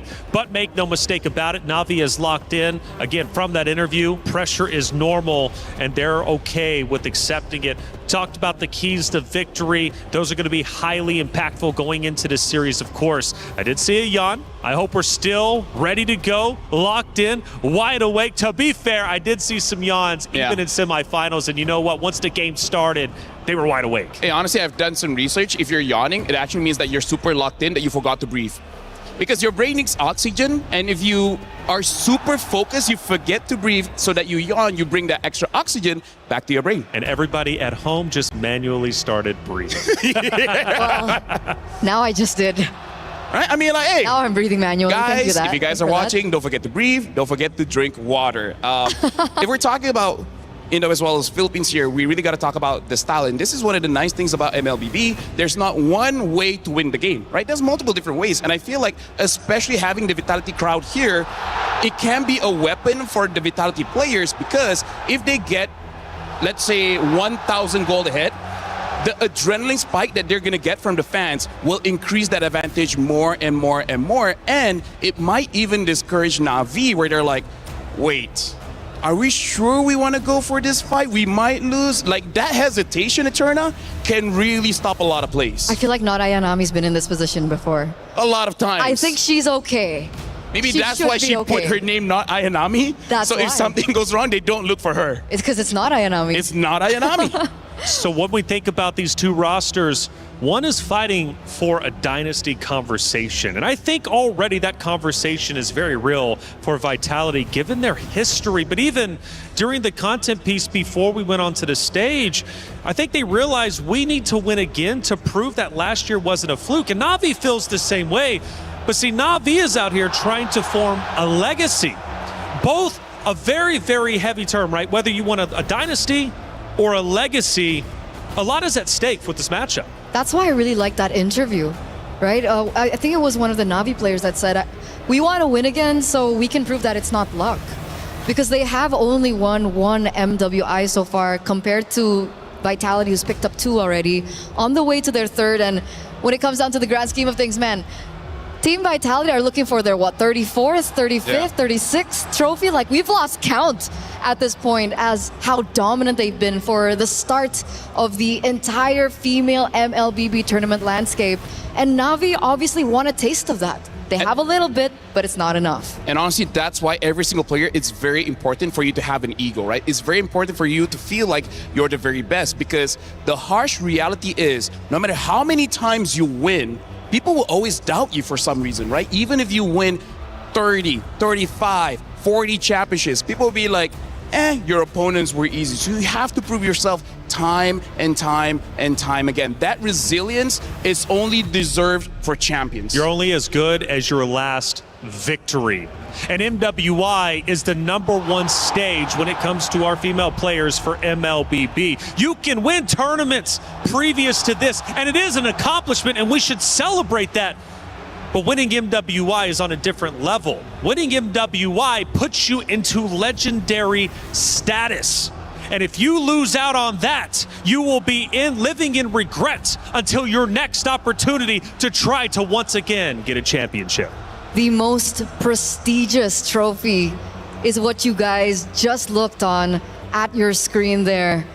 And mentality, we've been talking about it. We've been talking about every single thing that matters here in this grand finals. And it's also important to note that Team Vitality have been up against their male counterparts. Yeah. They played in MDL ID, and they were up against really great players at that. So Cassius has been tested. We're talking about the coach here. Yep. Every single player on Team Vitality have been tested.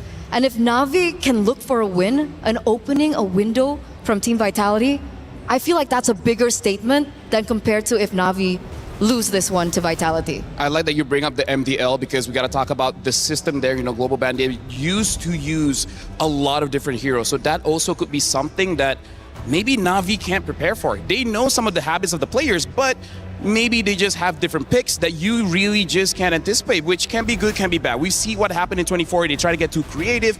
It didn't work out. So for this one, I think just keep it simple. Give Vival an assassin, give Fumieko someone that can go to the back lines or set up for a kill, and then you're going to be good. The rest, just look at the matchups. And something that we also did not see, but we got to talk about is that key, right? Because yes, getting the trophy is amazing, but what if you have to watch your key get crushed? Not only did you lose, not only are you the first loser, that's right, your key is going to get crushed. That's going to be heartbreaking. Which it is. It is truly heartbreaking. I always say it, sometimes it's better to lose very early on versus losing at the very last opportunity and having that key crushed. When you knew just moments ago you were protecting it, it was in your hands. That is absolutely brutal. And let's not forget, you can use up to 3 crushed keys for your own trophy. And you better believe if Na'Vi wins, they're using Vitality. If Vitality wins, they will be using Na'Vi. That's another element that you have to also account for. EWC, it's brutal, but being a champion is tough. It's never easy. Speaking of, I think actually if Vitality wins, they will get Na'Vi, Falcon's ID, and Genji. Yeah. I feel like those are the 3 keys that they want to get. And honestly, looking at the players here, I feel like for Na'Vi, they're looking very relaxed. I hope that's a good thing because, you know, sometimes when you're also too relaxed, just some things just escape your head. So coach to coach, who do we think has more legacy? Well, I mean, I guess you would have to assume on the Vitality side. But who do you think is going to have the biggest impact here? Because we talk about the players so much, and rightly so, but the coaches also have a tremendous impact. So I'll talk about King Salman. You can talk about Cassius here. King Salman, sometimes he does go for flexible picks in the first 3. In MWI, for some reason, he hasn't flexed it a lot. Like, he's one of those guys that will pick up the Akai, which you think will be jungle, but then all of a sudden will be a roam. I don't think he's going to do that here going up against Vitality. Looking at the body language, I feel like King Salman is letting them know, we're just going to do what works. I'm going to give heroes that you guys are really comfortable with, and then we're just going to play off of that. I think he's making the players play on instinct, and then he's just going to have the easiest path to victory using the Occam's Razor. Sorry, are we getting a new map? Is that what? Well, it's still like us. Bro, that would change the draft. Yeah. We talked one coach. What about the other? Cassius has a lot of experience under his belt. He's been playing for MPL. He switched back as well to the Women's League. And he's been around with Vitality for the past 2 years, including this one. So he definitely understands the players. He's been with them for quite a while. And the thing about Cassius is that sometimes in the first few bans, I believe, in their particular games, we do see some of the heroes being let go. Like, they don't necessarily go straight for the throat. They don't necessarily go for the respect bans, because I think for me, they want to still test drive a little bit, figure out whether or not it's imperative or not. So we'll see if that actually does happen in game number 1, or they respect Na'Vi PH so much that they're gonna actually start the respect bans straight up. We move into Flying Cloud. The first draft is now officially underway. And the question remains, will we see Vival on that assassin? If not, can she win with her roster, irregardless of the assassin or non-assassin pick? And already, whoa, we're going quick. Holy crap. Very quick, very decisive as well. And it was one of the keys to victory, I believe, earlier on. BTR by Vitality. There goes the Akai pick. Okay, so this draft is going fast. So now I'm going to talk about the synergy here. Vitality, what I like is they bat out the Baxia. Make sure that Keishi does not get that, one of the best heroes. And then looking at Na'Vi, betting out the Marcel as well as the Hirara. Now we got to talk here. Vitality, they want team fight. They got the Arlet, they got the Lilia as well as the Akai. Akai, Arlet, best combination. Lilia able to beat out that tank, which they know Na'Vi will probably get. Now let's talk about Na'Vi here. They pick up the Eve. S-tier mage, Claude, S-tier goat laner, and it's good because they counter each other. Now they're on the same team. It will be amazing. Alice, good counter towards the Arlet. Also, one of the best heroes so far in MWI. And remember how much we highlighted the mid-trio rotations coming in from Na'Vi if in case they want to try and pressure Vitality, especially in the early stages of the game, which is why the Yve pick here is very important to that. I wonder how they are going to help the Yve, especially now that we're going to the second phase. I want to know what kind of heroes that they're going to prioritize for their roamer in this regard. And this is very interesting. I was thinking that King Salman won't be flexing his heroes around, but looks like Coach Cassius is thinking that he might, because he still sees the Alice, but he's considering this Alice might go in the jungle, considering that Keishi has used that yesterday. So instead, they're betting out the EXP laners. For now, Esmeralda as well as Paquito is out. Freya is still open, but looks like they're going to ban out the Phoveus just to make sure this Arlet has a very easy time. I wonder if King Salman here sees this and is like, you know what? We thought of the Alice going into the jungle, but maybe it's better to be in the EXP just to match with the Arlet. Because I got to tell you, Eterna, you got to respect Fumieko. If Fumieko is able to get out of lane for that first turtle, it's going to spell trouble for Na'Vi. Definitely mid-game, late game. It's going to be very difficult to control there for Na'Vi. But obviously, there is still some room, but Glue gets picked out. It's looking like it's Alice jungle, and that's why they set up for the carry ban for Na'Vi. Intelligent, but it looks like VTR by Vitality have a Bruno on their side and the Bellaric. They know that there's dive coming in from the Claude and the Alice and the Glue. They pick up a lane bully of their own in the Bruno. But that last pick, Freya, might just change things. Okay, very quickly, looks like Team Vitality, they want to win the lanes as well as trying to win the team fight. A lot of crowd control, a lot of burst damage. For Na'Vi, they're going to play with the team, but now Ayanami is going to have a solo mission to try and kill that Lilia. Both teams have been champions before. Both teams want to be champion again. For Vitality, it's about protecting what is theirs. For Na'Vi, it's about regaining what they lost. It's the rematch of destiny. It's grand finals for the 2026 MWI. It's Na'Vi versus Vitality. Let's get grand finals started with Miracle and Gideon. Here looking over the land of Dawn, history is about to be made here. Both of these competitors have been looking eye to eye since 2024. 2025, they missed up their chance, but here in 2026 for the Esports World Cups, our very own MWI Grand Finals, we have Vitality facing off Na'Vi. And of course, let the games begin. It can't get better than this. A grand finals in MWI between the champions, at least 3 of them from the same roster of 2024 and the defending champions of 2025 in the home court of Vitality. It's going to be tough because we can already hear that extremely loud crowd here. I can't even hear you. It's tough, I'm not going to lie. But these fans, they're happy to see Vitality already on the big stage. But the real question is how they're going to adapt. How have they learned so far? By first blood rate comparison, 64% expectation for Na'Vi to take it away. Which is kind of crazy because then you'd think Na'Vi are the more aggressive teams. But if you look at the games of Na'Vi, it's because they play it so slow that first bloods come around for the first neutral objective. Let's see whether that's going to be the case. Looking at the emblem set overall, we have a lot of wilderness blessings coming out from the mid laners as well as roamers. They want to be quick across the map. But other than that, really, this Bruno on this Master Assassin making sure that Shell can bully it out and might even find a 1v1 here that's in her favor. She didn't win the trade necessarily, but she was able to get the wave in a very, very good spot for her to continue to bully Rianne on the Claude.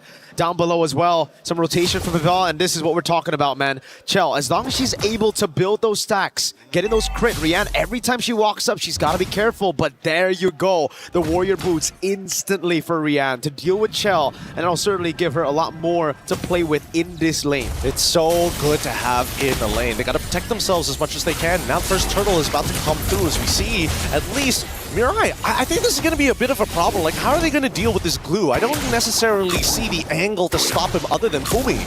At this point, it's kind of like ignoring the Patrick. Vival's just going to have to go in for the red tree. 50-50 against Keishi. Ayanami doing a good job. Zoning Fumi Echo away from this fight. That's going to the RWM drop down by Rain. As that's going to be City walking up with the glooms as well. Vivian and the rest of the team coming out as Keishi wins out the red tree battle. And now it's a big fight happening. It's looking good. Heavy Spin's even better. And now they want to get to the back, but they've already fought First Blood. Vivian! That's the First Blood raid coming around. That's a slam 7 to pass out to City, who's going to get caught with no black shoes. Ayanami gets the double. Vival's next in the chopping block. And it's a big triple for Ayanami. And so far, Navi more than happy with the way that they want to play their comp. They want to chase down their targets, get their resources out. And unfortunately, if the engagement is just a little too good, Vitality doesn't get that chance to retaliate. Not until Vivian hits level 4. We mentioned it. The reason the First Blood rate is so high for Navi is because they're so objective. Usually when you hear objective and First Blood, it doesn't go hand in hand, but for Vitality, they fell right into the trap of Na'Vi, again, setting up for that 5v5 and then taking it with this Freya. I cannot mention how important, I can't mention it enough, how important this Freya is in a draft team. It really is, and that's why I was so surprised during MWI. We didn't get to see as much priority on this Freya, on top of the fact that I guess everybody was trying to figure out the meta. Everybody was trying to figure out what was good. Let's keep in mind, the standards are there for a reason. And now we see that Vivian trying to open up this map.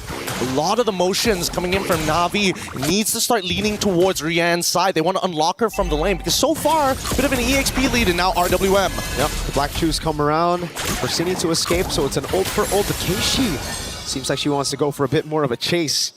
And there you go. It's just both teams going back at it. Chell, though. Wow, starting to really dominate this laning phase against Rianne. Yeah, it's looking very, very nice here. If they can just maintain this for another 5 more minutes, it will net them some pretty good profits. Not to mention on the opposite side, let's not forget that Ayanami is currently 3-0 and wants to snowball this lead. They want to kind of get her out so she can start dominating the jungle side as well. So well played by Rianne, though. Right after getting bullied, knows that she has enough with the Festival of Blood in their kit to just sustain back up, and she builds up a freeze with a rotation earlier as well from Mirai. Gold Crab, though, still will be monopolized by the Bruno. It will be Vitality who will look to go for the second turtle, and now it's about that pin down, right? Can you pin Keishi out? The thing is, with the Throne of Ruin, you get that CC immunity to get past the heavy spin. Oh, wait, hold on. First, they got to deal with Ayanami, who's already been chucked down to 50%. Forced to use the ult early here. Now the contest is going to be hard. They have to go for the fight with the timer on the Valkyrie Descent already. Vipop in the back line. That's going to be pure red tree. Keishi wins it out again, despite the Wrath of the Dryad already used up the Throne of Ruin. Got her into safety. Fumi Echo able to escape. Slams him in the pass as she goes to the mount on Vivo. And now Vivian is caught in the midst of it all with the Revitalize. Oh, they're trying to hold it down. They could look to wait for the final slash. They have it, and now they get it onto Keishi. Final slash with Vengeance. Now Ayanami going in straight under turret, picking up the mega kill. Not enough damage for Vitality as Mirai goes in for the dive. Under turret, taking a lot of those shots and still able to get away with the pass. Meanwhile, up top is Shell going for the dive on Rianne, but she gets away in time as in the bottom lane. Keishi continues the chase, cuts the wave so that they can go for tier 1 in the bottom lane. They got to be tactical with this on all sides. In the middle of the war, what's happening in the side lane, Jail finding a slight advantage here and should be able to unlock herself and start double waving. At this point, Na'Vi had really good ideas. Even initiating a potential dive on that bottom side could have net them even more. But for now, let's call it quits. It's still a solid 2.3k. With the heavy spin, you guarantee the red tree, but when Keishi just pops in CC immunity, both Wrath of the Dryad and heavy spin, they really got to start staggering it. Maybe poking Keishi before the fight, but it's just so difficult because there's so many people to zone. It's not just Keishi, it's also not Ayanami. Yep. I mean, let's not forget about Mirai, right? This glue is going to be frustrating, and they have no dedicated way to kind of melt down the frontline tanks. If they engage, it has to be an all-in type situation, if not a bait for some bigger spells from Navi's side. But as we see the game continue to progress, now that they've unlocked both sides at this stage, and unfortunately for Claude, they still need to get the tier 1 up top side before he's done here. Navi is putting a lot of emphasis towards this top side. 22 more seconds until the next turtle spawns. Man, Vitality are playing a scaling game already this early on with Bruno and Lilia.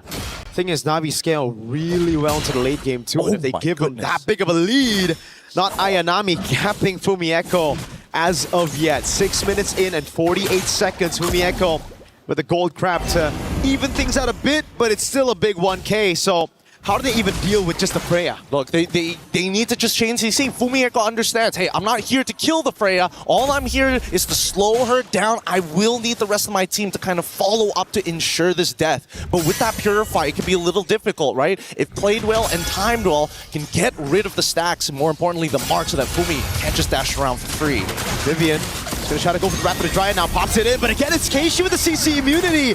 Vivian caught everywhere, all alone. Vivil's trying to peel to the back of the lines, but Vivian's just going to get shredded down by not Ayanami as the rest of the team will funnel into mid. Oh, now Vitality, once again, they just move their way. They tried to pinch them on with Mirai as well, but Vitality made the right call.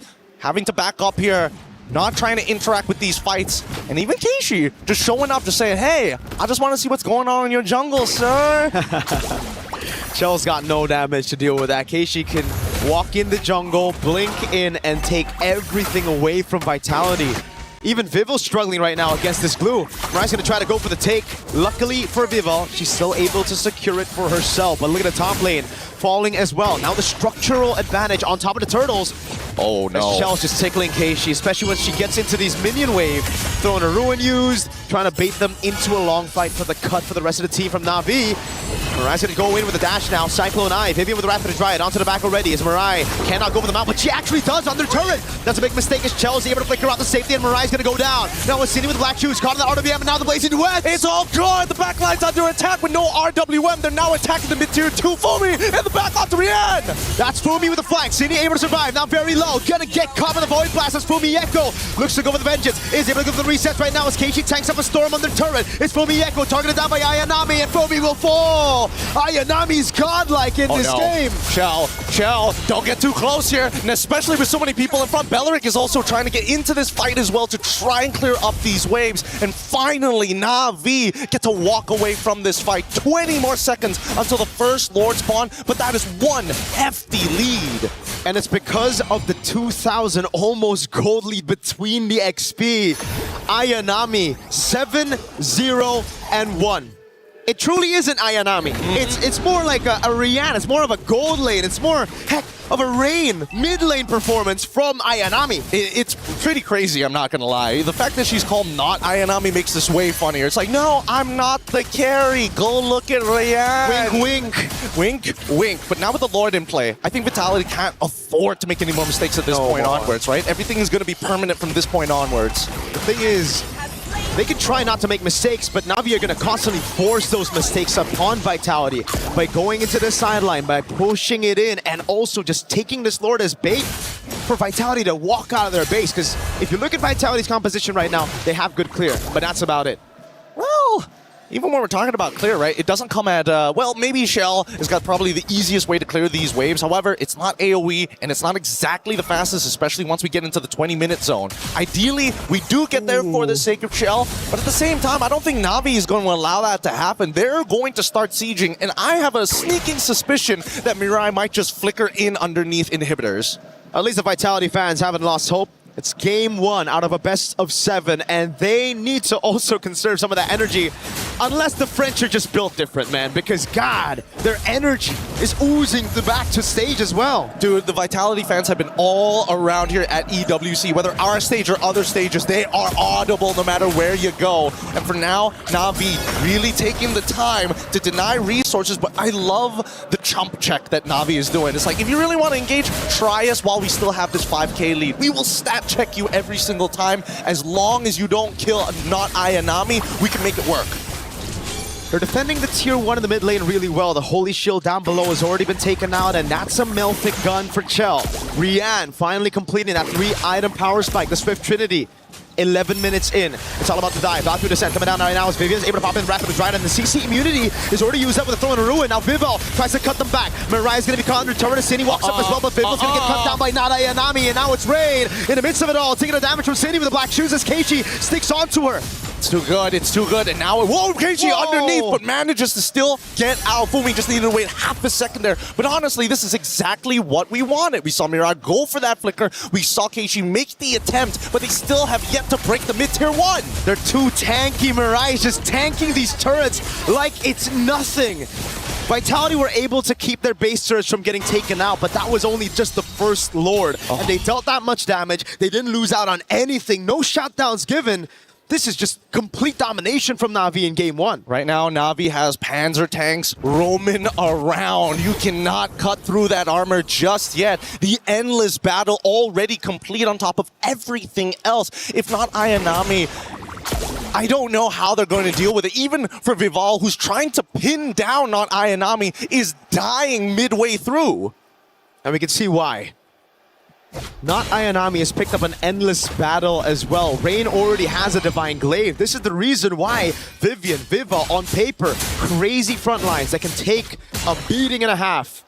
Not against this composition with this much of a lead right now. It's just too much to handle. 6.1k, but it feels like it's already at that 10k mark, but it's not entirely hopeless for Na'Vi just yet. Chell can still pull through. They just need to max out on their items. However, it will come at a huge investment as both sides contest for no man's land. Again, Na'Vi just doing a brilliant job forcing the errors on Vitality. Vival's going to try to go for the pin on Mirai, and it will work out. They will get Mirai, but now it's the Lord already taken for Na'Vi at the cost of just their roamer. They don't mind this. Whoa, dangerous stuff from Rian. Able to respond in time with the BMI, but for now, with his 3 and 10 score, Vitality, trying to defend, and Rian making a play. Oh God, right in the RWN, the Blazing Duet. Now it's the kite back for Vitality as Keiichi pops in that skill 1, had already used the throw in a ruin. Double 0-9, setting up perfectly for the rest of the damage dealers of Na'Vi. And the worst part is that now that Fumiko is gone, it's only just the Wrath of the Dryads that they have to worry about. The heavy spin was also used in the middle of that interaction, so now that Na'Vi sees all of these checkboxes being ticked, outer turrets will be destroyed, a guaranteed inhibitor on bot side. Can they convert this even more? Can they find that winning fight? Yeah, Chell really wanted to clear this Lord before he got the charge, but it will be guaranteed in the end. Lord with the Triad charges into the bottom lane turret, giving Na'Vi the far lane advantage for the next Lord. Now in the tier 2 in the mid lane, it's Rain and Rian. The double R's working big together. It's all about defense again for Vitality, but we know from Na'Vi in the semifinals and the quarterfinals, after taking a loss to Galaxy Phoenix, they've learned it is just back to discipline, back to playing the textbook game after getting a big lead at the start. You know, it's time to call Zipper and pull up the item list real quick. We need to see where Shell actually is currently in the game, because while you see 4 items already completed and a Winds of Nature recently being purchased by Rian. Love that. Until we see a Winds of Nature on Shell's side, I don't think there's that guarantee, you know? Big auto attacks, but if you get hit by that fully stacked Blazing Duet, how do you protect yourself? At this point, I don't even think she can go for the Wind of Nature. There's just so much damage to deal with. It's not just Rian, right? You go for the Wind of Nature, then what are you going to do against Mirai, Rain, and Keiichi when they go in on you? At least you can flicker out of those, right? The worst part, I think, has to be Mirai. I think that's like, if you get caught, there's nothing you can do. You're praying that you flicker out of the way, but at least the Winds of Nature can protect you from not Ayanami and Rian, which we're very used to seeing jumping into that back line. Mieko with final slash ready on Rian. Gets away with the vengeance. Now it's going to be thrown a ruin as Mirai's able to flag in the back line. Finding for Mieko Falco and Vivian now goes to the straight to everybody else, but Vivo is able to push her away. Now Ria with the blazing duel! And they touch him! They got him! Keishi just needs to get back out of there. 37 more seconds until the Lord, and this was the perfect angle. They found the pinch, they found the pull, but worse yet, they needed Vitality right into the corner. You can flicker out of one. You choose which one, and Na'Vi throw all the other 4 abilities at you. Now with Cine, can they clear? Na'Vi are not going to go straight for the Lord, playing it here just to try to get a little bit more pressure before the Lord spawns. But in the end, Vitality still have good wave clear when there's no RWM and any of those zoning tools. They're going to have to breathe for a moment because this next contestant is going to be extremely difficult for Vitality. Na'Vi has got him in a little bit of a chokehold as that bottom wave needs to be dealt with at all times, and Na'Vi instantly rushing this down. The beauty of having a Freya on your side. Quick work of the Lord. Quick with a Freya, a Claude, a Yves as well. It's just boom, insta gone, insta delete. The only one that can do it faster, maybe a Lunox and carry combo, right? Those are good. 8,000 gold lead. Na'Vi knocking on the base turrets of Vitality earlier. Now they're charging at it. They're bringing in their catapults. They have their siege equipment. And we get to see the replay again. Yeah. What went wrong here? A lot of it just comes down to the formation just breaking in half, right? They had to decide whether to be on the left side or on the right side of the purple buff pit. And as soon as they got broken in half, that's where we started to see problems. I think that at least for Vitality, they need to recognize, yes, there are ideal fights, but there are some key problems that they can't deal with. Number one is Mirai. If they commit any ultimates to Mirai, it's not going to work out mathematically to deal with not Ayanami. And yet, here we are, Lord pressing in. That's a big resource spent already, man. Na'Vi were able to bait out the final slash. Now it's Mirai under turret, down below. It's the Lord already. Vitality trying to keep these base turrets alive for as long as they can. RWM with the throw to Ruin! Coming down, but it's only going to land on 2. But that's going to be Vivo with a heavy spin, pinning them down, and that's a good taunt onto Keishi. But it's Rian with a killing spree! It's not over just yet. They want to get that mid inhibitor first. The Lord does go down, and Vitality might have to respond here and now. They want to go for the brute force onto the base turret. They take it down, but Mirai so low as Chell is going to go down. Very low one. Now with the Rose go mid here, Rian gets her down, and it's a killing spree terrain. Revitalize is already through, and Vival trying their best, but the base is under attack. Na'Vi say objective. They stick onto the crystal. They lock it down, and they don't give Vitality a chance to come back. It's game 1 secured in this best of 7. Okay, lesson learned, lesson learned. Na'Vi, they've got something up their sleeves with their 2 side layers, and not to mention the access to the Freya. That's something that Vitality have got to remember for this upcoming matchup, because dear Lord, Fumiko, difficult after that first death, so difficult to recover. Super difficult, and I just think it's an Arlet thing, right? It's always about snowballing early. If you don't get it, you're kind of chopped. Yeah. Well, we're just going to have to leave the panel to discuss about it. We're throwing it back to the studio right after these messages to break it down for all of y'all.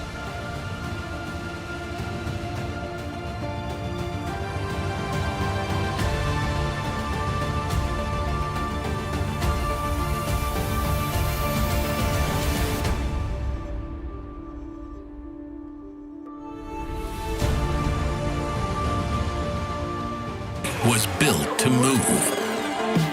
Not trapped at a desk in one singular posture for 12 hours a day. It's time your chair evolved. This is Secret Lab Titan Evo. Ergonomically engineered for you. Gamers, hybrid workers, artists. Backing your every move. Grand Finals is already off to an exciting start as Na'Vi get the job done, winning map 1 in our best of 7. Vitality forced to answer back. And this is reminiscent of, honestly, Vitality's run, not only in semifinals, but even before that, dropping map number 1 only to come back even stronger in the next. But can they? It's Grand Finals time and anything can happen. Hey, welcome back to our desk. Map number 1, Na'Vi.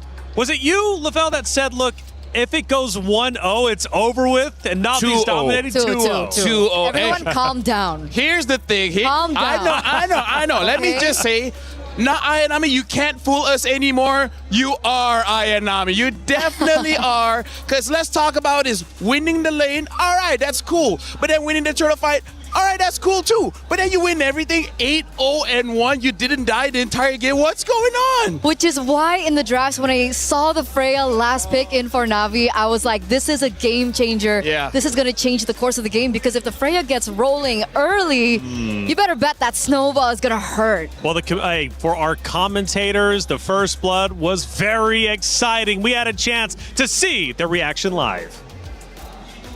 50-50 against Keishi. Ayanami doing a good job zoning Fumi Echo away from this fight. That's going to be the RWM dropped down by Reynes. That's going to be Cindy walking up with the glooms as well. Vivian and the rest of the team coming out as Keishi wins out the red tree battle, and now it's a big fight happening. It's looking good. Heavy spin's even better, and now they want to get into the back, but they've already fought first blood. Vivian! That's the first blood raid coming around. That's a slam 7, a pass out to Cindy, who's going to get caught with no black shoes. Ayanami gets the double. Vivo's next in the chopping block, and it's a big triple for Ayanami.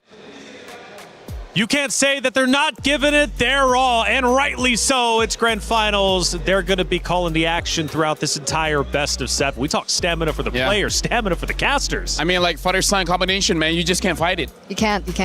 Just OP. They got that bond, you know. It's a long story. We'll tell you one day. Okay, one day after this broadcast, hopefully. Yes. And, hey, check it out. We got some more moments, though, taking place in that map number 1. And we'll take a look at our first action of the game. And there's going to be a massive fight around one of these turrets. We're now 8 minutes in.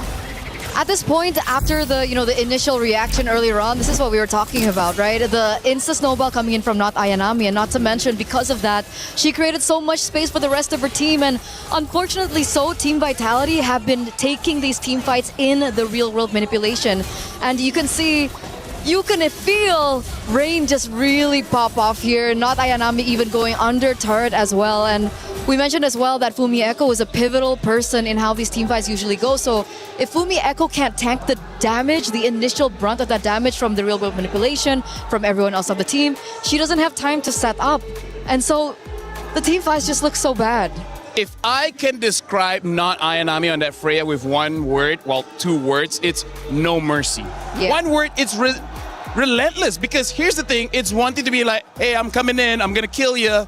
But then she's like, all right, I'm backing up. I'm kidding, I'm going in again. She doesn't stop. It's the mind games. It is, and let's take a look at our second action of game number 1 and see how it ended up unfolding. I'm sure we're going to be towards the tail end, 17 minutes in, and the base, it's under attack. And again, this is what we're showing that Na'Vi, they're relentless. This is one of the safest places for Vitality. And then they just go in because they're like, you got 2 turrets, you still got your base, we don't care, we're going in. At this point, the damage coming in from Na'Vi is just a bit too much. See, they go back and like, you know what, never mind, going back in again. They don't stop. The moment you feel like you're gonna get some breathing room, they just say, nah, fam, we're kidding. We're going back in. And you can tell Rian is so comfortable as well on the Claude, because after all that opening coming in from not Ayanami, you would think that, okay, the initial brunt of the damage is done. She's the core, but then you completely forget about Rian on the Claude, and she just goes in ham. Wind of Nature, blazing duet into the back line, and Shell has nothing to offer in that situation. Tough break for sure. What is chat saying? Let's take a look at some of the comments after that map number 1. We got some spicy picks. That glue.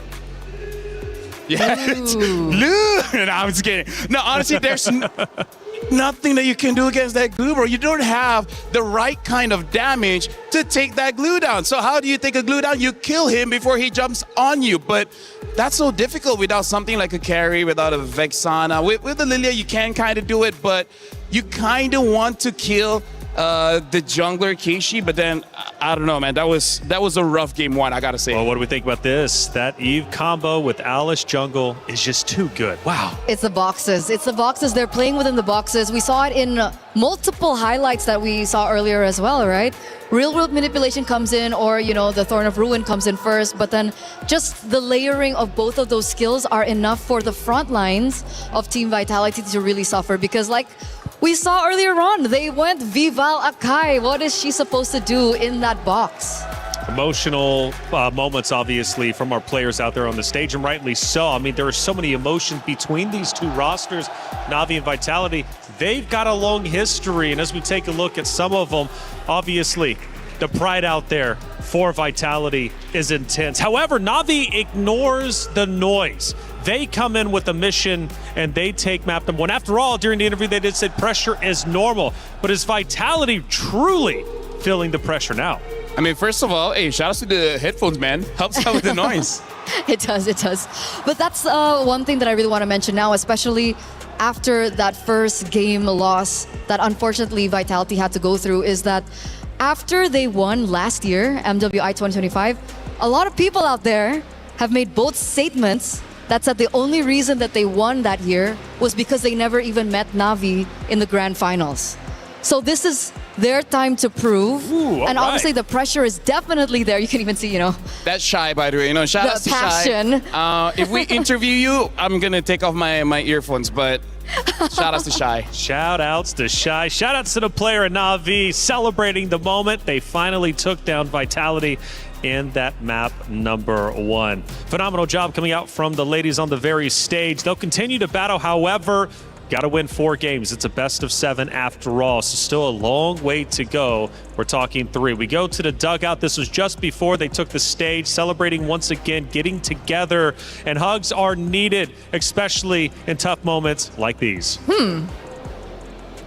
Explain No, it's nothing. I don't want to be professor in body language again. I can teach you after this. Okay. We take a look at Rain and her stats, and remember, she's got one of the highest KDAs in the entire tournament. 92%. And again, honestly, if you look at the items, after she got that Ice Queen 1, it's basically over. Because for Team Vitality, they have a lot of front lines. And then if you're stuck in the real world manipulation, that's basically GG's. Yeah. And then Divine Glaive, and then Wishing Lantern. Imagine being a frontliner. It's a nightmare. It's I'll over. tell you what is not a nightmare, but a blessing is our Level Up series. And it covers everything Esports World Cup. This series is truly special. You need to check it out. A lot of people are haunted by their past. I'm inspired by it. They're not just playing for themselves, they're really playing for their entire family. They have defeated their demons! They have crushed the curse! There. For every click, every clutch, every respawn. We were there for the years of grind, and we're here. Now, the proud founding partner of EWC. Powering the biggest event in gaming, shoulder to shoulder with the world's best. Making history. Greatness deserves a stage. Lenovo Legion. Reach your impossible.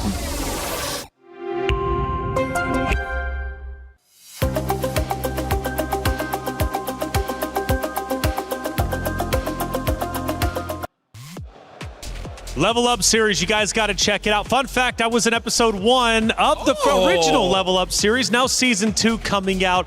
The cool thing about it, it's on Prime, and they go through the entirety of the Esports World Cup, and they tell the story like no other, bringing in players, focusing on interviews, of course, with org owners. They focus on everything EWC related, and it truly is remarkable how much coverage that they get. Esports World Cup, I think we could all agree, revolutionized what esports truly is. And now with this being year 3, they continue to do the same. So Level Up series, check that out.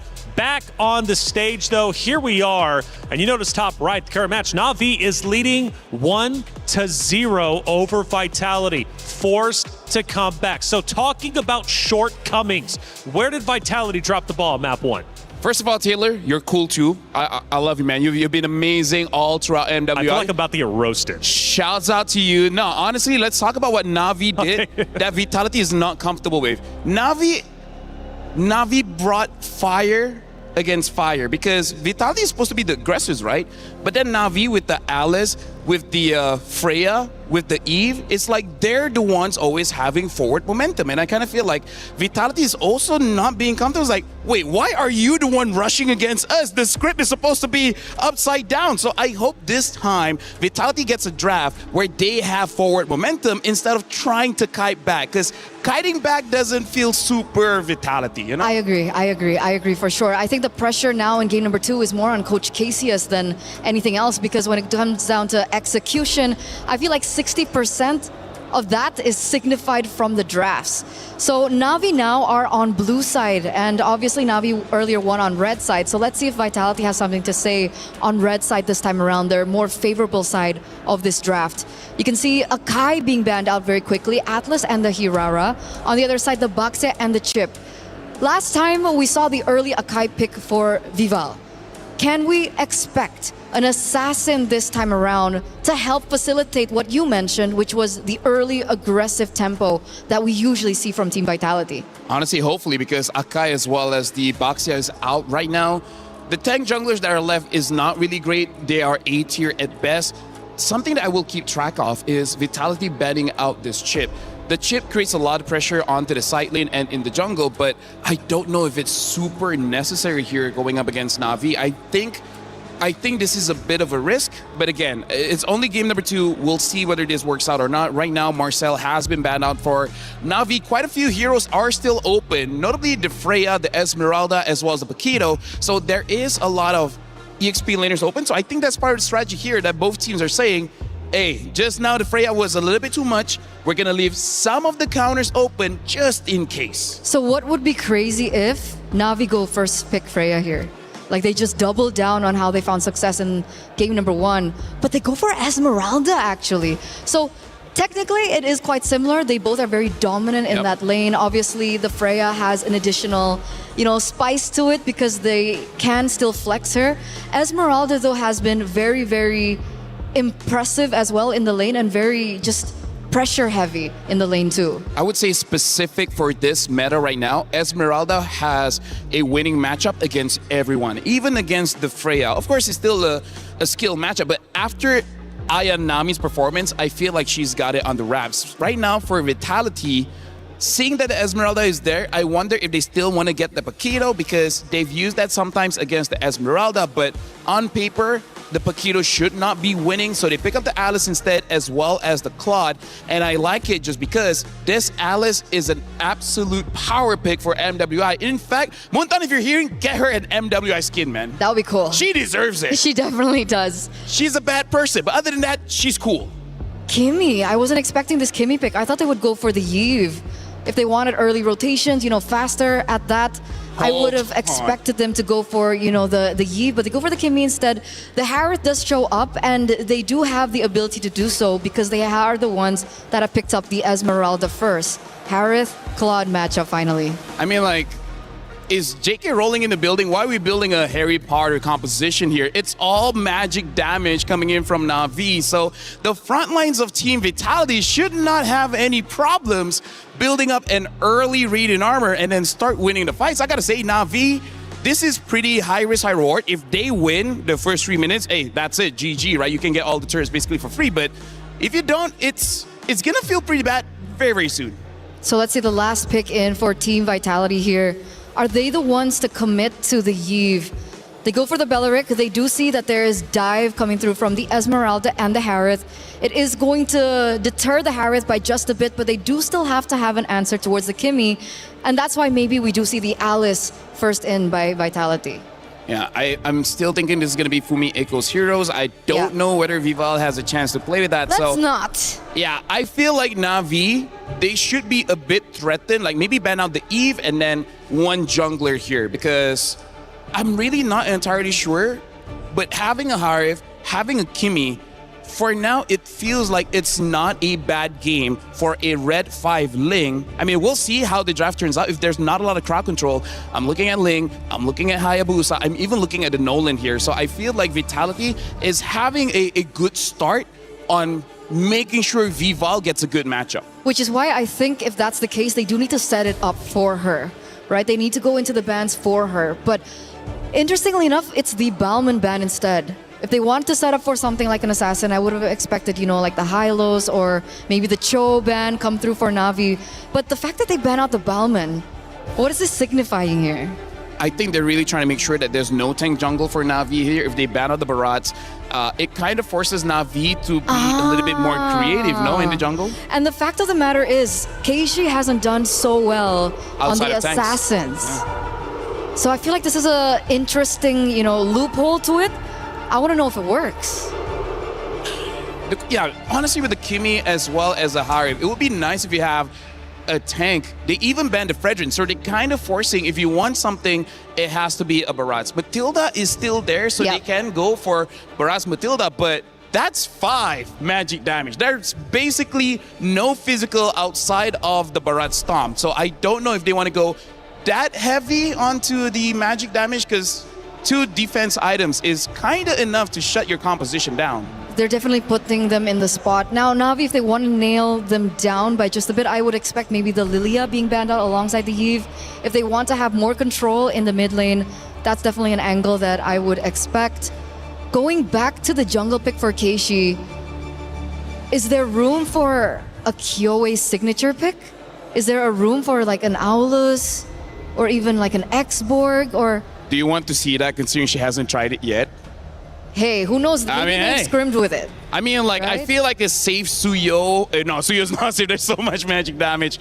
Honestly, I have no idea. I think a Hayabusa might still be okay-ish. I really don't know what is going on, especially because Na'Vi has put so much egg in the magic basket here. So I feel like it's better just to pick up your mid. And then after the last 2 picks of Na'Vi, I would feel a bit more confident picking up whatever they're already planning in the jungle. Well, I mean, Ling's banned, so they're not allowed to pick that up here in this second game. They still pick up Nolan, no? They go early Nolan, so no surprise factor whatsoever for that jungle matchup.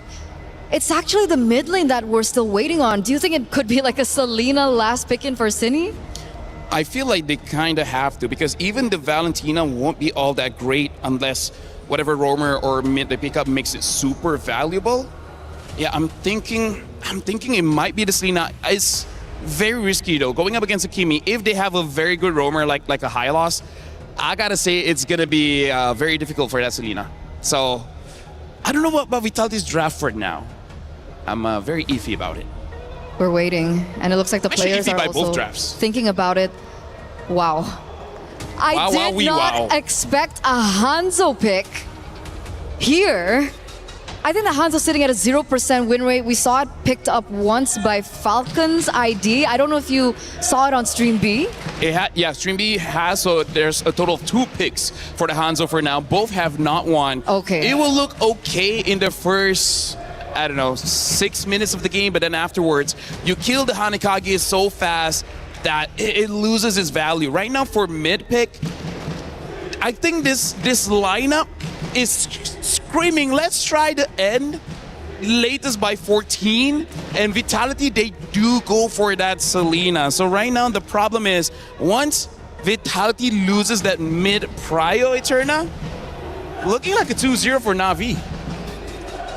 Let's see if it will be. Vitality, where you at? You gotta step it up. You're down 1-0 in the series. I know it's early, but you can fall behind in the blink of an eye before you know it. For Na'Vi, however, they're off to a stellar start, and they look poised and ready to potentially go up 2-0. However, it's up to them to decide. It's Na'Vi versus Vitality, the rematch of destiny here at the grand finals of MWI. Let's get map number 2 started with Mirko and Gideon. Everybody's been waiting for this match. Nobody would have expected the drafts to look like this, but if you're wanting to be the best, you got to show that you can play at your best as we head on in to the land of Dawn. I want to see how this magic damage is going to be applied.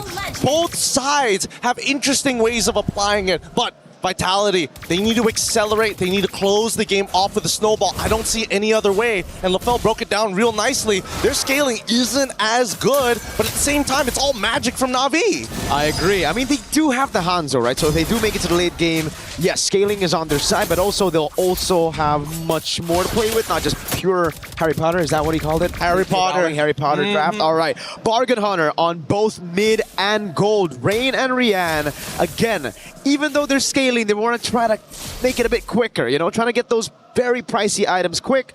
But you got to be very, very careful. Because you go for that, now you're losing a little bit of that combat stats, those combat stats that you would usually have. Yeah, especially in the laning phase as well, right? I feel like if any big mistakes do happen, naturally, I think that Na'Vi is going to either lean into it, and the same can be said about Vitality as well. They do have some early vision thanks to these Abyssal Traps, but at the same time, you never really know. Where is Cine going to come from? Where is she going to attack? And if Rain is going to specifically get hit by an Abyssal Arrow. All right. Chell in the lane against Rian. Oh, she actually takes it. The BMI. Vivil's going to walk up now, trying to go for the damage. Oh, the Purify out, the Fracture as well. Vivil's going to get taken very low. No punish right now. It's just the Purify out. A bait on the battle spell. And now, secondary attack. Cine looking for an angle on the opposite side. The Abyssal Arrow does not connect, but they're holding each other hostage here. And yet nobody wants to truly fully commit. Oh, that could have been really good. They already got the Purify out, but Rian's a bit too aware for that, knows that this mid lane's been missing for a bit too long, and that means it's full prio for Na'Vi. Rain and Keishi on the turtle already. Now as Vitality try to look for an entrance into this turtle pit. And look at Mirai, ever vigilant, making sure that this Nolan has to go hard. Fumiko not at level 4 as they're about to begin this fight. Great taunt right now as Keishi jumps in with the Pinnacle Ninja. It's going to be the all-in. Oh! Goes in, but Fumiko's the one to take it as Vivo gets away. AOG already as Vivian is able to escape, but not Ayanami picks up first blood. So it's a turtle traded for a kill, and both XPs are the ones on the board. That's a good taunt right now onto Fumieko and immobilization as well that forces the Throne of Ruin. It's already out now. Ooh, Zini unfortunately does not connect with the Abyssal Arrow as they go back to neutral states. Really surprised that out of everybody, it was Fumieko who actually gets it, and now a dive on the bottom side. A cancel straight up on the Blazing Duet.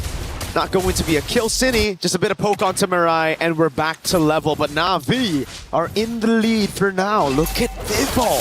Spawns up, goes straight, booking it into enemy purple buff. That's Grand Theft Purple, Leo. Oh yeah, they've gotten it. They've gotten it successfully. They've got the stars for it. As not to mention, they go back to where they need to be. And I love this from the side of Vitality. They are making sure they are covering and not wasting too much time taking camps that they don't need to. They gotta be proactive because that's what their composition needs to do. So now it's back to the slow game. Keishi just trying to read out Cine. Has a good read on her. But remember, damage. Oh my god, Cine gets an Abyssal Arrow on Rain. Forces the flicker. And it's also an aggressive flicker from Cine. My god. Honestly, was pretty close. I think, you know, if that second half of the leap connected in a single auto attack, I think that should have been more than enough. But still, they still get it again. They've got the battle spells, and with that 100-second cooldown, they can look to maybe try and connect another arrow, ideally. But even for looking at the other people who actually needs that snowball, Vival in particular has yet to find that one kill to accelerate her in this game. Oh, good take by Rian there. Takes it away. And yeah, if it's not just the arrow, right? If you already have Flicker burnt out, now it's that dash skill of yours. Once you use that jetpack, it's Vivil's turn and Fumieko to hold you down for a Wrath of the Dryad combo. You got major AoE skills here with a Flicker. Yeah, let's keep an eye on this for now, as both sides are looking to go. Flicker is about to come back up for Vival as they proxy that bottom side and even force out the Salmon Force. Yeah, they just burst it straight out right now as Keishi jumps in onto Vival. That's going to be the AOG to follow it up, but Vivil's going to be able to escape right now as Mirai is caught with no AOG and pops in her Revitalized Vivian. Same predicament. It's both the roamers just falling here. Vival picks up the kill, and onto the side, I believe it was Rian. This was an interesting sequence because both sides had two separate ideas. The arrow connects the Throne of Ruin. That's what we're talking about. The flicker as well. Not even like close to. Wait a second. Bottom lane. Shell's gonna go for the Blazing West straight up onto Rihanna. Vival's waiting in the bush right now. Rihanna actually reading with the Synchro Vision. Crazy amounts of awareness now as Cine is able to bait out Keishi from that spot, but she has to get away now. The falling star move for the chase as Fumi got away earlier. Oh my goodness, when are we going to go back to neutral states? I don't think we're not even done. We'll never do that. We'll never go back to neutral. we're still in the scrimmage here. Keishi. They are still fighting each other. Whoa, Fumieko wants to stick on Keishi with no Pinnacle Ninja. Okay, very bold, but now proxying the wave knowing that Keishi is there. Hey, are they not doing anything about this? Okay, I mean, can't. Fumieko is just like, try me, fight me. Both of you at the same time if you have to, ideally. You know what? I think I agree with LaFell, man. I think the Alice needs not just the skin, but needs like one of those MSC Farsa skins. Or sorry, was it Atlas? The Atlas skin that you need to roll for. It has to be exclusive. It's got to be exclusive. Or maybe something even further.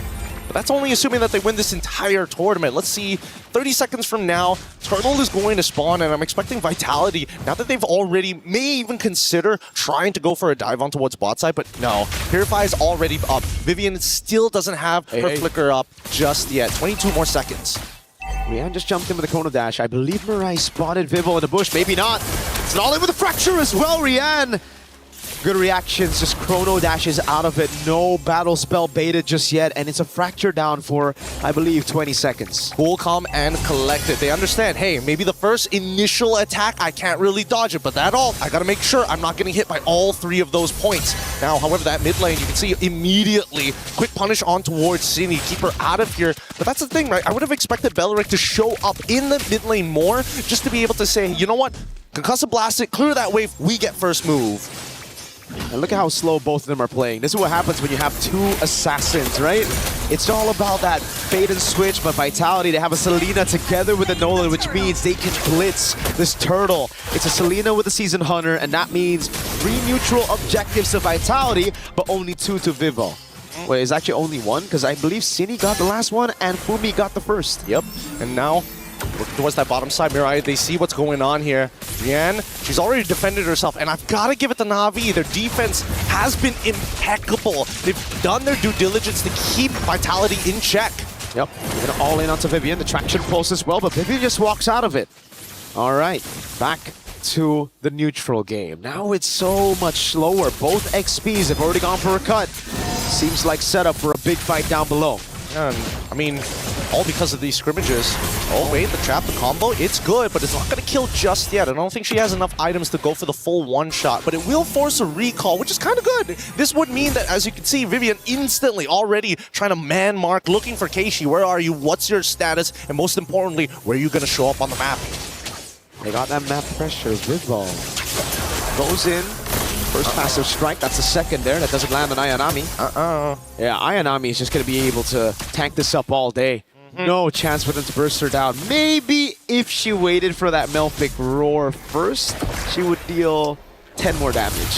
Just a little bit more. I mean, let's pull up the item list to really see whether or not it would have been the difference maker. Because if there is a lot of armor, oh, actually, right? Honestly, that would have been it. That could have been it. But overall, it's still a dangerous game. Radiant armor already completed by Fumiko. Every single person who has radiant armor, it's going to be way harder to deal with. That was crazy.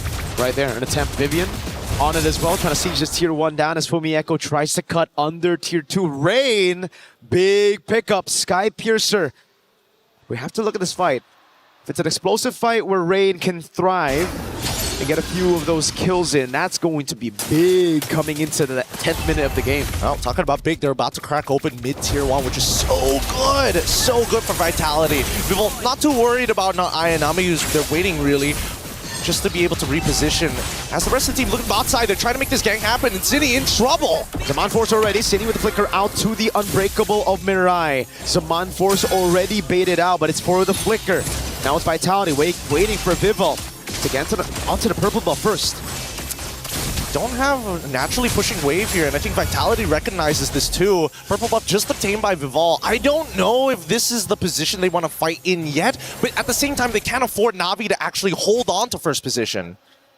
Wave mid is shoved in though, and Vivian wants to take an aggressive route into this Lord Pit. They're going to try to get that advantage on the side lane as well. Yeah. Sending Fumi Echo to cut under tier 2 up top. This is beautiful. This is beautiful macro coming up from the side of Vitality. The only way you're going to get Na'Vi to forcefully move is if you start taking some prime positions. Yeah, sure, take the Lord, but if we're shoving out mid, what are you going to do? You can't afford to get flanked. And that's the Falling Star Moon, if I saw correctly.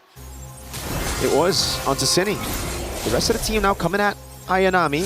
Wave up top is going to take the tier 1 down. So Vitality, take any structures, just the macro control as Na'Vi have to just group up. This is the nature of their composition. It's built to team fight, and it is not good at splitting up to deal with these split waves.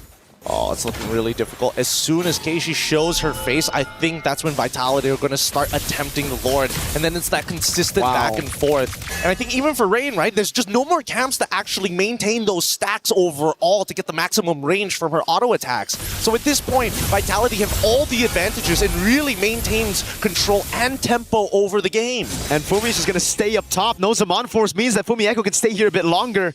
Goes for the cut again, this time with a bit of backup though. So Rian, she decides to walk up. It's going to be very scary. Vidball, what a bush to hold right here. Trying to go for that cut. Not on the minions though. on a player, Rian. She's selling it. Might just fall into it. Throwing a room, gonna be used up, and now it's gonna be the fracture as well. Force comes in, but Bimble pops her there. City gonna fall as well. Keishi can be very low. But Echo with a flicker in onto Keishi. Now it's Chell the Blazing Duet. The rather Dryad taunts Mirai, and now she's gonna get double taunted, not able to get the AOG in time. They're dancing around now. Ayanami must peel, and Rain is telling them to stay back, demons. Go to the Lord where you belong, and Vitality is more than happy to oblige. Impeccable macro from Vitality. They play up top, they push it in, they bait out these resources slowly but surely, and they build upon those small wins. It's so good. And I love the fact that you don't even get to see this very often with some of the professional teams in the regular leagues. Vitality is so good at pushing and pulling, but also taking advantage of the space. You plant people when you take the space. It's just ridiculous how good they are able to execute this very difficult to execute composition. The Abyssal Arrow really lands. We gotta breathe, we gotta breathe. And even a Zaman Force coming out from Rian here. I don't know if Na'Vi is losing composure, but you can also tell that Vitality, they're not slowing down with a 6K lead. Oh god, good taunt there. I don't think they're gonna lose on composure just yet. They have a very good composition to bring it to the late game, but the Abyssal Arrow lands again, and the Wrath of the Dryad is just barely missing out on the front line. Vivian with the Blazing Duet, or sorry, rather, escaping away. The Blazing Duet comes in from Chell, and they burst Rian down through the Zaman Force. Keishi with the jump. Vivian able to escape right now, but Keishi chomps her down and gets a shot. It's Cindy running away as Keishi continues, but she ran out of time as Chell goes into mid, takes the base turret down, and it will be just one base turret with the First Lord. Honestly, all things considered, pretty good from Vitality. They get an inhibitor, they put both of them really, really low. They got a kill onto Rian, which is even more impressive. And not to mention, all they had to sacrifice it was Vivel, who was already doing significantly better than Keishi all throughout this game. I know that Chell was ahead, but I didn't know it was by that much. I know Viva was ahead, but I didn't know it was by that much as well. It's a 2,000 gold lead for the jungle and gold, and that's why they were able to just pop Rian straight up on the Harith. Well, let's also not forget about the supports here. We got to show some love over to Vivian. She's been playing a really strong game. I mean, so far, the fact that she already has like a 1.5k lead against another support is good enough because the stats that are coming out of her, it's just, what do? Half the time, Vivian can just stand in your face and absorb that damage for free, and it feels like you're hurting yourself more than anything else. They still got a composition to play in the late game. Maybe going to be caught now. Pops in the Wrath of the Dryad, finds everybody, but there's no throw in a ruin. The Alice is in the bottom lane, and it is a punish from Na'Vi over on Vital Chell.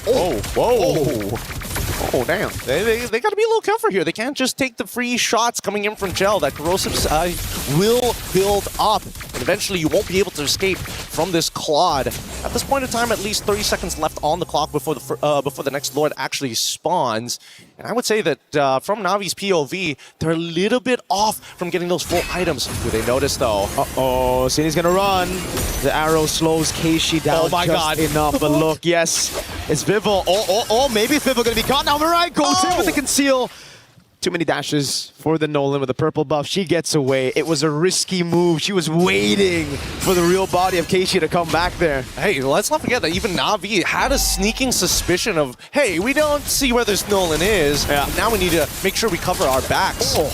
Look at that burst. My goodness. It's all up to Keishi, though. Whoa. She hasn't entered the AOG as well. Vivel's going to have to go for the steal right now. The 50-50 goes to Vivel. Blazing Duet in the winner crown already as Mariah's already used the AOG, and now it's a throw in of Ruin, only locking down one. It's a blinking forward again as Vivel tries to stop with the side. They're trying to chase them all the way through. Ayanami falling star move. Vivel gets right past them, and we're finally done with the chase. One singular wall keeps them separated. The arrow lands on terrain. There's no one there right now, but Zaman Force has already been baited out as the Lord spawns in mid. And Keishi's back up. She's going to try to go for a little bit more poke. But she just gets caught. Almost a good read on that body. I don't know, because right now, if Vitality want to take advantage of the fact that Rian doesn't have that Salmon Force, they need to start pushing this wave right now. It's low. It has a low cooldown. It's going to come back in time. It looks like Vitality want this synchronized wave. Salmon Force already out. Fantastic pull by Na'Vi onto the Lord, into the bottom lane, but the Lord will already take down that base turret together with Vivel. Now she goes on to Ayanami with the help of Chell, tearing through that health bar. It's the Abyssal Arrow again. That doesn't land. Vivel's already down. Throwing a ruin. Lands on two right now as Chell pounds the Blazing Wind onto Ayanami. And she's going to get bursted out by Vivel. But the rest of the team now camping down onto City. Chao will be taken out by Keishi. This is Rian's moment. She can turn this all around. They've cleared the wave. They've cleared the problems. And now they hold strong. A near clean wipeout as Mirai just made sure, you know what? At least we know for a fact that Fumieko, she's out of there. 3 base turrets, but Na'Vi show more than signs of life. They got signs of winning this thing with a comeback. It's the scaling that we were talking about from the start, Gideon, that is now really showing. Rian's doing ridiculous damage. Rain as well, and especially with the help of the Crystal. Oh, they're bursting through Fumieko! They can do it. Forcing the winner crown. Mirai's right there, but Fumieko has to burn the flick, which means she can't use it aggressively for the next 120 seconds. Oh man, the Lord is going to spawn, and Fumieko is still not going to have her flicker back up. Damai's repurchased here. What can you really do about this? They gotta breathe for a second, because as we see this game progress, I'm thinking of bad habits that they can exploit. And so far, I think that Vitality has really rung out all the tricks in the book. I don't see any other mistakes being made by Na'Vi, and their defense has been immaculate now that they've figured out the lines of attacks that we see consistently from Vitality. Divine Glaive pickup for, I don't know if it was Rian or Rain, but I saw Divine Glaive, and either way, that'll really help this Harry Potter composition. The magic damage, it only is a problem in the early parts and when your opponents snowball. Once you get into those crucial penetration items, don't matter how many defenses you got. Radiant plus Athena, they'll shred through it all. Yep, they just gotta make sure that they can survive. Biggest damage so far, and not to mention that at least a quarter of it is gonna be true damage on top of it all, thanks to that Starlium Scythe. It's going to be difficult to play, but at the same time, it's really risky to open up the map, unfortunately, for Na'Vi. They kind of have to wait for Vitality to make that first move, but if they don't probe, nothing happens anyways, and they lose free objectives. Vitality still have the advantage, though, because of that base turret down below, right? It's going to be auto-slow pushing, which means they can continuously just reset the Lord and play it slow. The mid-wave as well is going to be crashing down, and they find the Abyssal Arrow on Mirai. Fumieko doing a good job zoning. Now Keishi pops in Pinnacle Ninjas. Fumieko's going to be caught, but has the blink away from the untargetable. But look at Vival. Already hiding back in the spot. I'm pretty sure they saw at least the dash, and yes, they check it open. Winter Ground's already used, and they go in further. They split them up, and now Mirai with no AOG is going to be caught, but still, oh, with the fracture! They deal with immortality. Fumieko, in the midst of it all right now, has the Throne of Ruin, pops in with a crown. Keishi has to go away, but Vival's going to be going in for the chase. City! Finds an Abyssal Arrow, lands it on Rain. Vival's right there to capitalize. The base is exposed, and Nanami cannot deal with this. They're going to have to leave Kenshi by himself. Start proxying that mid-wave. Kenshi, can they do it? Keishi's going to try to clear out these waves. There's just too many members on her. She gets the unstoppable, but she's returned to her body, and we are at 1-1 in this best-of-7 grand finals. You wanted to see one hell of a match. We gave you one hell of a match. Game 2 going over to Team Vitality, and this is what we wanted. The consistent tug of war, and I'm not going to lie. I was really thinking that this composition would eventually fall off, but they just kept on pressing, and I think the nail was there. Once those inhibitors were down, they could not recover from that point onwards on neutral objective takes. At least Team Vitality, they understand how to load the gun. The macro, the forced errors, the split. We get to see it again in that final skirmish. Vival taking a crazy angle back. We get a replay of the final defense, but man, what Vitality did there with this composition was just phenomenal. Really great stuff overall. I really hope we get to see more of this, right? Is Na'Vi going to still play that more scaling, comprehensive, tight style? And now we've seen so many of the bans. I think, you know, our panel is going to give us a better explanation. Let's throw it over them right after these messages.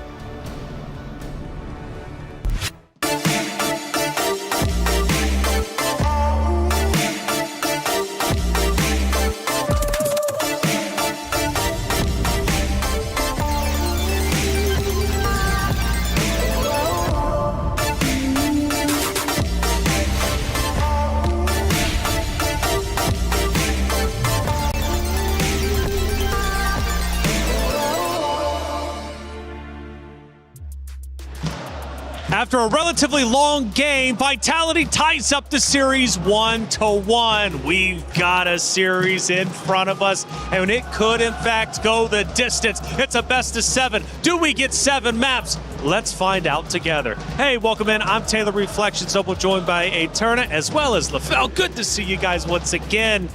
Hey, what was one of the win conditions we talked about? What put Vitality in home court for you, LaFell? It was Vival on Assassin. What does Vival do? Goes from tank to assassin. Hey, they get a win. Finally on the Nolan. You want to say something? No, all good. I want to hear you talk. You can talk right now if you want. I love your voice. Go ahead. Thank you. Anyway, Oh, she's blushing. we finally get the Nolan. And remember, it is one of her comfort heroes. I wouldn't even say comfort at this point. I think it was one of her power heroes being able to get that Savage on, and it really changed the tempo of the game. But of course, one of the main focuses was how they were able to facilitate the Nolan. And why LaFell was so adamant with the Harry Potter opening when he saw the first 3 picks from Na'Vi. Na'Vi! Hey, can they come back? That's the question. The casters have been pouring their heart into each and every moment. And there was one moment that took us all by surprise, including Na'Vi. It was Vival hiding in the bushes, and the casters give their reaction. And she's selling it. Might just fall into it. So in a room going to be used up, and now it's going to be the fracture as well. So Monforce comes in, but Vival pops her there. City going to fall as well. Keishi going to be very low. For Mieko with a flicker in onto Keishi. Now it's Chow the Blazing Duet. The Rather the Dryad taunts Mirai. And now she's going to get double taunted. Not able to get the AOG in time. They're dancing around now. Ayanami must peel and rain. Is telling them to stay back, demons. Go to the Lord where you belong. And Vitality is more than happy to oblige. Impeccable macro from Vitality. Vival must have been hiding in that bush, LaFell, for the longest time. I think it was at least probably 30, 45 seconds, but once the trap was sprung, she made the most of it. I mean, like, here's the thing. You got to wait for your opportunity, and Vival was able to do that. Part of the reason is because they were able to control the map so much that every bush is going to be very, very dangerous. By that time, she already had about 4 items, meaning that she can burst just about anyone, maybe except Mirai. So that also made it so that there's opportunity anywhere. She just had to wait. And then even if the initiation was kind of botched, the damage too much, she has so much dashes, there's nothing that Na'Vi could do to stop Vival. But around the 14-minute mark, there was a chance for Na'Vi to get back into the fight. We take a look at that moment, and Eterna, this was the moment I really thought, honestly, for a second, Na'Vi was going to be able to flip the script and maybe come back. There was a possibility, maybe, had they not allowed this to go so far into the later stages of the game, because you can see here they're trying their best to go for the defense, but it really was difficult. There was a really great opening, by the way, here by Fumi Echo, and I think, was this the moment where Vival kind of overstepped? Yeah, this is also one of those moments where, yes, they have a lot of magic resist, but Keishi is the one that's dealing physical damage. Yes. Made it so that her damage was not lowered at all. So part of the good and bad is that when you're over-investing in magic defense, your physical defense is going to be low, and Keishi took advantage of that. So what could have happened for Na'Vi in that situation? Let's say a perfect world, they protect their base. How could they have made that moment into a game-winning moment? Well, technically, it really depended on the item, right? Because we saw that there was no damage until we started seeing more Divine Glaives. And I think that was like one of the pivotal moments of how the damage really went through. Divine Glaive for Kimmy, I think, was a game changer in that respect. So I think as long as they were able to hold down their fort, wait for those Divine Glaives to come through, there was a possibility, because we start to see cracks in Team Vitality, especially when they went in for that particular engage. That was a big overstep by them. But the crack Na'Vi was waiting for was Vival, because I feel like they were waiting for Vival to come in, and then Mirai on that Gato Kacha taunt her so that they can catch her. But Vival has been so good on this Nolan, it made it impossible for Na'Vi to catch her, right? Basically, they did not have any answers for Vival on that Nolan, and that's part of the reason why we were so surprised. Game number 1, why did she go for that tank? You see how good she is with that assassin. Don't change the formula. It works. Keep doing that. I'm upset, Taylor. I'm sorry, man. I'm mad, and I want to I don't know why game 1 Vitality did something wrong, and then now game number 2, Na'Vi, why you... What? Ooh, now he perks. Interesting. You know, you got so many emotions, LaFell. I do. I'm still learning who you are. but it's fun because it's like a Pandora's box. Hey, I have 2 therapists. Rose is out there, and she's been covering everything, including the wild fans out there who have been going nuts for this grand finals. Shira and Funi. Girls, it is getting crazy. It's a 1-1, and the Vitality fans are going crazy. How are we feeling? I'm feeling great. Great, guys! Really? Great. You guys just lost game 2. Shira, what's happening? We will have a comeback. Come back. Okay, how do we feel about the atmosphere in the grand finals? The supporters here are crazy, guys. Vitality. Yes, home ground for Team Vitality. Now, as we enter game 3, what do you girls think will happen in the Land of Dawn? Of course, Navi BH will win! Vitality will only give 1 point to the enemies, and the rest of the game they will show who the queens really are. Wow. Funi, are you saying it's gonna be a 4-1 grand finals? Yeah. How did you say so? Because it has always been Vitality's place to be the winner. But there is always a comeback. No, they will only give you 1 point. We still don't know. There's still a lot of time that they will prove that Pinas lang ang malakas.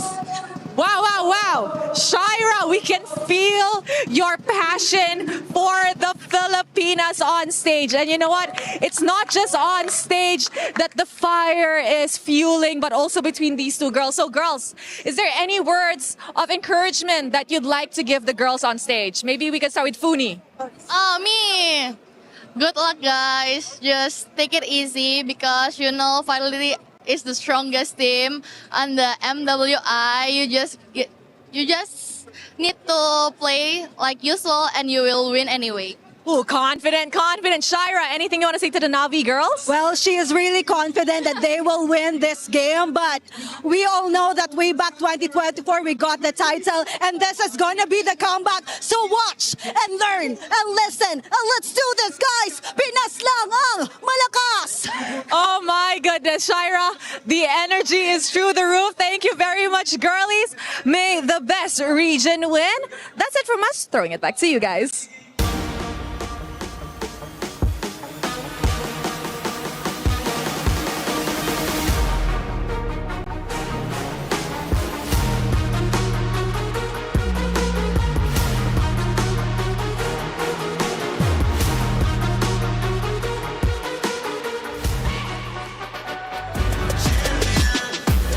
No regular thing, came for the ring, you know what I mean. You see my name in the lights, better get right, I'm champion.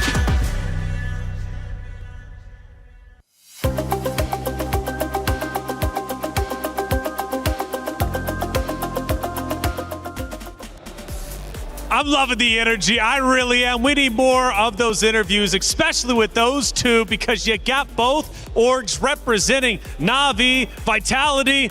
Rose, you got to get back with them, okay? We need an update a little bit later on. Hey, we also need a club championship update. Trav, what do we got? We're into the grand finals of MWI, and it's looking likely that Navi are going to go back-to-back at the Allianz Vault, but I've slipped away. I've made my way over to the Lenovo Legion Gauntlet, and Chris is here to update us on everything Dota.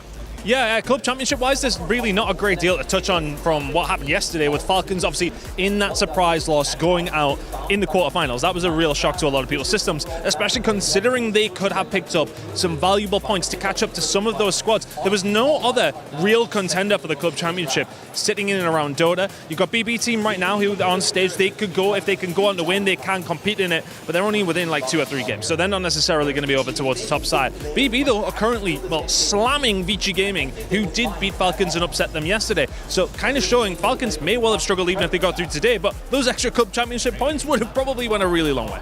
Yeah, well, it sounds like we're going to have a few shake-ups here and there when it comes to the club championship leaderboard at the end of this week, but we'll see how things progress. Back to you guys.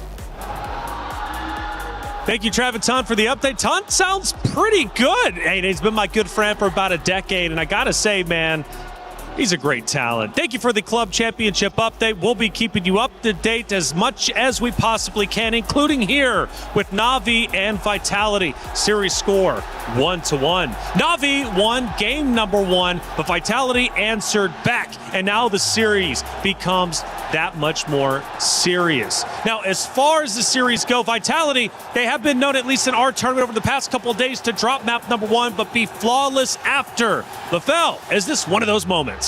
Here's the thing. I gotta say, Taylor, they gotta stop building PCs with just graphic cards, man. They need everything else. The thing that I didn't like in game number 2 coming in from Na'Vi is that they're just drafting the same thing over and over again, meaning like magic damage and then magic damage and then magic damage and then just one physical damage. There's no balance, right? Thanos himself said balance is needed all across the globe, and Na'Vi didn't listen, and that's why they lost. So this time, you know, balance.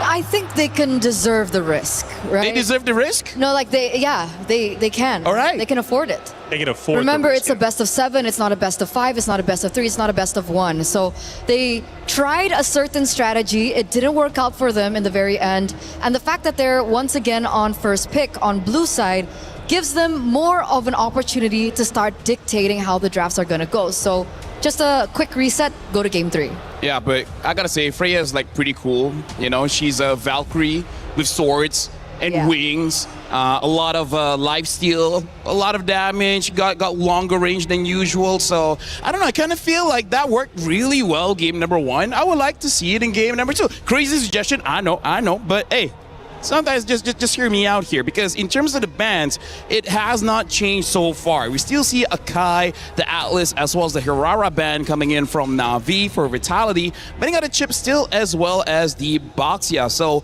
we saw Na'Vi in game number 2. They picked up the Esmeralda. I still think Esmeralda is pretty strong, but maybe just pick up something in the jungle that can help you out, because I also feel that's something that happened, right? All the junglers were banned, and there's nothing else for Keishi. And by the way, update on Hanzo, now we're up to a 100% loss rate out of the 3 times we've seen it. So avoid Hanzo if you're Na'Vi at all cost. And another one, she has not won with the Assassin. Yeah, still at a 0% win rate with her Assassins. Maybe she can flip the script here. And obviously, if they wanted to go, if they wanted to go for a Freya first, they could have looked for a ban early, I think, for like the Esmeralda, if they wanted to set it up. But it looks like they're still focusing in a certain direction.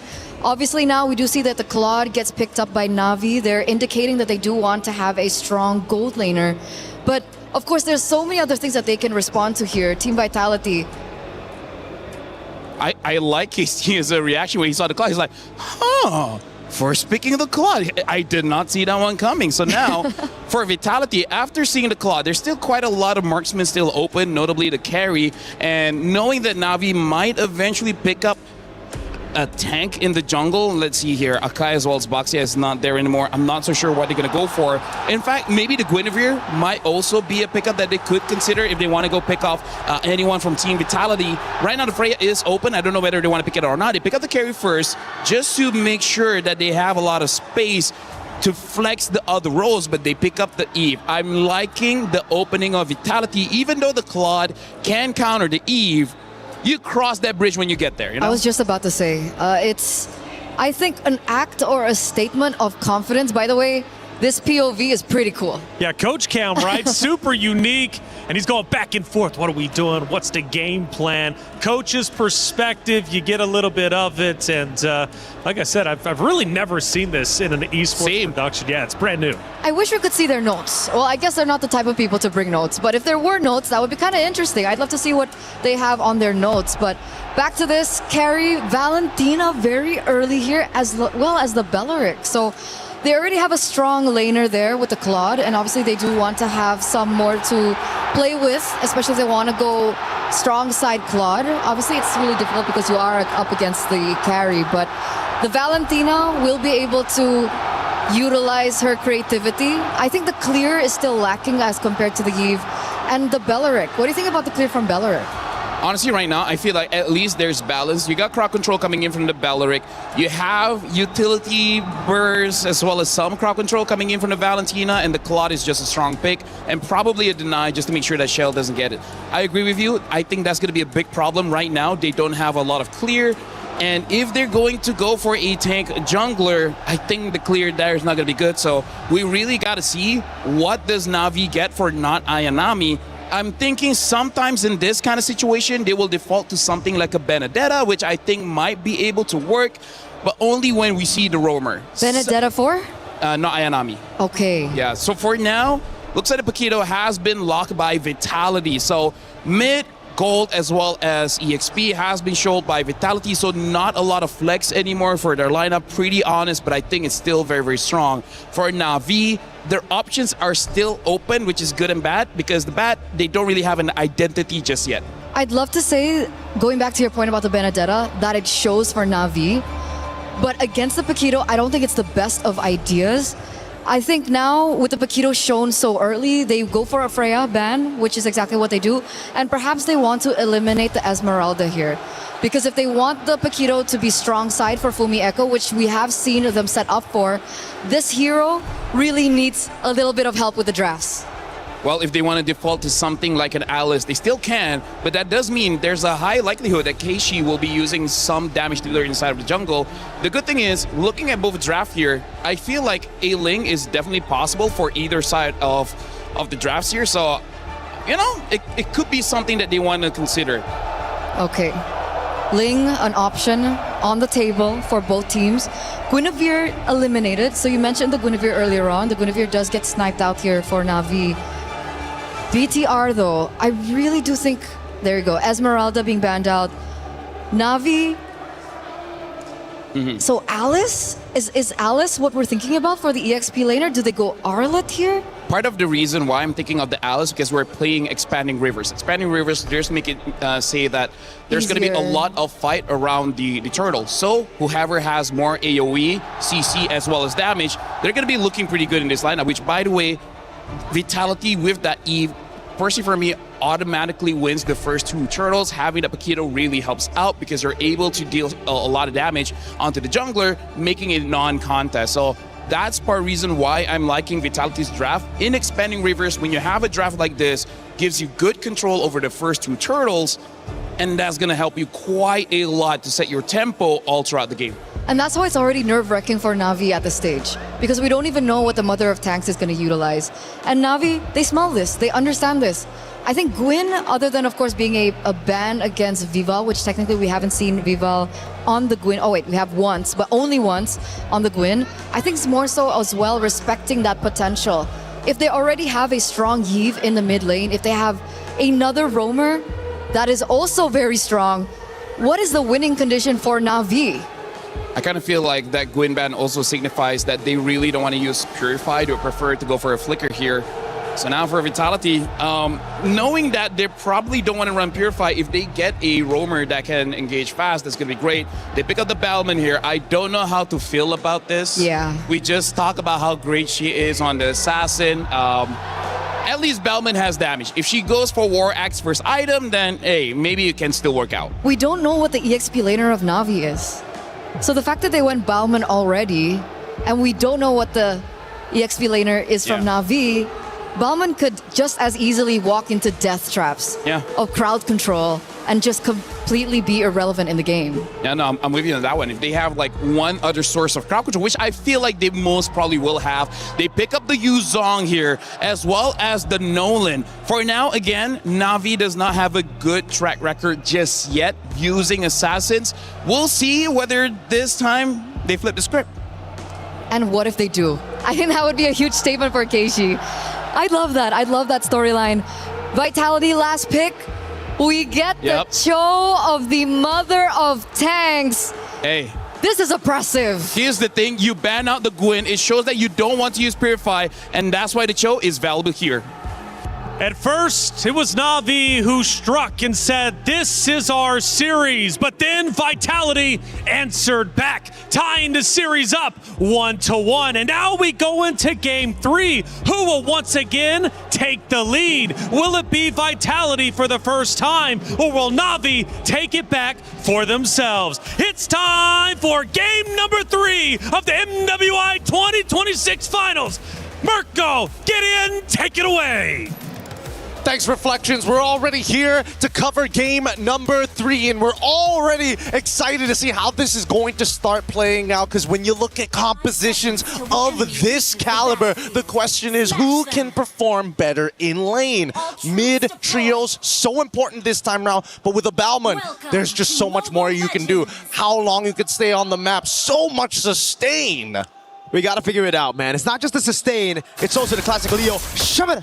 The ultimate lethal counter. You go for that insta-retry on the neutral objective. So Na'Vi, the advantage that they were coming in to game number 1 with, the fact that they have CC immunity and a 50-50 clean, they won't have it here. Plus, obviously, that mid-prio. And then we also have to talk about the physical defense shred that has been moved from first skill to second skill. So Chell and Vivian, with technically Vivian also has a physical shred. So this is just going to be Fumi Echo wreaking havoc, especially because she went lethal ignition. Yep, it's just a lot of damage. However, they have to coordinate it well. They got to mark their targets as soon as they can. And not to mention the fact that they already have lethal ignition just goes to show, hey, I don't mind just touching you for a little bit, but you will get bursted down. And speaking of bursting down, Shell already doing a very good job getting a lead in the lane. Yeah, not the best of lanes there in terms of matchups for the Claude against the carry. That's why they were so comfortable picking up the carry with the Yve, knowing full well that if you want to try to counter the Yve, you're going to have to go Claude, but that means the lane will be given over to Vitality as Fumi Echo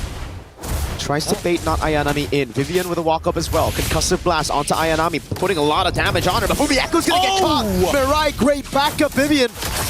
Escaping with the Shunpu, and it's Na'Vi who strike first. Beautifully played, and this is right after Ayanami actively took a trade against Fumi Echo. So again, just trying to drag out and wait for those cooldowns to come back. Rian, unfortunately, taking so much damage. All of this just to try and get somewhere close to the wave. And that's a big one for not Ayanami. Now Na'Vi have proper setup to actually stun Vival down for the first neutral objective as Keishi starts it, and the Dragon is up. Black Dragon Front gonna be used up straight up into trying to zone Vival out of this turtle pit. Vival's trying to escape right now, but he's gonna be caught by the damage again. Lethal counter in the rectory. Vival still gets it despite it all, and the jungle falls as well. Now it's Mirai caught under the RWM as Vivian walks up, but now she's caught in the RWM. Immobilized in that zone. Fumi Echo with City, dropping down bombs. Again. Oh, up top. Whoa, Rian ends up dying for it. A solo kill for Chell. Sokolil. Vitality strike, and in one fell swoop, despite the small wins from Na'Vi in the laning phase, they couldn't convert onto the big objective. But do you hear that? Do you hear the Vitality fans? They're really taking this momentum from that game number 2 and bringing that same energy here in game number 3. And it's only more proactive that we are seeing Vitality move across this map. Because once again, Vivian double checking whether or not the purple buff is open to give information to Fumi Echo. Hey, if Keishi doesn't see you, you can go for that big one shot we were talking about. You have so much damage in the early game. And that's why you have to respect the Bauman. They were doing all they can to respect it, to be fair. But once she got into the vicinity of the turtle, lethal counter retry is guaranteed. There's no way for a Nolan to out retry that unless it's just miscalculated by Vival. Yep, it's unlosable in a lot of scenarios, like the old Suyo, but still relevant as Ayanami taking this full fire. Fumi Echo tries, Black Dragon form getting called here. Vival has the lethal counter. If she drops down just a bit, oh my god, she might be taken out from the skies. Gets away just in time, but she stays. No. Ayanami with a Petrified and Furious Dive. They're going to go in on top of Fumi Echo. The way the Dragon comes around with a lethal counter. Shove it. Vival picks up the kill up top. It's City. Caught in the 1v3. Can she escape? She flickers out to safety past the RWM. Oh man, that was a game of Dance Dance Revolution for sure. You're able to sidestep basically everything and still maintaining a good amount of health. However, Shell needs to get back into this lane, and Na'Vi is denying them that space. Vitality need to make some choices. They still have to deal with the turtle down on bot side, so they cannot commit everything to alleviate space on top. It's free. Maybe Rain can deal with it with a splash of damage. Vivo with the retry. Vivian still trying to buy as much time as possible, just being an absolute nuisance to Keishi in the jungle. Just gotta show that. Just gotta show that presence, and I think that's the beautiful thing here, right? Khalid, show all of the. My God, Vivian! Wait, potential dive here. Vinay, gotta hold on to that BMI. You can't show exactly where it is. As long as you don't show it, Vivian ain't gonna engage on you for free. Oh, Fumi. Oh, what is that damage, my guy? Right through the XP crab as she gets it, and she bursts Ayanami down. Hey, gotta be careful. Gotta be careful. They've got a pretty hey, a 1-level lead in EXP is a lot for a lot of these laners. And not to mention, with that lethal ignition, it's a lot harder for not Ayanami to win this out. Uh-oh. Mirai with a walk-up. Great read on the dash by Mirai. Baits out the flicker. Mirai tries to go for a little bit more now, but look at the backup from the rest of the team. Cine and Vival has already rotated towards the top lane. Navi not able to get that trade in structures. Finally, Vitality said, you know what, they're putting so much pressure on you, just take the mid wave. Cine is going to swap lanes with you and maintain that. Mirai should be, oh no. Wait, the Dragon lethal counter, they're gonna try to feed it over. Mirai gets a massive taunt. Oh, it's a cancel, the amazing duet! Straight into the knockout striker from Echo. Can they get anything off of this? No, they call it off. And Vivian getting disrespectful. Ayanami's thinking about it. They know they don't have the way of the Dragon, but the RWM is still in play. This is going to be a Nolan with no purple buff at 5 minutes. Up top, it's the carry, Chell. Taking a structure down below, it's from Echo. These side laners working double time. Again, this is what we were expecting in the Balmond versus Assassin matchup, especially when an Assassin needs purple buff. We've seen it happen many times already. Oh my God. No way they're going to commit even further than this, right? I mean, Fumieko's barely taking any damage, but even so, that's really because Not Ayanami just doesn't have the items yet. I want to see what items Fumieco is on right now. Oh, no wonder. Hunter Strength and a Legion Sword already. That has... I think it's a Sea Halberd. Yeah, I think it's going to build into the Sea Halberd as well. There is an argument that maybe could lean into it later on and look for something else. I honestly kind of feel like Fumieco can even go for a Malefic Roar if she wanted to, but I think it's the smarter option is for the anti-heal. Even Keishi is having a little bit of troubles here as Cine now joining Vivian in this Roman expedition. Oh, Vival. Into the bottom lane, they just burst her down even through the Petrify! And the Furious dive, the lethal counter didn't even land. No, they try to go for compensation on Vivian. That's a Jeet Kundo. She runs out of the Wrath of the Dryad and baits out the RWM. Chell with the punish. Now they all punish. Chell, it's an all-in, but Pumiek goes in the back line, and Vival's just waiting in that tier 2. Vivian getting the way of the dragon on Keishi. The awareness is just crazy from Vitality. That was a planned play from literally top all the way down to the bottom to corral the sheep right into the mid lane. They are capturing Na'Vi right now. And I think that Na'Vi, they got to be proactive. I think, unfortunately, the choice of ultimates here needs to be maybe not just the RW, or maybe even arguably a way of the dragon if necessary. Vivian, she was the one who baited everything out. RWM, the Wrath of the Dryad, and Chell flickered forward. That's how comfortable she was. Now they're going to go in for the dive in the bottom lane again. Rian hasn't had the best of games so far. Fumieko just waiting for the double dash. Knockout strike. Oh, lethal counter from Vival. Now it's the retaliation. Now it's the punish. You did that to our goal laner. Now you must pay. RWM, what a save from City. This is ridiculous. Vitality. What? With the... Oh no, they cancel out the recalls, but at least nothing is punishable at this point. But Vitality, they're starting to mess. They've kind of downloaded a little bit of the tactics that Na'Vi has. They're recognizing some bad habits and some... Well, even I have noticed a couple of pathways when they're on autopilot. Their pathing is becoming a little linear now. In normal situations like that, Gideon, you're 5 to 12. You get a kill on the Paquito, it should be a good trade. But the fact that it's a gold laner and there was no shutdown, there was no bounty on Fumieko, that means Rian's gonna have it even more delayed. That item power spike that they're desperately waiting for. I think it's gonna be 11 minutes or maybe even 12 arguably if it keeps up like this before the Trinity is even complete. Fumieko now looking on the side, sees not Ayanami as well as Mirai, but at the same time, this is what Vitality like to do. If you want to go to the bottom side, sure, let's push out mid. We could potentially flank you, and Na'Vi has no choice but to back up because bottom and mid tier 1s are non-existent. Oh, that top wave is looking good right now. If it jumps with Jikundo. Oh, a big miss, a big whip from Cine. And that's the punish from Ayanami straight onto Vivian. Fumieko with a jump, but she's only 1 against 4 right now. MWI getting a massive taunt! And another big kill on the Paquito, this time on the hands of Keishi.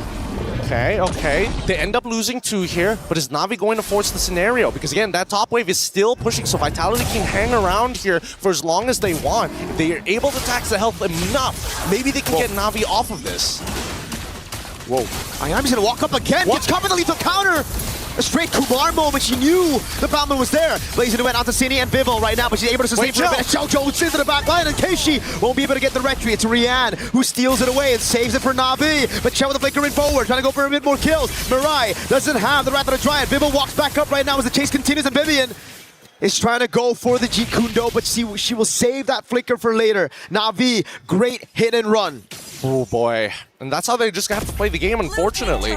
They gotta stay on their toes. Looking at the item list as well, War Axe already done 2 tank items on top of the Cursed Helm, speed up the clear, and also apply real damage towards Navi's side. They can't deal with these longer fights. Maybe Yuzong, but Yuzong can only deal with so many people at once. And now it's how Na'Vi convert on this. They see Chell. They know she doesn't have a flicker. They bait out the ultimate, and that's about it. Now Na'Vi build again with the Lord. Down below, though, the Holy Shield's gonna go down to the minions. And Fumieko, if nobody responds to this, there's a possibility they might even be able to just clear out that wave. They don't need her right now, as we see that Na'Vi is slowly taking pressure up mid. Everyone's trying to go for a flank right now. Just walk straight up, and Rian has her physical defense shredded just a bit by Vival up top as well. It's going to be good for Na'Vi to try to get this tier 2 down. Vitality have done a good job dealing with the mid wave and now the bottom wave, but up top is where they should look at next. This could possibly be a siege into the base turret. Black Dragon form as well. They want to commit. Oh, they're going to try here. Malefic Aurora has been purchased by Fumieko, and as soon as she reveals herself, the rest of Na'Vi call off the attack. It's because of Fumieko down below. They know they have the Lord, they need to convert, but it's not worth if they go and lose their own base turret, because it's the far lane down below that Fumieko was threatening. This is difficult. This is a difficult position to be in. With no holy shieldings, a single mistake could net Vitality an inhibitor. And at this point, I would imagine with Kichi's item power spike, it should be more than enough. But in terms of damage dealt, Cini is the one who's sitting right at the top. Vival at second here in terms of damage dealt. Whoa, MWI? Jumps in all alone, has to flicker out of there. And that's why once Cini used the RWM, once she whips it, Na'Vi pounced on Vitality. And also, it should be a lesson for Vitality, learning after that big mistake.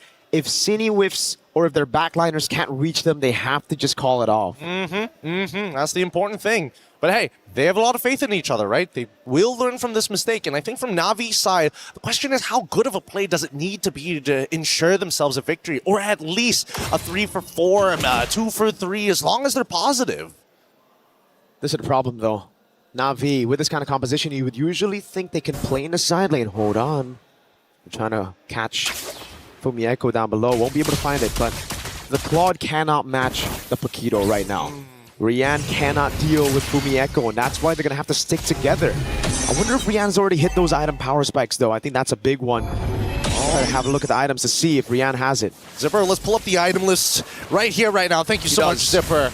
Big ups. 3 items already complete. Looking to get a Winds of Nature as well. In comparison to the opposite side. Fumieko. Oh, can they do this? No, they've already triggered it. Yeah. Vitality, they set up the chokehold once again.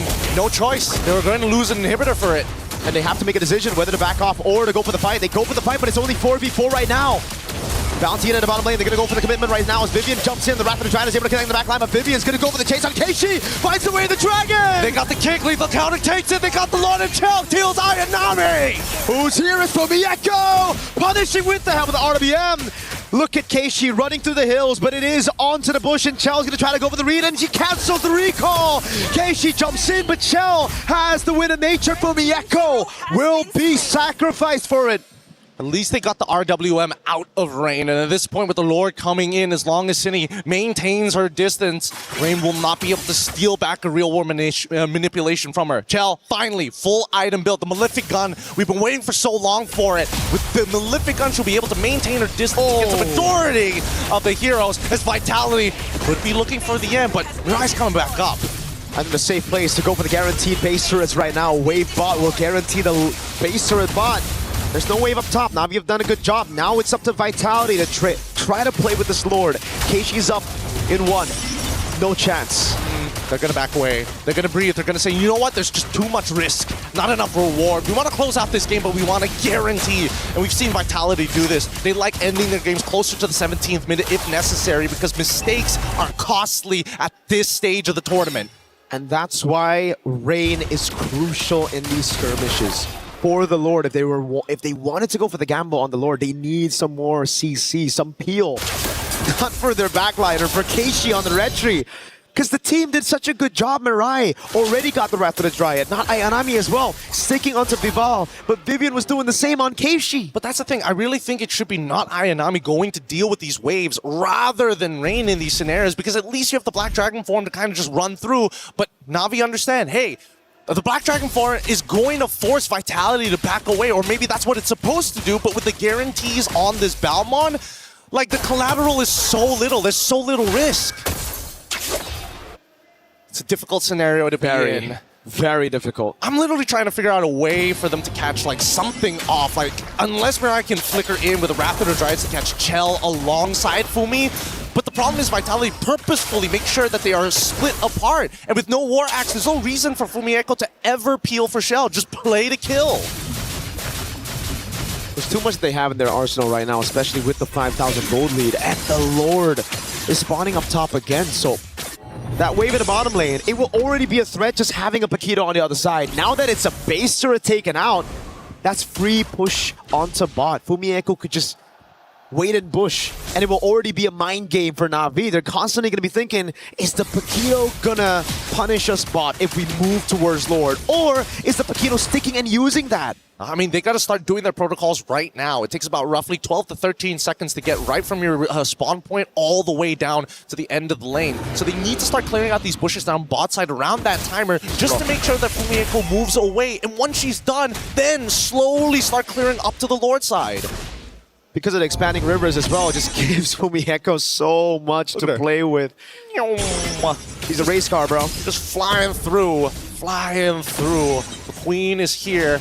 And now we wait. Wait, do they know? Oh my god. Whoa, whoa, whoa. Oh, right through it, lethal counter!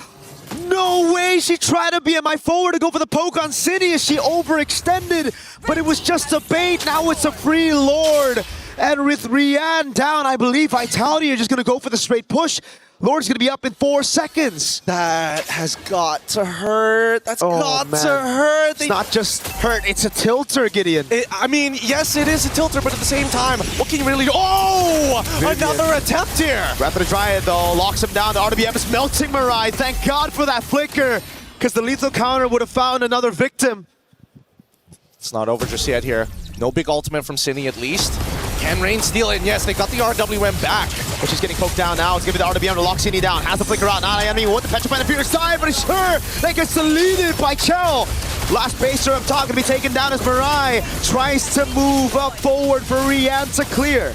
They're not willing to die for this. They're not willing to die for this base just yet. There's enough minions, and honestly, they could have forced it down, but Keishi finally in a position where actually she does some real damage. Rian as well. She's scaled up to the max items, and if the Art of Thievery is maxed out with the Golden Staff, I don't think Vitality can hold it out, especially without some Winds of Natures around, which they use very early on in that fight.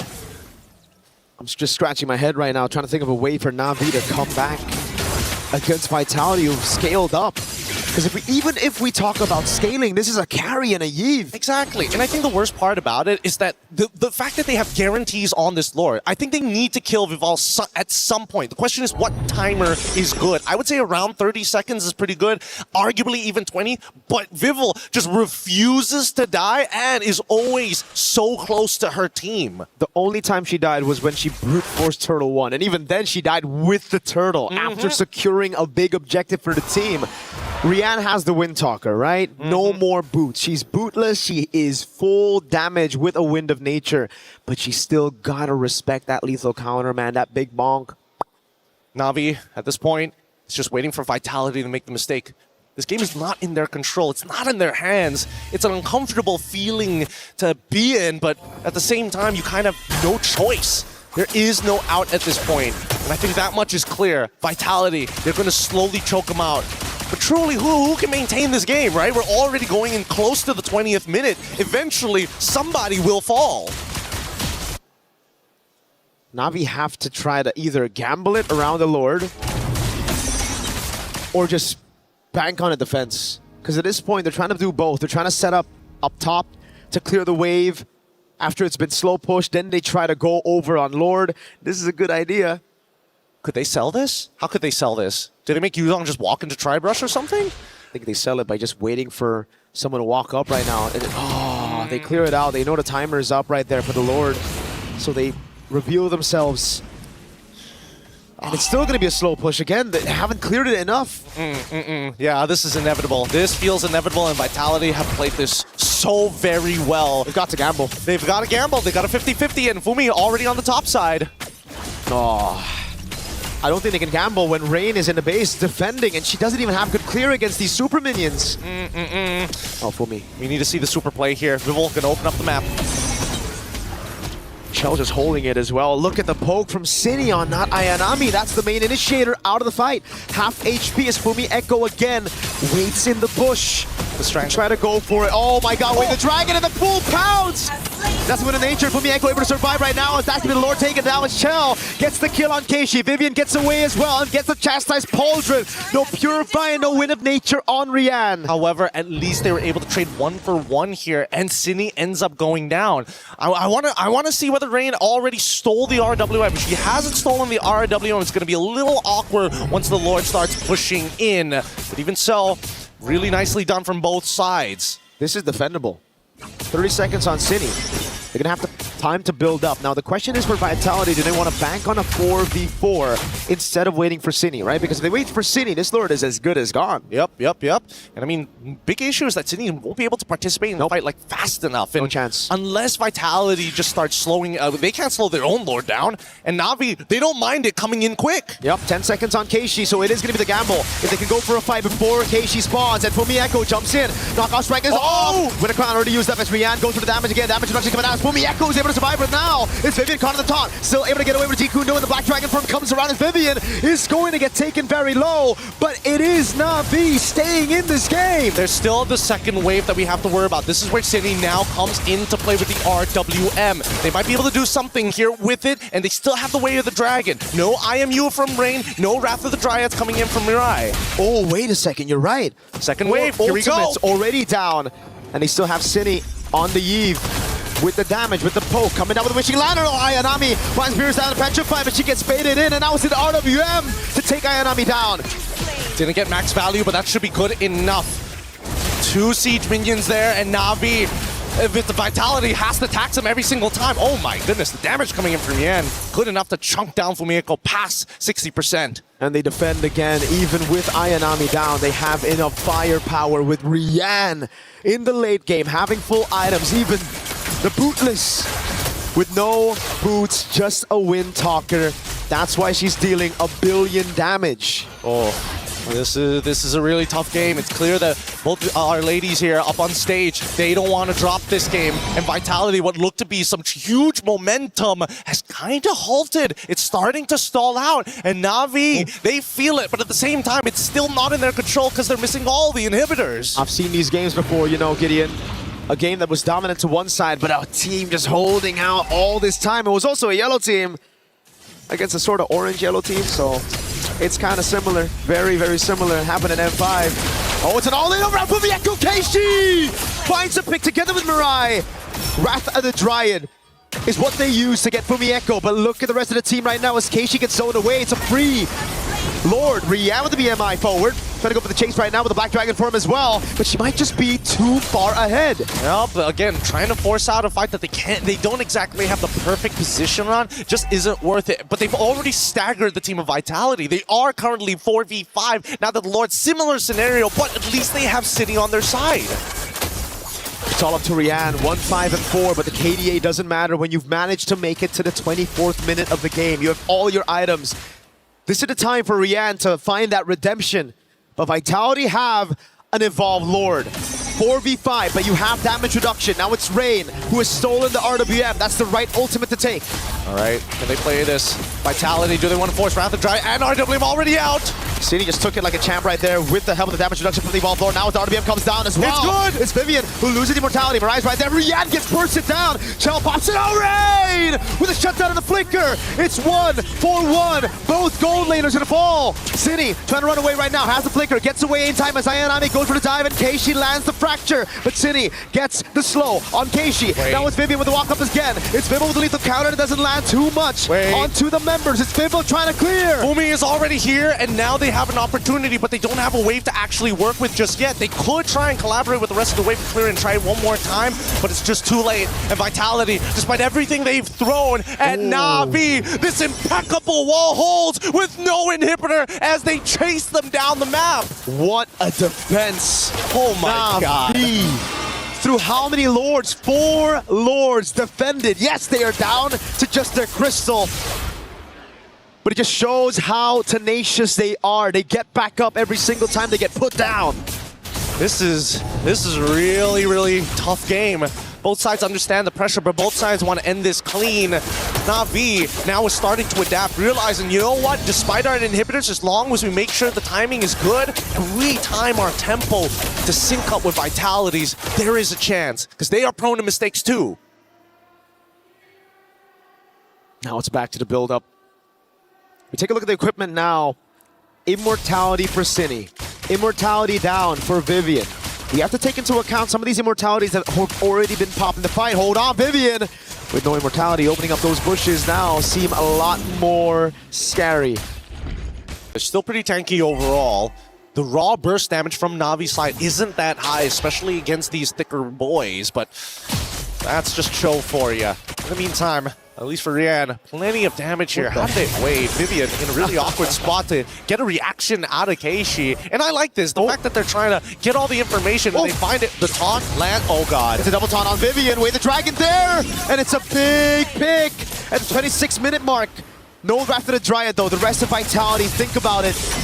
With these resources down, do we go for it is the question, but look at the timers right now. Vivian's gonna be down for, I think, a solid minute. Oh no, this is not exactly the greatest look, but at the same time, at least Vitality immediately say, we need to take control of this. We need to pull the Lord to our side. We need to reset it. Now, Fumi, what is that damage? Push! City gets caught in the RBM, has the Flicker out of the way. Fumi Echo to the bottom lane, they go for the crazy 50-50, Vivo the lethal counter resurrection!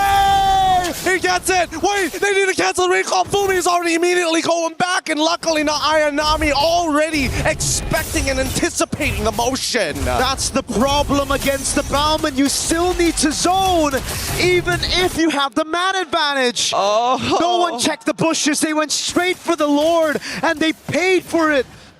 Now it's time for Vivian to get back up. They're going to have 5 members pushing in unless... No, the mini waves are still okay. Vivian's not up just yet. That just goes to show how long of the death timers are. They're trying to synchronize it, and they're going to push all at the same time. However, this time, it's not staggered, and they're looking for a little bit more. City, you cannot afford to die here. They have to play it very safe. Just go for the poke constantly now. It's blazing duet from Rian. Onto Fumi Echo, who's able to flicker out the safety now. Mirai trying to go for the Wrath of the Dry, but gets blocked down! Whoa! By the lethal counter! Nobody was expecting that much damage, but okay, it works out. Vitality now looking for the end. Minion's already there. Vivian goes over to the Dragon, but it's actually off. Into the RWM they go. Keishi gets away from mid in time. Now it's the Dragon to the skies. They go straight for the Crystal. Vitality are up 2-1. The lead in this grand finals. Oh man. I think Vitality, if we were talking about working out the stage nerves, working out all the plays that we're going through, and having the tenacity to deal with that, an exhausting game that's past 20 minutes? Holy!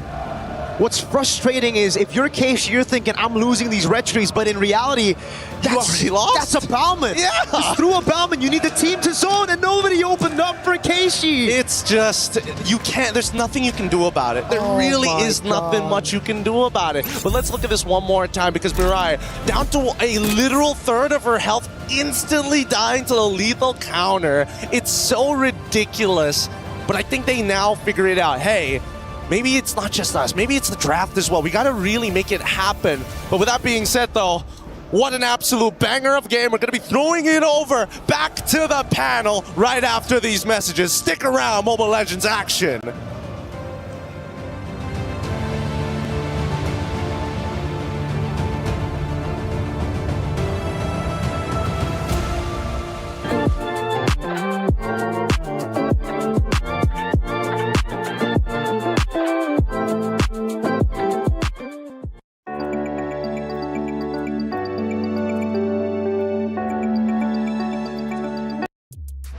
If you weren't entertained before then, you should be at least entertained now. An unbelievable round, the longest round we have had yet for the MWI in 2026, going nearly 30 minutes.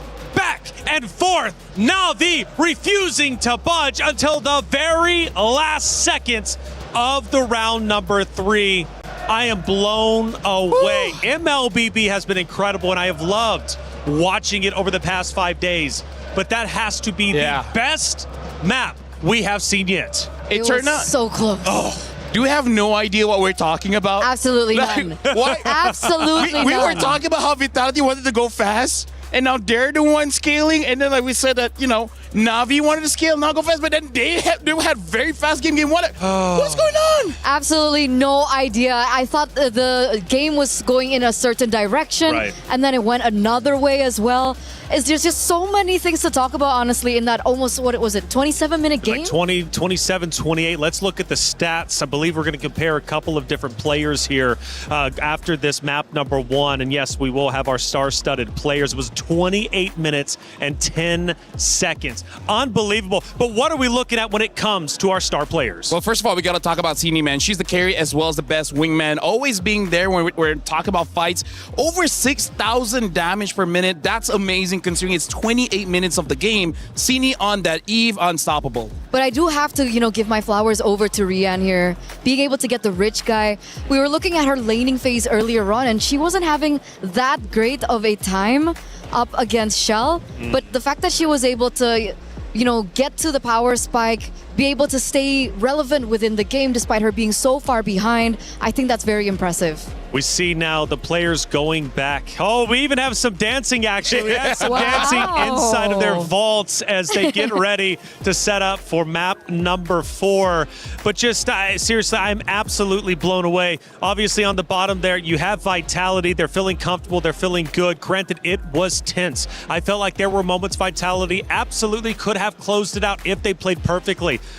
But Na'Vi also, in their base defenses, were out of this world. And I believe we're going to take a look at a couple of them anyways, especially the first base defense. And really was a shock to see Na'Vi defend as well as they did. I mean, it had to have been 3 or 4 if I'm not mistaken.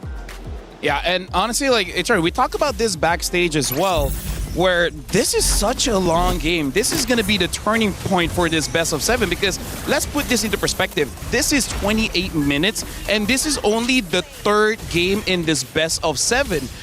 Before we start, Taylor, even you talk about stamina. Their stamina has been depleted quite a lot in just this one game. Dude, it's incredible. This is like literally 2 games, 3 games rolled into one from like quarterfinals. Obviously going back to group play, rounds were like 11 minutes. So it just absolute insanity. We take a look at our second base defense. Na'Vi holding on tight. An unbelievable set of circumstances they had to go through. We're talking the Lord coming in, Vitality with a full frontal assault, but Eterna, they held on tight. They did. They held on real tight. And this was one of these exceptional moments, I believe, that was made by Rain. The fact that she was able to get 2 people down here, really just making the team fight unorthodox, I would say. Like, not the way that obviously Team Vitality were planning.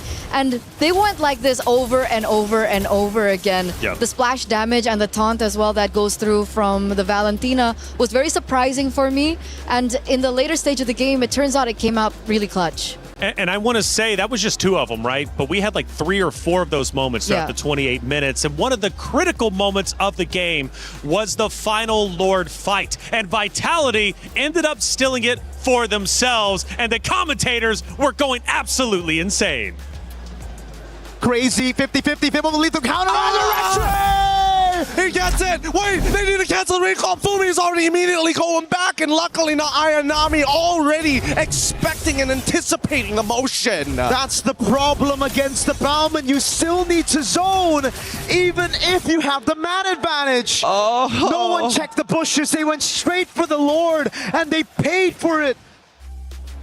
Seeing Gideon just sitting there and then going absolutely ballistic. I love when we get the chance to see the commentators who are providing the voice to this grand finals. Hey, this tournament has been insane and the competitors are playing for a lot of money. However, you out there at home, guess what? My champions pick is now live. 2 champions, 1 game. From July 27th, submit your predictions for the MSC and MWI champions for a chance to win 50,000 in-game diamonds and MSC 2021 through 2025 tournament skins. Don't forget to leave your picks under at MLBB Esports post for even more chances to win. Lock in your champions now and cheer for your favorite teams. Hey, you can win at home even if you're not up there on the main stage. It's now, 2-1 in favor of Vitality. For the first time, they take the lead. We go to the stage to look at the emotions from that last round, and I'm sure there's going to be plenty moments, 28 minutes of it, right, of heartbreak and elation. And for the side of Na'Vi to go that long. Now, do they take away hope from this map? Yes, they lose. But LaFell, they were losing for a large majority of that map, but they held on tight. I think there's a lot of positives to take away. Yeah, here's the thing. I feel like looking at how the pick and bans have been going through, I feel like they need to risk it by not banning the Akai. Because so far, we've seen Vitality banning out the Baxia and then Na'Vi banning out the Akai. Those are basically the only real relevant tank junglers now. So I kind of feel like they're setting themselves up for failure, that they don't have a lot of different opportunities, because Keishi in that game using the Nolan, you saw how Rian had the most gold. And that kind of just shows me as well that unfortunately Keishi was not able to farm that much. So I feel for game number 3, you don't want to give match point, try to get a tank. I agree. I think the tanks have been working so much better for Na'Vi, and surprisingly so. If they do still want to go for Assassin jungle, if they still want to play with that flare, at least help the Nolan out. Because if you give a pick over to this person that you're looking at right now, again, that's right, the mother of tanks, something like the Cho, despite her kind of, falling behind in that 2v2 in the mid lane in the early game, she did still have the opportunity to dive into the enemy jungle, pressure the Nolan so much in the early game that Keishi really didn't have a chance to look for her star openings, to farm the way that she would want to farm and eventually get, the power spike that she wanted. So yeah, do they just resort back to jungle? I don't know. That's a good question. I mean, Vival, there's been a lot of questions about whether or not Vival should run Assassin. Should she go tank? Well, she went the opposite direction this time. It ended up working out. Now check this out. The dynasty of Team Vitality. Next target, MWI at EWC26. LaFell, all those trophies lined up, but there's one spot missing, and it's MWI 2026, and now they officially have the lead. I gotta say, Vitality made our designer's job a bit difficult because they could only fit 20 there. They could only fit 20. They wanted to put 30, 40, but it's like, okay, we gotta put this out. We're just gonna put that's like 3 to 4 years worth of trophies. Right. And yeah, honestly, at this point, they don't need any more, but hey, that'll be nice.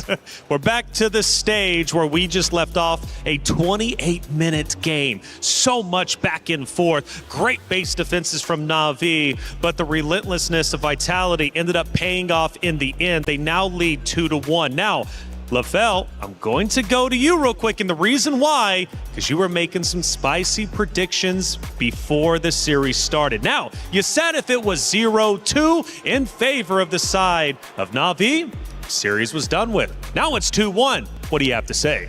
Honestly, with this kind of momentum, Vitality could take it, because Na'Vi, for some reason, game number 2, game number 3, they look a little bit lost. It looked like they're not entirely sure on what they're supposed to do, and maybe that's why, again, we don't really like them using the Assassins. It's not an individual thing, it's a team thing. Speaking of team, shout outs to Gideon as well as Mirko, doing a great job so far in the 3rd place and now Grand Finals. Looks like it's going to be a long one. Hopefully. Hopefully it's a long Hopefully it's a long one. Hopefully. But I have to agree with Lafal, more so than just the gameplay alone. I think going so close to winning that previous game and falling short, I feel like the mental blow is definitely for Na'Vi this time around. And remember, they're fielding in some new players as well. The experience that Team Vitality have definitely will bring them even further come this next game. Now, a lot of attention has been put on Vivol, and she's kind of flip-flopped back and forth over the 3 games that we've seen. But she's shown versatility, and now she's had success on 2 different hero picks. What do we expect going in to match number 4? By the way, just before we begin this, I just want to say that the person or the team that has gotten red side has won. So back-to-back Vitality were on red side, and now Na'Vi are the ones back on red side. Hopefully, this means that we're going to another game. Yeah, honestly, that first 2 picks is super viable to the point where I kind of feel like first pick now might be one of the best is actually just to take that Eve away, because in the previous game, Vitality was able to get the carry as well as the Eve so quickly, making it so that they're looking very strong as they move forward. And now the carry gets banned out, so Vitality might even consider first picking the Claude and opting just to fight against that Eve, because without that carry, the Claude isn't really all that scared to move forward and actually use the Blazing Duet. That, or they might be setting up for another Akai pick. Like something of that sort, like a tank jungle, because Baxi is open, Akai is open as well. Hopefully we don't get it. Yeah, I'm not a fan. I'm not a fan. I know. I feel like Na'Vi should be the one using Akai. The Eve gets banned though, so I think Vitality, Claude would be great, but if they want something like a Paquito and Esmeralda, I can accept that. Because right now, in terms of the power picks, there's a lot open, so I feel like no matter what, Na'Vi will have the advantage anyways. And that's probably one of the reasons why Red Side has been doing so well, because a lot of power picks are open, and like I said, they're going to pick up the Claude here, and without the carry, what's next on the table? Maybe the Esmeralda would be okay. I think Paquito's a little bit too risky here, come first phase, unless they save that for second phase. Freya, I mean, like, you won game number 1. It was an MVP performance, and never again? Nani? I like the Freya. Going so far into the series in this best of 7, I think going back to what works is definitely a possibility. Freya Akai? Kind of sounds good. You want to go Akai here? Okay. Oh, Alice. So this might be an Alice jungle, and they pick up the Lilia.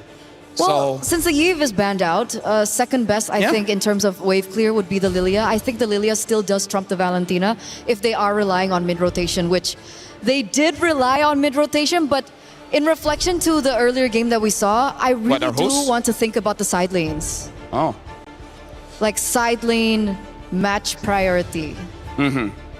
Yeah, so far now, we've seen in game number 1, in terms of the side lanes, was 100% won by not Ayanami. I would say the previous one, the Paquito coming in from Fumeko, did die early on, but then redeemed herself, come to the Turtle. So I agree with you, the side lane is going to be pretty important, but I do have to say, for all 3 games, the gold laners, they haven't been super pivotal in the match. For now, Esmeralda as well as Atlas has been picked up. So now both side laners for Vitality has been shown alongside with the Atlas. Na'Vi might be able to ban out a few mid laners just to make sure that his Lilia has an amazing time.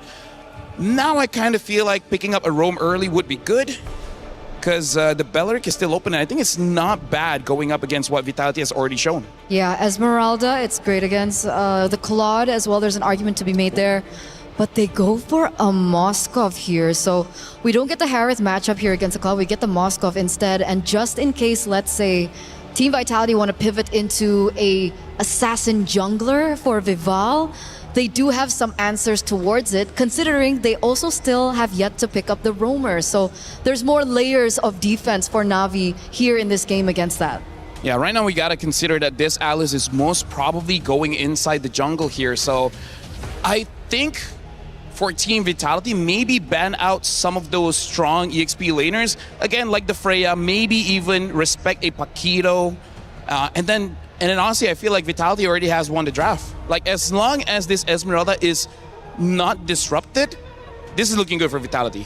Could be. I think it depends again on Cini's pick. And Na'Vi understand this. The Kimi does get banned away. when I had a look at the Atlas pick, third in for Team Vitality, I expected that they would go for something of burst. See, I don't know what Cine would like to play. Does she want to go for something real heavy into burst? Like the Farsa? Kagura? Farsa? Farsa does work, but the Kagura was the hero that we did see her really play on in this MWI. Another hero, if she's feeling frisky, she could actually pick up the Gourd. The Gourd might be able to do quite well against this lineup coming in from Na'Vi. The burst coming in from the Farsa could honestly win you so hard for the first 2 turtles because you can deal with Lilia to the point where she might not even have time to use her black shoes and then she's out of the way. Kimmy as well as Valentina has been banned out here. The Bellaric has been banned, so it looks like Vitality, they're trying to make sure that Mirai doesn't have any heroes. But in this situation, I can see a world where she might pick up the glue. Glue is an option. If Vitality seem to be leaning more towards Assassin, we might see a Kaja pick. That is something that she has picked up as well for MWI. Another is Gatot Kacha if they want to play a little bit more, what do you call it? Counter engage against the Atlas. The Revitalize is good as well, making sure you stay in the fight for a very, very long time. Yeah. So yeah, 20 seconds in, I kind of feel like between Gatot as well as Glue would be a pretty good ban here, just to make sure that they don't have that in the bag. And in terms of the EXP, okay, it looks like they're banning out the Gatot. Yeah. Na'Vi, I think if they want to set up for Glue, just pick up a very strong EXP and then see if it's glueable, and then it should be good. So we're still sure that this Alice is going jungle? Well, given the run, they did win with that. Okay, they show up the Glue now. It still could be a roamer. What, the Glue? The Glue. I think it's 100% a roamer. I think this is Mirai's hero. Alice jungle. Yes, I think Alice jungle and Glue is going into the roam. So Pattern-wise, I agree. But there is still a possibility. Okay. Let's see here. For Vitality, I'm looking at the jungle here. The Nolan is still open if they want to try for that again. And honestly, Ling is not bad because there's a lot of squishies here that she should be able to kill off very, very fast. Especially when you have the Esmeralda and the Claude. It does make it so that you don't have to worry about your siding, and that's why they have the Ling. So now Na'Vi, in terms of the EXP, I think they need just a bit of crowd control so the Paquito wouldn't be bad.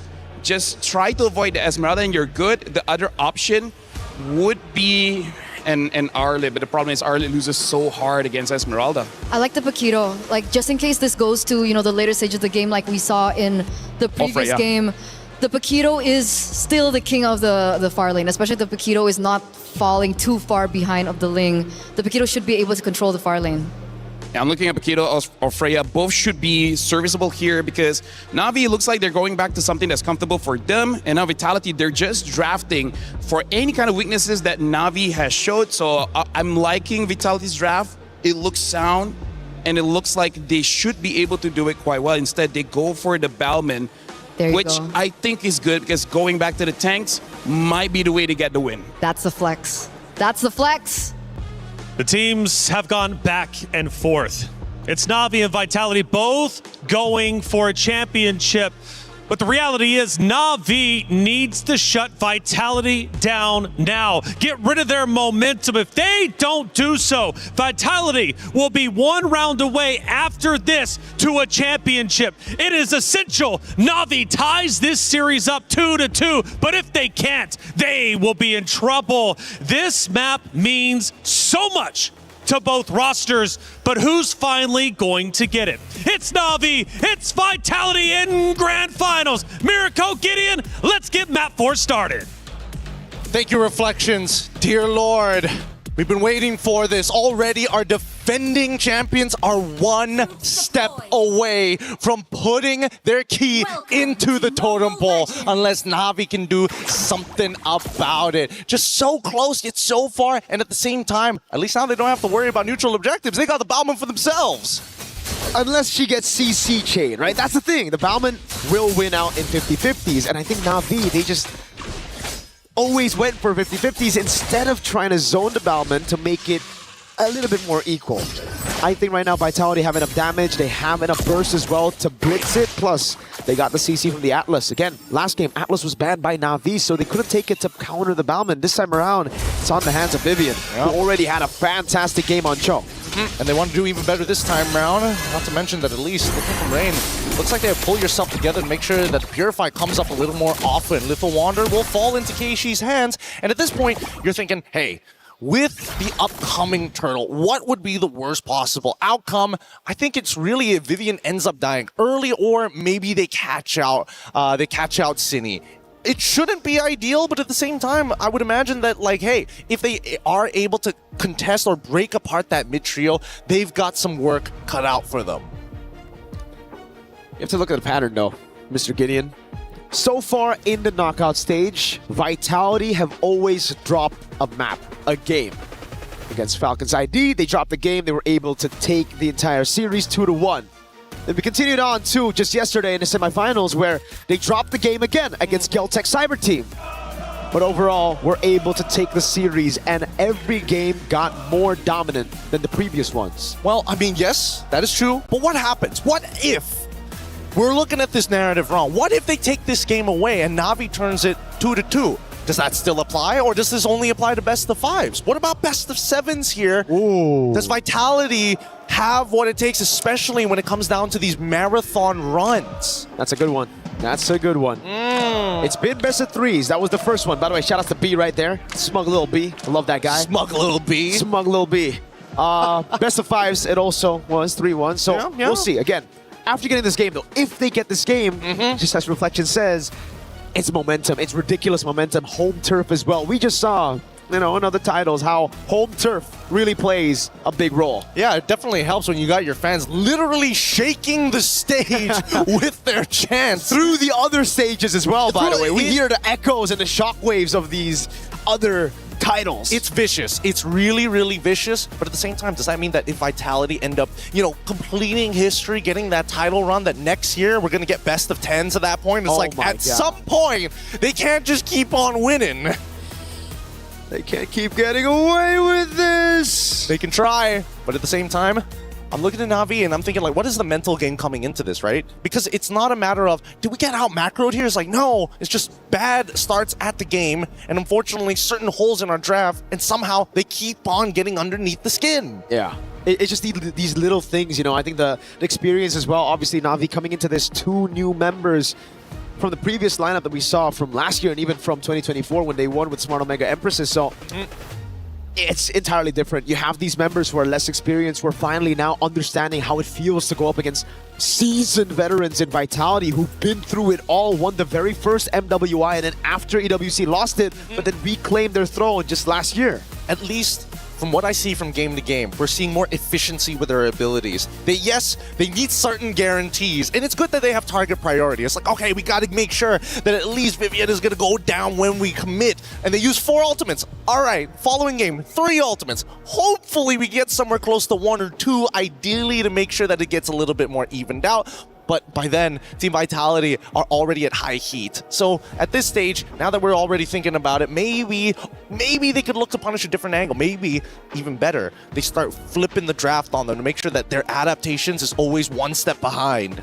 Honestly, if we're just looking at the drafts, Game 2, I really thought it was going to be Na'Vi's win. I'm not going to lie, I thought the exact same thing. And looking at this composition, I honestly see how Na'Vi can win. I would give the advantage a little bit over to Na'Vi in this game, just because there's no one to assassinate. This Ling, I expected to come out Game 2.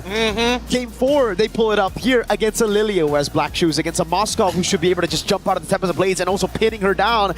A Glue, Bauman, Alice, those are self-explanatory. Yeah, I mean, both of them, and they even went with Purify. Not even Flicker, Purify, just in case they get hit by the Tempest of Blades for whatever reason, or even better, get hit by, Atlas as well. I mean, the Fatal Link Switch is going to be really deadly and something that they have to keep in mind. But I'm curious, who's Mirai's target at this point?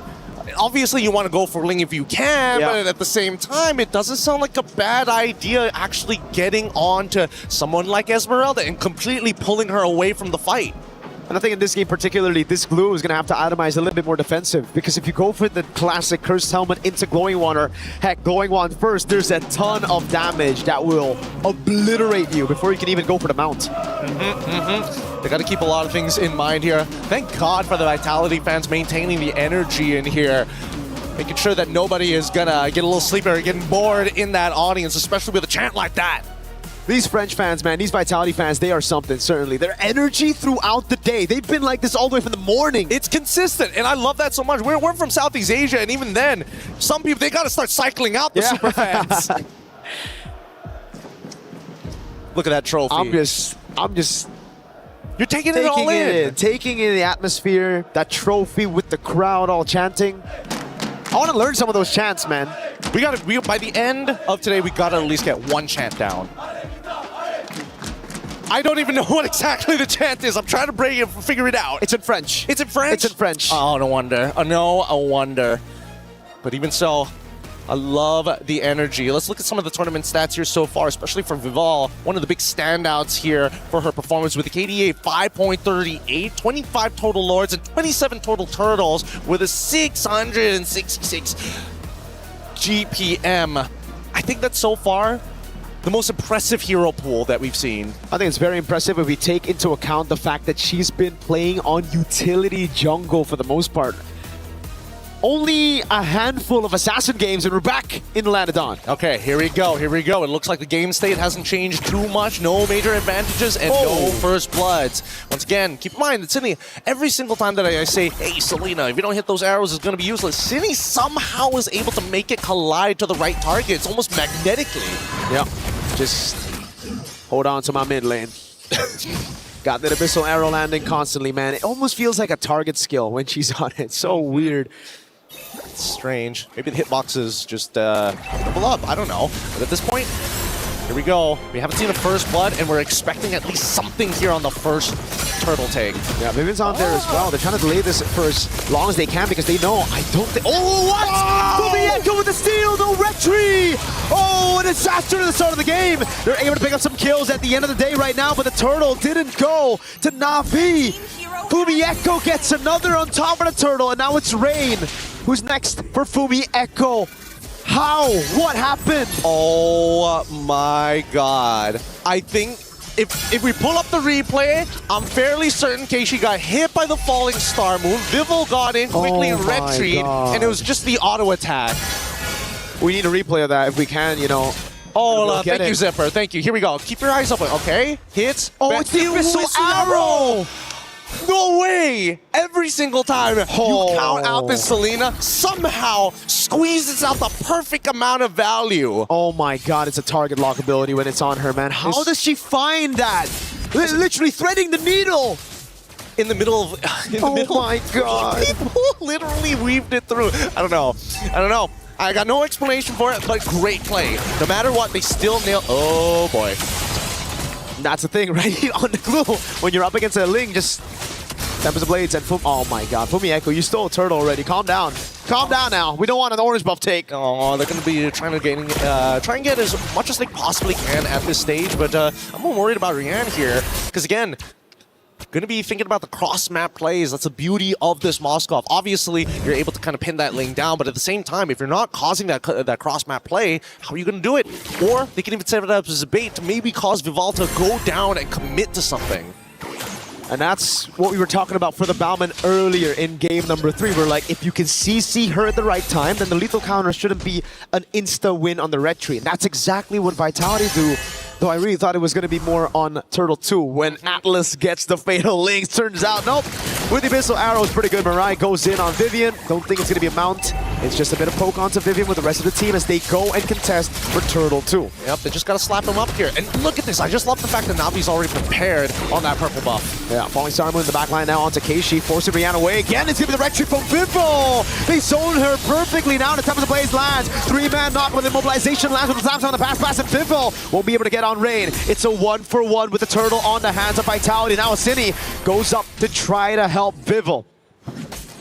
Dangerous game here for both sides.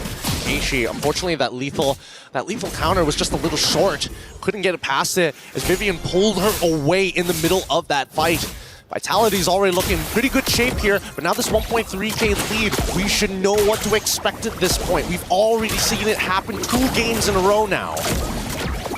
And you can't even blame Keishi. You got a Falling Star Moon that you got to dodge. You got Vivian who's constantly on you, and the rest of the team, they were trying to peel too. It's just they don't have the resources to peel. This is kind of a composition made to dive, made to look for damage. especially Ayanami, it's just tough because Vivo can just pop in Tempest of Blades, orange buff, there you go. It's a take with a lethal counter. That's what you want to see. But unfortunately for Balmon into the Ling matchup, it starts to become a lot harder once Vival is in a position where she's 2 levels ahead of Keishi. Every single time you want to take a buff, as long as I can force you to use your ult on your buff, you ain't touching mine. Look at the shove from Chell. Double lane for Rian, trying to get closer. Finding a way to close the gap on goal. Chell, though. Oh, this is a greedy move. She gets it, and the VMI back, despite the Spear of Misery. Nicely done, nicely done. It's all these small little wins that are just going to start stacking up. Hopefully, it's not going to cause that mental damage again, which Vitality, they know how to apply, especially with the way that they play the game in the late stages, how they chokehold their enemies.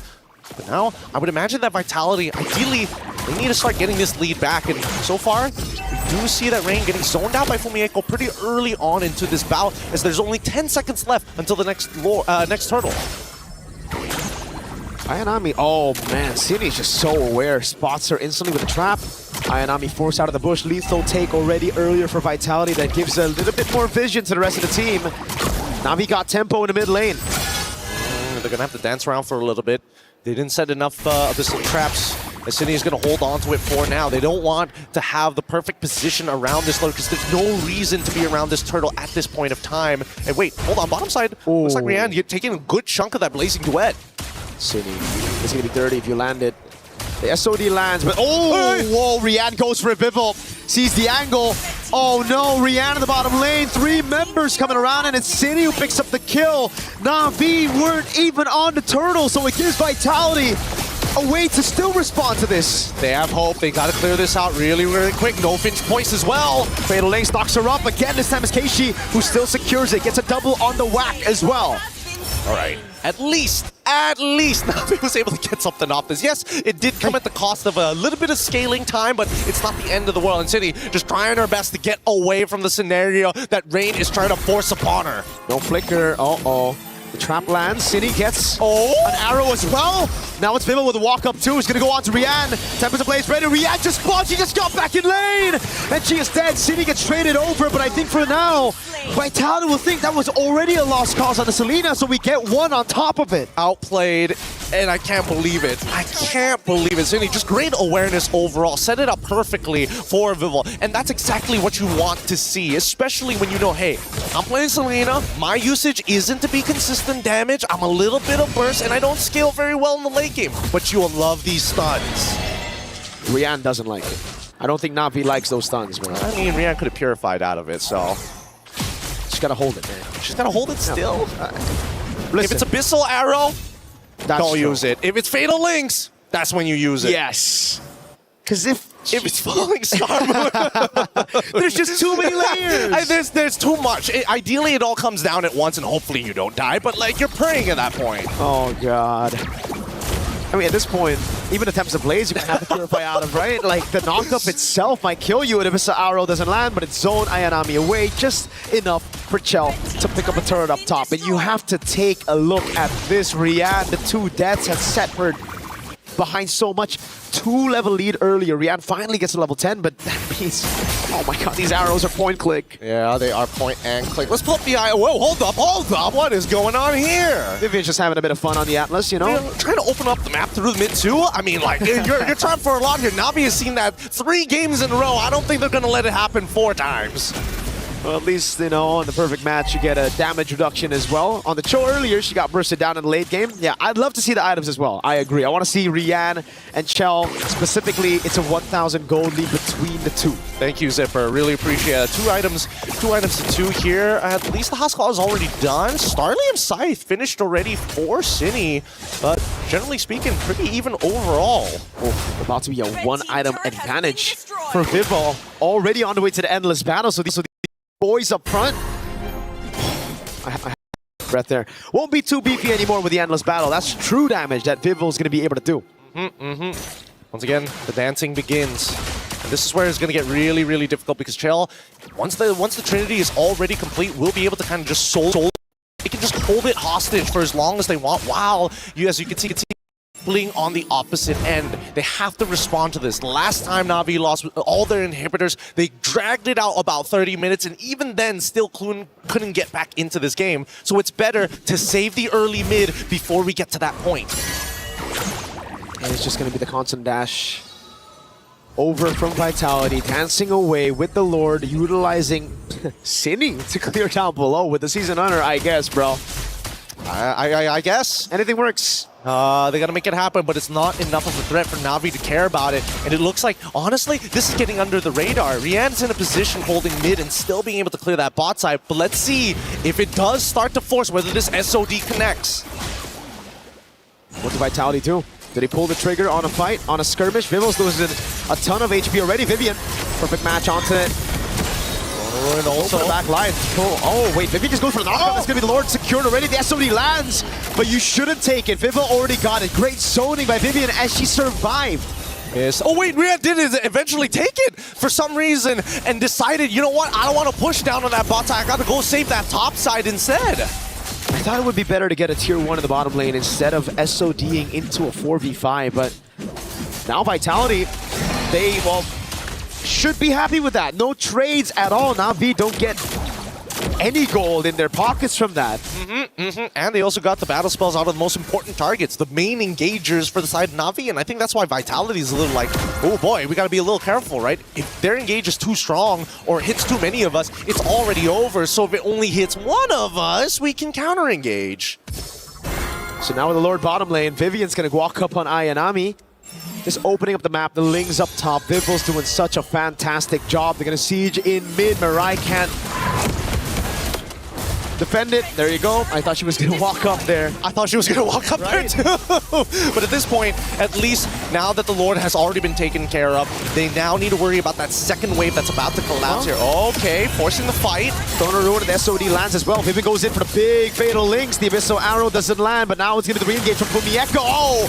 Good Spear of Misery onto Vivel. She's gonna be zoned away by Rian right now as that's the chase onto Fumieko, who's still able to escape. The Abyssal Arrow landed earlier. Vivel now caught in the bad spot. Tempest of Blades dodging away from the lethal counter. Nicely done by Na'Vi. A successful defense, and we know they've been put in these positions many times before, but the gold lead is honestly negligible at this point. 3.5k as we're about to get into the later stages of the game. Once you're past 42,000, that means all of your core should have the correct amount of core items to start brawling out with everybody else. The major leads that we've seen in Fumieko, crazy amount of damage dealt already. More than Chell, more than Rain.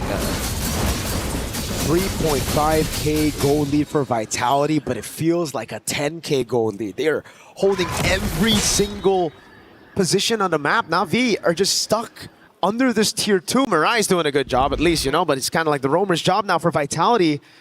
It's just freezing up the waves. Okay. Immortality down, and Vivian's dead.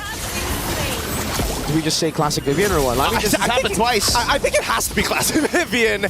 Don't worry. But honestly, it comes at almost little to no loss. It's not like it was a fat shutdown anyways. She flicker. Yeah, and which is pretty big. Well, that is true. I can't. Ooh.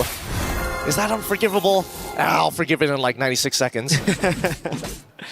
Lord's going to be up in 15, though. Vivil's doing a good job again, just shoving in bottom lane, stopping Na'Vi from getting any capitalization, any conversion on the objective. And Vivo, whoa, this is greedy from Vivo. Wait a second. It's okay. Tempest of Blades will get her she out. Still got it with a retreat. Yeah, and I mean, that's the funniest part, because now that the lethal counter is out, all there's left is Keishi's Retribution, so they just have to wait it out. 20 seconds, Keishi's trying to burst it down. The Abyssal Arrow lands. Sinny can go for a bit more poke now as Na'Vi go for the gamble straight up on the Lord, but Fumieko's going to do a good job. Falling Star moves to the back line right now, zoning them in the back, forcing the slams down to pass, and now Sinny walks up with the Abyssal Arrow. 8 seconds for the Retribution on Vivel. Ayanami with walk up again. Vivian doing a good job zoning. Perfect match. Keishi walking up again. That's a concealed Chell. Pops in a Purify. Oh, that's a lethal counter already used. Big resources now as Vivel goes over the Tempest of Blades. Sinny making it awkward again. Going up against him and throwing a ruin and Chell. Pops the Blaze into red. That's Fumieko shut down. Chell goes down as well. Vivel. Triple kill for Keishi. Oh, the SOD does not connect. Luckily, gets canceled out at the right time. Finally, Na'Vi get a fight in their favor. Oh, man.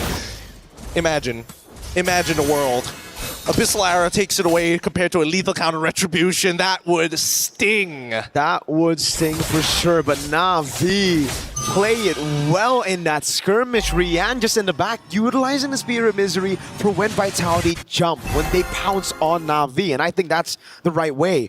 I think all this time Na'Vi have been trying to just jump in where they should be kiting back with this composition. Well, I mean, jumping in and kiting back, it really depends on the angles, right? Because they're trying to push them into Ayanami, but at the same time still maintain presence with Mirai. So really, what do they want to get achieved? They need to make decisive choices as they crack open the mid-tier 2. Oh man, they're still walking up right now. Tier 2 in the mid lane gonna fall. Na'Vi able to crack open this tier 2 in the mid. Tier 2 up top as well. They're gonna shove it in with the Lord.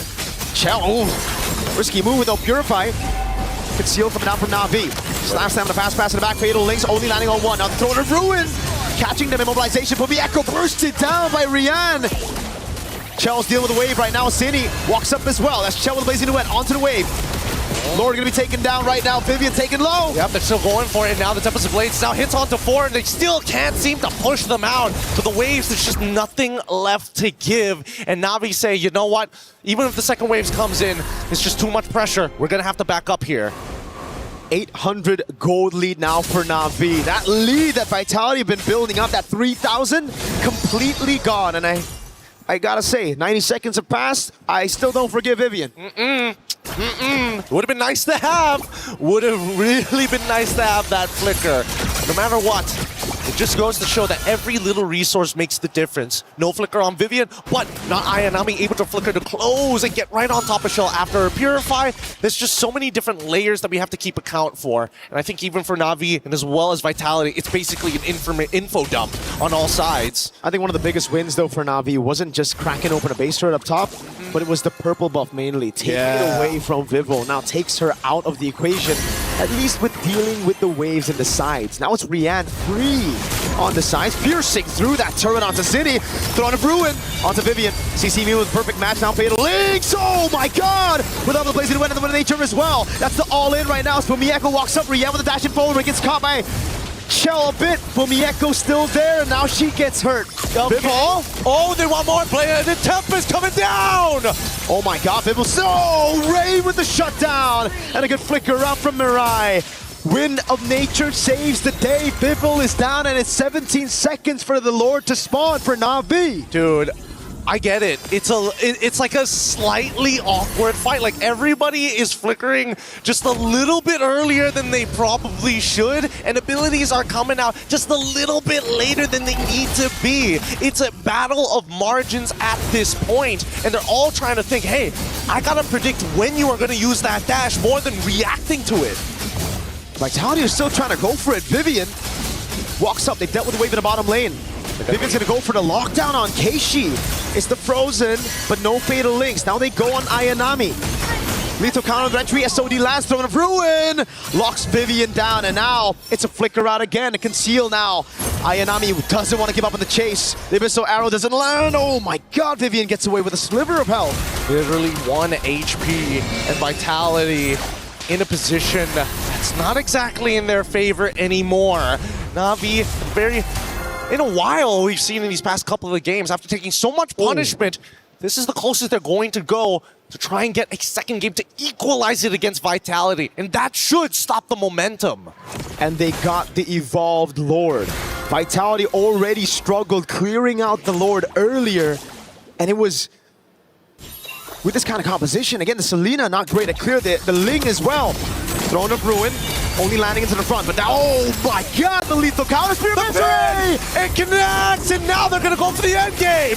Big CC! Abyssal Arrow landing in the back line, now Chell popping Blazing Duet and Wind of Nature. Wind of Nature responded over by Rihanna as well. The Black Shoes gets choosed up by Ray, but Cine is able to crack open Immortality. Now the Abyssal Arrow again. Chell jumps back to the BMI as the Lord is gonna still be on the base. It is Na'Vi that equalized the lead. Wow, the patience, the amount of damage that these ladies can take, the continuous momentum on top of that crowd from Vitality. Despite all of that, Na'Vi take this next game. We got a real series here. Maybe, I don't know about you, maybe we need round robins and continuous best of sevens.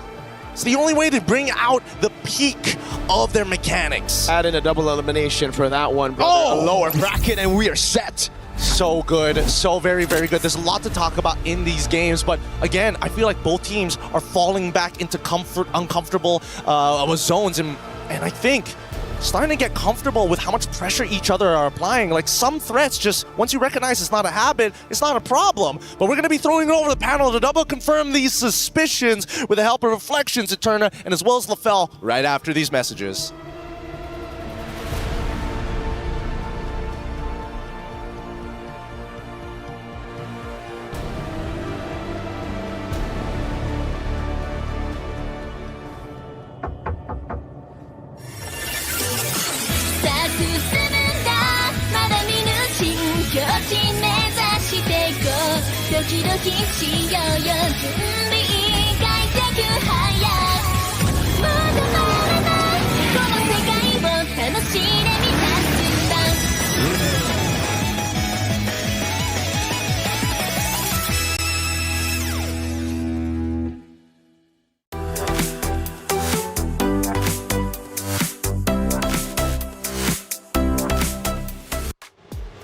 Oh, there it is. I said it, Na'Vi. They needed to answer back, shut down the momentum of Vitality.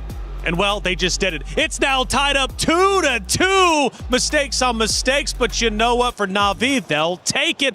Live look at the vaults here for the competitors. We do see a couple of members from Na'Vi, but for the Vitality roster, they're now there, and they've got a lot to talk about. I gotta tell you, Taylor, this grand finals is definitely something special because this is a different level of MLBB that I'm not used to. I'm not so sure how reliable our analysis is gonna be. But trust me, me and Eterna, we will try our very best to make sense of what happens, because here's the thing. Some of their plays just defy logic. They just figure out ways to make sure it's not supposed to be possible, but they made it happen. Well, I know for Mirko and Gideon, they've been losing their minds, and rightly so. We have an incredible series. Let's see how they were reacting to some critical moments. Double up, I don't know. But at this point, here we go. We haven't seen a first blood, and we're expecting at least something here on the first turtle take. Yeah, Vivian's on there as well. They're trying to delay this for as long as they can because they know, I don't think... Oh, what? Echo with the steal, the red tree! Oh, a disaster to the start of the game. They're able to pick up some kills at the end of the day right now, but the turtle didn't go to Na'Vi. Echo gets another on top of the turtle, and now it's Rain. First blood fight, the commentators going nuts and breaking it down as they should. That's where it started. First blood, Na'Vi already looking good. That was great, but they didn't get the turtle. Right? That was kind of shocking because they are playing with Keishi on the Balman. So I would have expected that, you know, Turtle 1, Turtle 2, Turtle 3 even would have been more in favor of Keishi with the lethal counter. Now, the unique thing about Turtle 1 was the fact that Cine was there, and luckily we had that replay, and even the casters were like really shocked because it was actually the trap, the Abyssal Arrow that hit onto Keishi that disallowed that first turtle take, and at the very end of it, it was actually Fumi who got that first turtle. So initially it looked really good for Vitality. It looked like Na'Vi were making more mistakes, but as the game went on, it felt like it was swapped. It felt like Na'Vi understood the mistakes that they were making, they adapted, and then it was Team Vitality that were faltering. So that was very interesting to see. You mentioned later on big adjustments. Turner, let's go a little bit deeper with our next action clip of game number 4. We're now at the 14-minute mark. This is going to be the fight for the Lord, LaFell. And honestly, for this one, there's a lot of things that Vitality did that were like, what is going on here? I don't know why Vivian is using the Atlas in this kind of fashion where she just overextends with no backup from Cine or Shell or anyone that exposes herself to free damage from Na'Vi. Taylor, to explain it very simply, please do for me. Vitality went in 1v5 5 times. It makes no sense. Well, hold up. Let's take a step back to the beginning of our show, beginning of this series. You mentioned the aggressiveness from this region. You mentioned the aggressiveness from Vitality. And one of the keys to win was to take advantage of that. And I feel like Na'Vi is doing exactly that. Hey, that's right.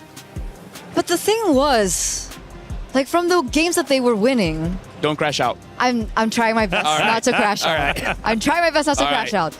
But it's usually calculated aggression. It's usually still aggression with a certain motive in mind. Either they want to, trade for objective or trade for just something else on the map, structure, anything. But here was so weird. Like Vivian got caught out so many times. I even heard Gideon mentioning Vivian just doing Vivian things, and that's not a good thing. Very interesting stuff happening here on the main stage.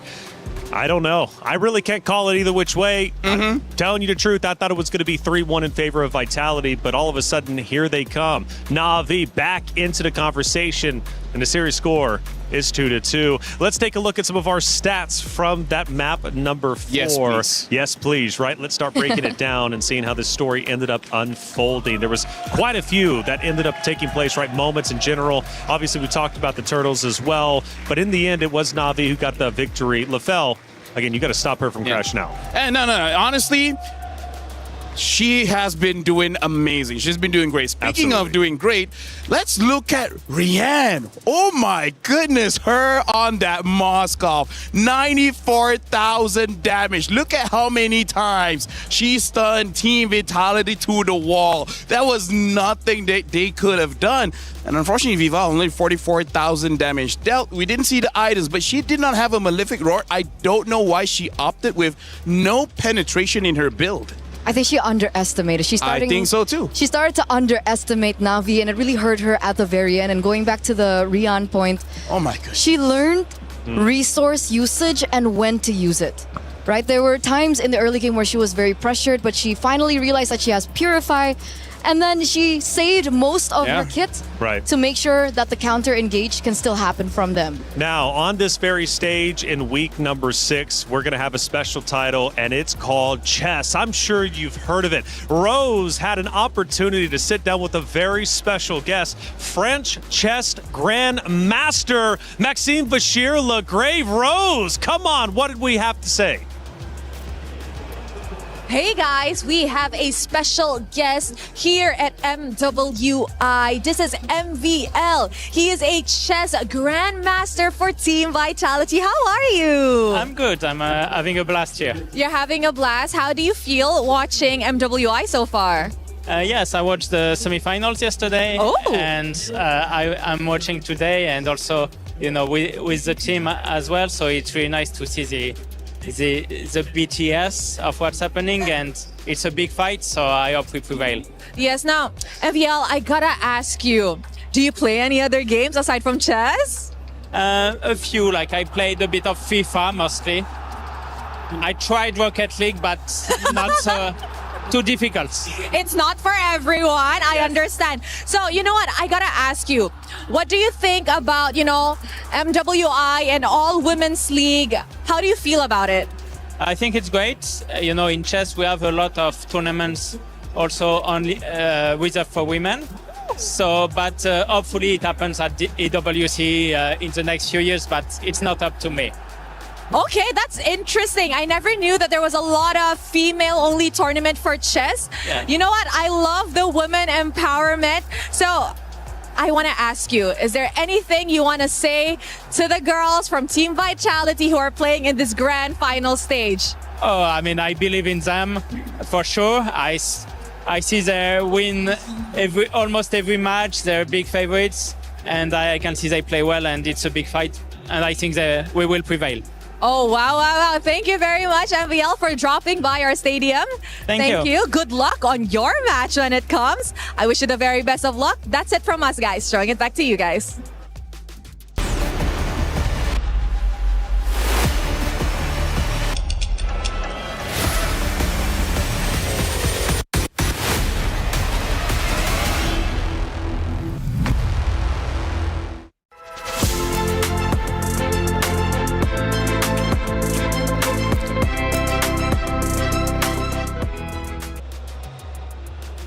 The beautiful thing about the Esports World Cup, you never know who you're going to run into. That was Maxime Vachier-Lagrave, Vitality player and French chess grandmaster, who will be taking that stage in week number 6. Thank you so much, Rose. Na'Vi, we just had a look at them in their vault, getting ready, getting prepared. Seems like they're still in good spirits, as they should be. I mean, they just tied up the series 2-2. Actually, the most impressive thing I think about Na'Vi, it almost feels like that's just a recording, because the way that they do it every single time is even at the same spot. Like, talk about consistency. Because they're locked in. They're so locked in. They get everything perfect every single time. All right, let me ask this. Chad, I'm talking directly to you now. It's 2-2. Now, I saw earlier in our comments popping up on our screen that you were thinking it was going to be a blowout one way or the other. Now it's 2-2. I'm going to dare you. Post your prediction in chat. Who's taking this? Is it going to be Vitality or Na'Vi? Because at this point, Eterna, I have no idea. Neither do I. Same here, man. 50-50 all the way. We're here for the ride. You know, we're just going to enjoy ourselves as fans. That's right. Because here's the thing, I really feel like we got to expect the unexpected. We cannot count the chickens before they hatch. Exactly. And what I do want to say here right now is I think this has got to be the closest grand finals that we've had in a while, especially for MWI. So 100%. Yeah. Everyone else is getting to the same level, and I love it. Because last year was a 3-0. The year before that was also a 3-0. Yeah. So, yeah, we haven't had a 2-2 or even a map 1 from one of the other rosters. It's always been a complete blowout. So this is the most competitive year, which, again, goes back to the communities getting involved, this scene getting better. The ladies are improving each and every year, and I'm here for it. As we go into the pick and bans, this is a serious map. And the reason why we're tied up 2-2, this is a best of 7. You need to win 4 out of the 7 to be a champion. Whoever wins this next map is going to be on match point, series point, championship point, LaFell. I mean, like, it's insane, Taylor. I got to say, you got to get me a longer chair because I'm already at the edge of my seat. I feel like I need more room here. We'll get you two. Eve as the first pick here, which I really respect because, again, the first pick, Eve, definitely the best mage right now with range, with damage, with control. She does everything plus more. And now, I think they're trying to force Vitality just to pick up that Claw because Rianne with that Moskov, she showed up. She know when and when not to use that Purify. She's always in control all the time. I was about to say that maybe they picked up the Eve to deny that Claude pick, right? Put them in a position where they're like, hey, this is a situation where I pick one for another setup to the Claude. So Na'Vi now have the potential to pick up the Claude. And if we had to compare the performance coming in from Rian compared to the Moskov, I think she's way more comfortable on the Claude. So really good setup there by Na'Vi. Balman, though, very quick pick in. And Cici. So Esmeralda, I think earlier on was a menace. Wildcards, she was also a huge menace. And it got us thinking, you know, what are the counters towards this Esmeralda? And it turns out, finally, we get to see the Cici show up. And we see that the Esmeralda can struggle against the Cici. Eterna, I think what Na'Vi is seeing is some cracks from Vitality. Right now, the way that they're drafting looks like they want to force fights. I think they're starting to see Vitality's mental stamina starting to go down a little bit, so they're trying to force that. Look at how easy the heroes of Na'Vi is right now. Right, Babel, you press the second skill, you move around. CC, you press the first skill, you move around. And then Eve, you just, you know, poke with your first skill. So right now, Vitality's showing up with the lane, the Esmeralda, as well as the carry. I gotta say, it's not the hardest hero or hardest draft to use, but I feel like Na'Vi, they're self-aware that they might have some fatigue, and they're trying to force that onto Vitality. This is, I would say, a very good read by King Salman. So what you're saying, force the fatigue, aka speed things up, keep getting in their face, keep getting aggressive? Perfectly, that's perfectly described, yeah. Which is why the Balman comes in clutch here. It's very simple. Neutral objective takes should be easy as well. And seeing how difficult it was for Vitality to close out the game despite them winning early, Na'Vi, I think, has definite chance here in this particular game. Harith gets eliminated there, though. So Claude is still available. Do they want to also take away the Claude? I do have one concern. Vitality feeling the pressure now. Do they turtle up, go with maybe some comfort picks, or maybe slow things down a little bit too much? if you want to slow things down, whatever your mid laner is going to be has to be able to clear the minions long enough. Because I feel like Esmeralda's a front line, great. You have carry for their shred. You already have the Ling to execute whoever is in the back line. Whatever their mid lane is going to be, it should be a pick that helps them turtle up so that eventually if something goes bad, right? Their early game is bad, their mid game is bad. Give enough time for the carry and the Ling and the Esme and it will work out. Because my word here, Eterna, all three of Vitality's picks needs farm. They need the items. This is looking like Vitality hoping we go over 20 minutes. But I'm worried if they do that their composition is too short range. Yeah. Because I could see Na'Vi going Bellaric here. Imagine the dive, right? Yeah. Ling needs to dive. Carry needs to be in vicinity. Esme dives as well. If they go for something like the Valentina, which obviously can hold her own, I'm just worried that they're way too short range and their composition can be countered. So going back to yesterday, I remember there was a pick and ban process between two different teams, and you mentioned this is either going to be a 9-minute round or a 30-minute round. Is this one of those cases? 100%. I feel like as long as Vitality doesn't pick up something like the Selena, we should be okay. Because Selena has horrible wave clear here. And yeah, if they wrong pick a mid laner here, this is 100% gonna end latest at 12 minutes. So what are the options? Honestly, Lilia is not bad. Because again, yeah, it's short range. It's not like the best option you would want. If you're courageous, you can go for something like a Farsa. Because no matter what, you need early burst. You need someone that don't need no items and clears waves. Right now, they only have a few seconds left. Yeah. If they want, just pick up a tank now. Pick up a tank, and they pick up the Minotaur. There's, okay, so not the best pick at slowing down the game. Let me just say that. Like once Minotaur has Flash of the Oasis +1, they can team fight. That will look great. But right now it doesn't look that great. They have a little bit more leeway, I think, in the early game because of the fact that the Minotaur can go revitalize, so there is a little bit more versatility in the lane. But again, this mid lane is going to be really important. Do they want to pair this Minotaur up with someone that is strong in the back line? Like, do they want to go burst, like something like Gord and so on and so forth? Because if they go Farsa here, I feel like the Farsa is super vulnerable to both the range up against the Yve and as well as the CC that can go into the back line. And now they have to think about the Kalea on top of that as well. So right now it's like, oh, you guys got an advantage with heals. Now we also have a heal in the form of Kalea. And this time it's going to be easier for them to catch the Ling, the carry, as well as the Esmeralda. So this is one of those cases, maybe if you pick up a Valentina, it would still be okay, because one of the advantages for the Minotaur is that jump, it does quite a bit of damage, and then a Valentina should be able to burst them out. And the important thing is the counter engage setup. Yeah. I do understand that the Gatot is banned here, and Vitality have already forced in the Minotaur. Luckily, there is no Gatot for the Kalea, but I do still see a layer of counter engage setup that can happen if Vivian is patient enough with her Minotaur. And now the Lilia does get picked up.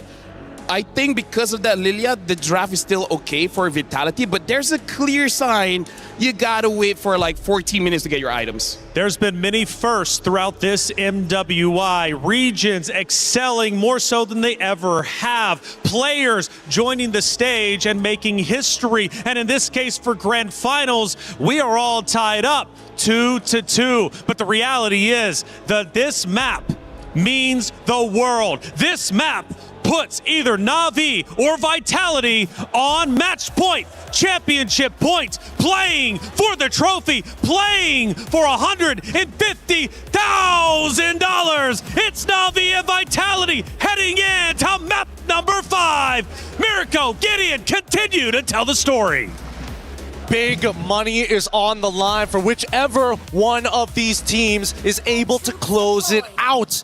Initially, I thought maybe we're getting one step closer to that door, but Vitality, unfortunately, they missed and failed, allowing Na'Vi to now sit eye to eye. We get into this game, and Mirko, I mean, the draft, that second half, a little funky here. Yeah, we were talking about it. The Gatot Kachaban really looked like it was a setup for the Kalea pick. It would have been great as well, right? I mean, the CC, Bauman, those two, really. Very vulnerable to a single target. lockdown, especially when you have a carry already. So they picked the Minotaur instead. I am guessing just more on pure neutral objective control.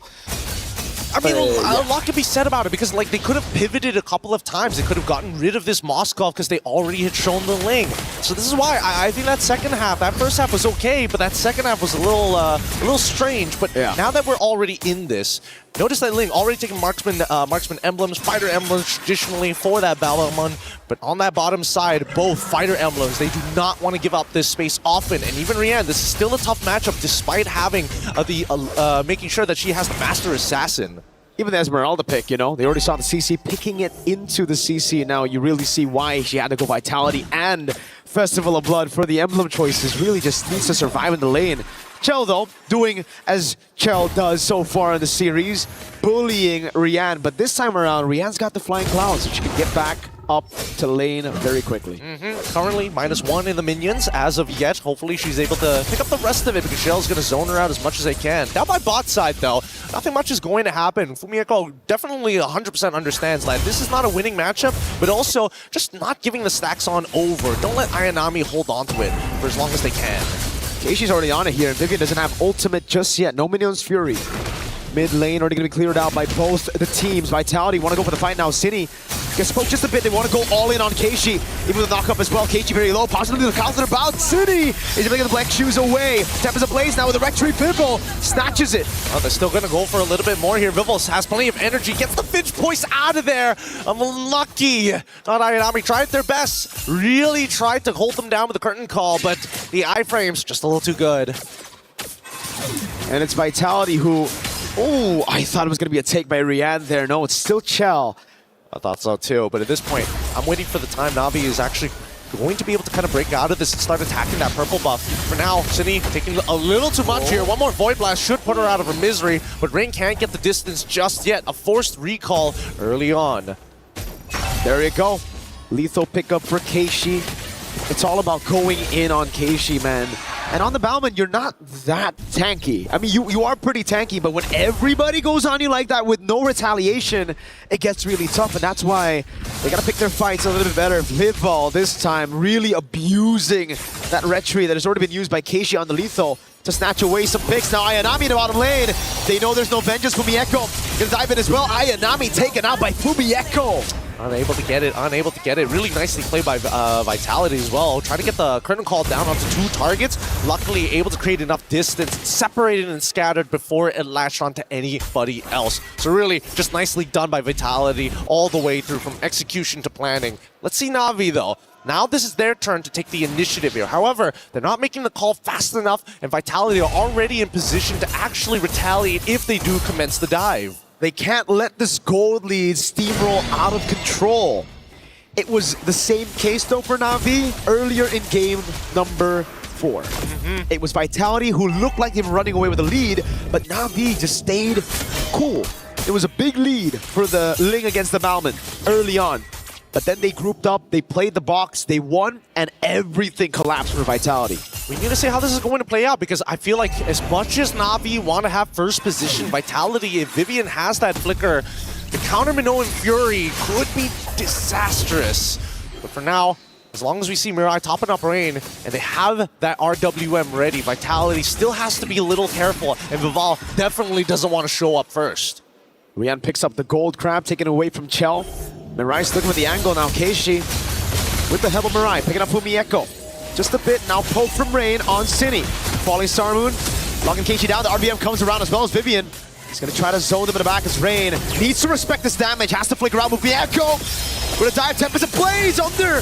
Spirit of Misery locks her down for a bit. Good lethal counter and even a Tsunami Slam to get rid of Vival. Okay. Now the War Axe is already done onto Keishi's side, and all they lost for it was just Vival, which is rather surprising. Rain ended up dying anyways. Mirai should be... Oh, it's getting close! Minoan's Fury knocking up 2. Now another knock up on Rian with the reset, and Fumieko is dancing around. No flicker. Rian gets away. Now the whole team collapsing onto Fumieko. Keishi's right there. No lethal counter, but she's gonna spin. Fumi condiments of it all. Get the healing! Oh, the photo! no! It was bought right in time, no way! That was nuts. That was a nuts outplay. That is crazy. Keeping not only Fumieko alive, but still maintaining and now commencing a dive underneath the turret. Not Ayanami. You gotta get out of there. That was dirty. What was that timing, my guy?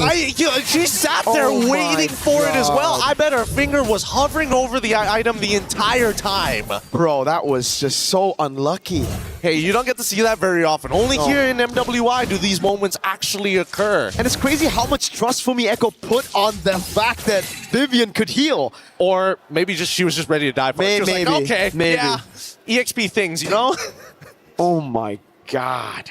That was nasty. I still can't get the image out of my mind. Is so much faith, or was it just blind faith? Either ways, it worked out perfectly for Vitality because now they've checked all the boxes. 3.7k lead at 6 minutes against Na'Vi, and they have full neutral objective controls. MRI needs to just respect this damage. Look at that poke from Fumieko. Densini right after.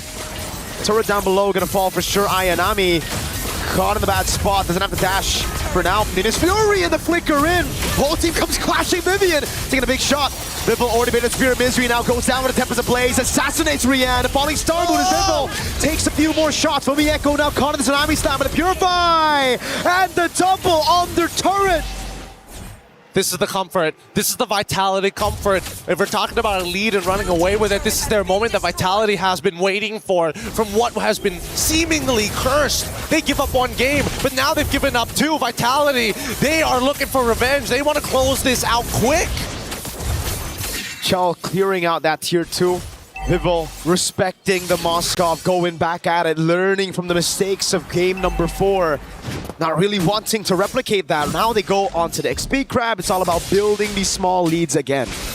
All these small leads eventually build up, and to be specific, it's about a 5.8k lead, which is honestly pretty good. A lot of their cores are one full component ahead of their opponents. Not a full item, a full component. And that makes the difference here for the stats. Overall, when we are... What? Oh my god. What? That... What? Zipper, you know what to do. Whip up the replay on that one. Oh god, but first, baby. the fight. Was that a flicker? It was a flicker, burnt out already. Vivian on the Minotaur. Now we know why they went for the Minotaur instead of the Kalea. I'm rather surprised that they got away with it. Wait, Same. There's still an opportunity here. We'll get the replay in just a little bit, but that's really unfortunate. I wouldn't have imagined the Kalea would have gone down as quickly as they did. Exactly, that's why I'm like wondering, that was just Chell alone, right? There was no one else. Yeah, so I guess just didn't notice it until it was too late, maybe, or maybe Chell's already at 3 items at this point. I mean, it's a 7.3k at 27 and no, not even 3. Not even 3 items. It's just Radiant Armor just isn't enough. Equipment already. Into the bottom lane they go to take this turret down. Chell gonna cop an SOD. Fumieko doing a good job zoning right now as they get caught with the RBM, but the Black Juice comes around for Cine, and Vivian's right there to provide heals over to the rest of the girls. Tier 2 falling in the bottom lane. Now just one more tier 2. Oh, they actually keep it alive. Minions was cleared out. Okay, that's still fine because that means Na'Vi has to commit somebody here to actually deal with the wave if they really want to save it. And in that case, Vitality has time to kind of do other things. And in this case, for Ling, it's going up to that top side for Vitality. Oh, we just saw the Retribution come out. Okay, not bad. That means purple buff should be pretty free for Vival later on once she pushes this wave. There you go. Wave bot dealt with as well by Ayanami. Seems like Vitality really wanted to take that orange buff, and that's why they didn't want to go for just that one hit on the turret. Vival, though, does she know the retry is off? I think they saw it for sure. It would be really cruel if the rest of Vitality didn't tell Vival that the retry is down. Oh my god. Oh, with a flicker as well. Now the follow-up. Boom, Tempest Ablaze. And all the blades for Vival. Holy shield gets around, and it's a Finch poise. You can't tell me that wasn't beautifully done. You can't tell me that wasn't beautifully executed, knowing that even if she took and lost 90% of her HP, once that Holy Shielding breaks, they go out. RWM's already in. Falling Star move for Fumieko, but this shouldn't net to anything. Just gonna walk out of there. Real quick on the Esmeralda. Walking out of it. Na'Vi still have good clear. We have to talk about that, right? It's Yves and a Moskov. but that's a 10,000 gold lead in 10 minutes. That's the GG angle we always talk about. They are getting, oh yeah, thank you. Thanks, Zipper. A crazy goal difference like this is really hard to come back from. It's a full item, not just a component anymore. If you were already struggling with dealing with a component, full items are just ridiculous to deal with overall. Look at how fat that lead is for Vival. 3,000 gold lead. I believe that's a BOD. If they want to play it normal, it's a Melfic Roar. But with a 10,000 gold lead, I'd lean more into a BOD. I mean, might as well at this point, right? They just don't have the items for it, and I don't think anybody has dedicated armor items as well. Dude, it's 11,000. Vitality don't want to just beat Na'Vi in this game. They want to beat the clock. RWM onto Cindy. Black Shield's going to be used up again. Minas Fury knocking up too. Okay, she's going to be very low. Again, Tsunami's having to peel in the backline. When Echo's going to be locked down under turret. Shut down as well. Yes, so Patel stays onto the Crystal 11 minutes. And they take match point. Crazy. Crazy, crazy stuff in Vitality. And one thing to say, they get to cheer even louder for Team Vitality taking their third map win. With that being said though, it's match point, baby. This is all or nothing. The big money is on the line. Na'Vi have got to figure out how exactly they want to play this next draft. The Golden Hornets are chill. And it is up to Na'Vi to figure things out right now. Like you said, what do they do to try to decipher this? Because it almost seems like they were prepared up against the first 4 games of Vitality. They had answers to that. But here with the Minotaur, they were left confused. Even I'm left confused of what else they can do if even skipping out on the Gaton netted them the win. We'll throw it over to our panel. Reflections, please help us break this down. This game is just too much for the casting desk.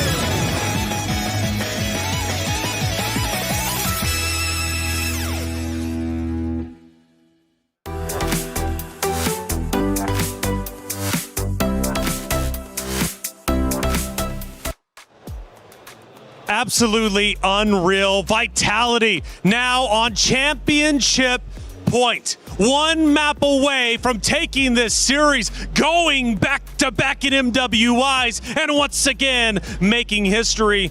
We take a look at the dugout of Na'Vi for the first time sitting in their vault, and they do not look happy. I mean, like, here's the thing, man. Vivian really redeemed herself. Like, in the previous game with the Atlas, there's many times she dove, but then nothing happened. This time, Vitality played like a team. Whenever Vivian using the Minotaur goes in, everyone follows. It's like, you know what? Even if we die, we just fight properly, and they did. And with that being said, I think it was very wishful thinking of Team Na'Vi to not bring Purify. Because I think most of them went for Flicker, and then of course the jungler brings Retribution. But because of the lack of Purifies, there was no way to get out of those engages coming in from Vivian. And speaking of engagements, I thought for sure, based off the hero selection, it was going to be the aggressors of Na'Vi fighting early game and winning early game. However, I'm looking at turtle after turtle after turtle get taken from the side of Vitality. Before I knew it, there's a 10K gold lead. This was our fastest map so far in our grand finals. Oh yeah, for sure. Part of the reason why the aggression was not there is it's supposed to be Mirai, the roamer, to start things off, but there was never an opportunity where she could go in. And honestly, even I'm not so sure what happened, because there were moments where she just randomly died as she's patrolling the map.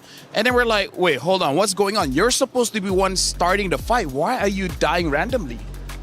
Randomly indeed, and you can't have that, especially this late. When you win the hero pick, it should be your round. Unfortunately, it wasn't. I'm hoping for a Game 7, but you cannot deny that Vitality just got that much better.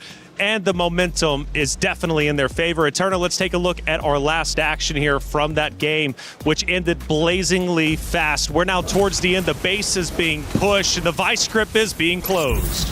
It was all in favor. Wait a second. Yeah, I know. We're this- just like reminiscing We're about reminiscing. what happened yeah, before. yeah. Sanjika I on love that Galaxy, by the way. Dude, That's okay. Hey, I love look, Galaxy. I love Galaxy. Back to grand finals we come, all right? It's going to be Na'Vi and Vitality, of course. Again, the reality is, though, that it ended incredibly quickly, and I think we do, in fact, have it ready to go. That final action, of course, from that final map that we just witnessed. I need to take a deep breath, man. I really do. I believe in curses now.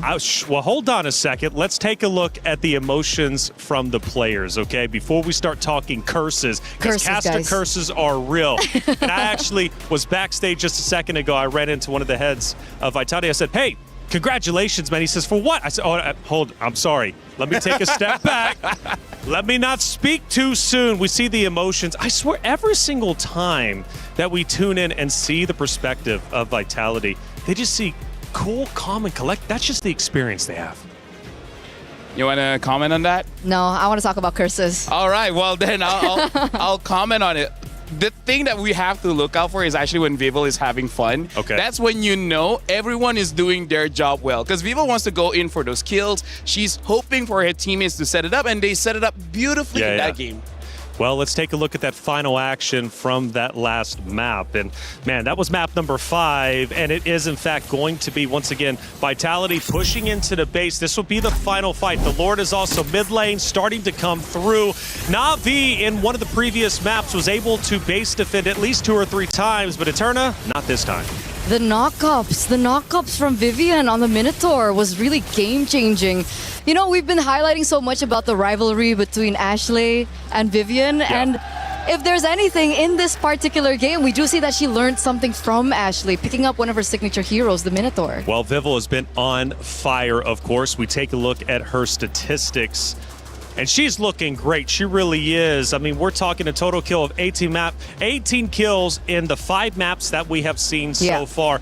But honestly, sometimes the kills are one thing, but the assists, 20 assists, she's putting in work for her team. The one thing that I really want to highlight about Vival is even in a losing condition, especially when she's on an assassin like the Ling, so back-to-back Ling games we saw, she's always, 2-3 levels ahead of the enemy jungler. And I find that so impressive, even in a losing condition. So she's so effective, she's so great when it comes down to farming, that she can be the sole winning condition of how things can turn around in favor for her own team. Honestly, that's amazing because here's the thing, you're going up against a tank in the jungle. The tank is going to take some time to clear. So yes, I like Vival just pathing vertically. I'm just going to go into your jungle and take some for myself. Moonton has done a phenomenal job with MWI, but that's not the only event happening here at the Esports World Cup.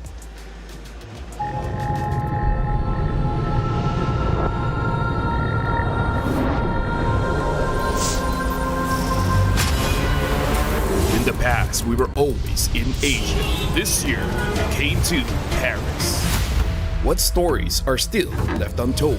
Kami sudah membuktikannya, tapi ini baru permulaan. Tiada siapa akan ingat siapa nombor 2. We need the win.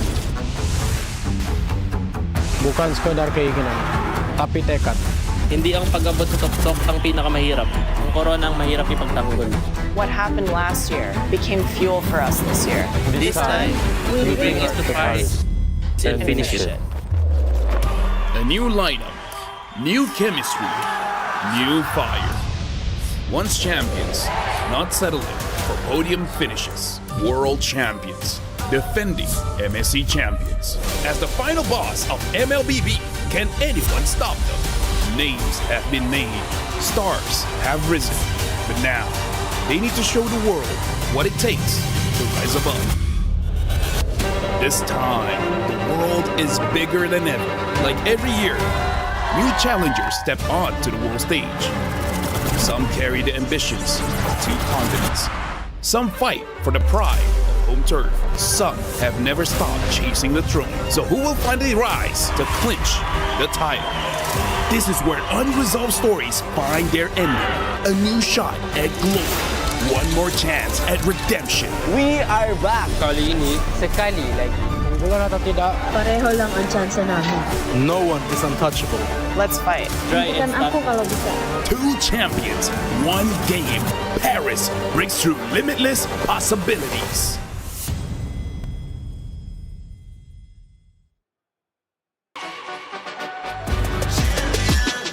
This ain't no regular thing. I came for the ring, you know what I mean. You see my name in the lights, better get right, I'm champion.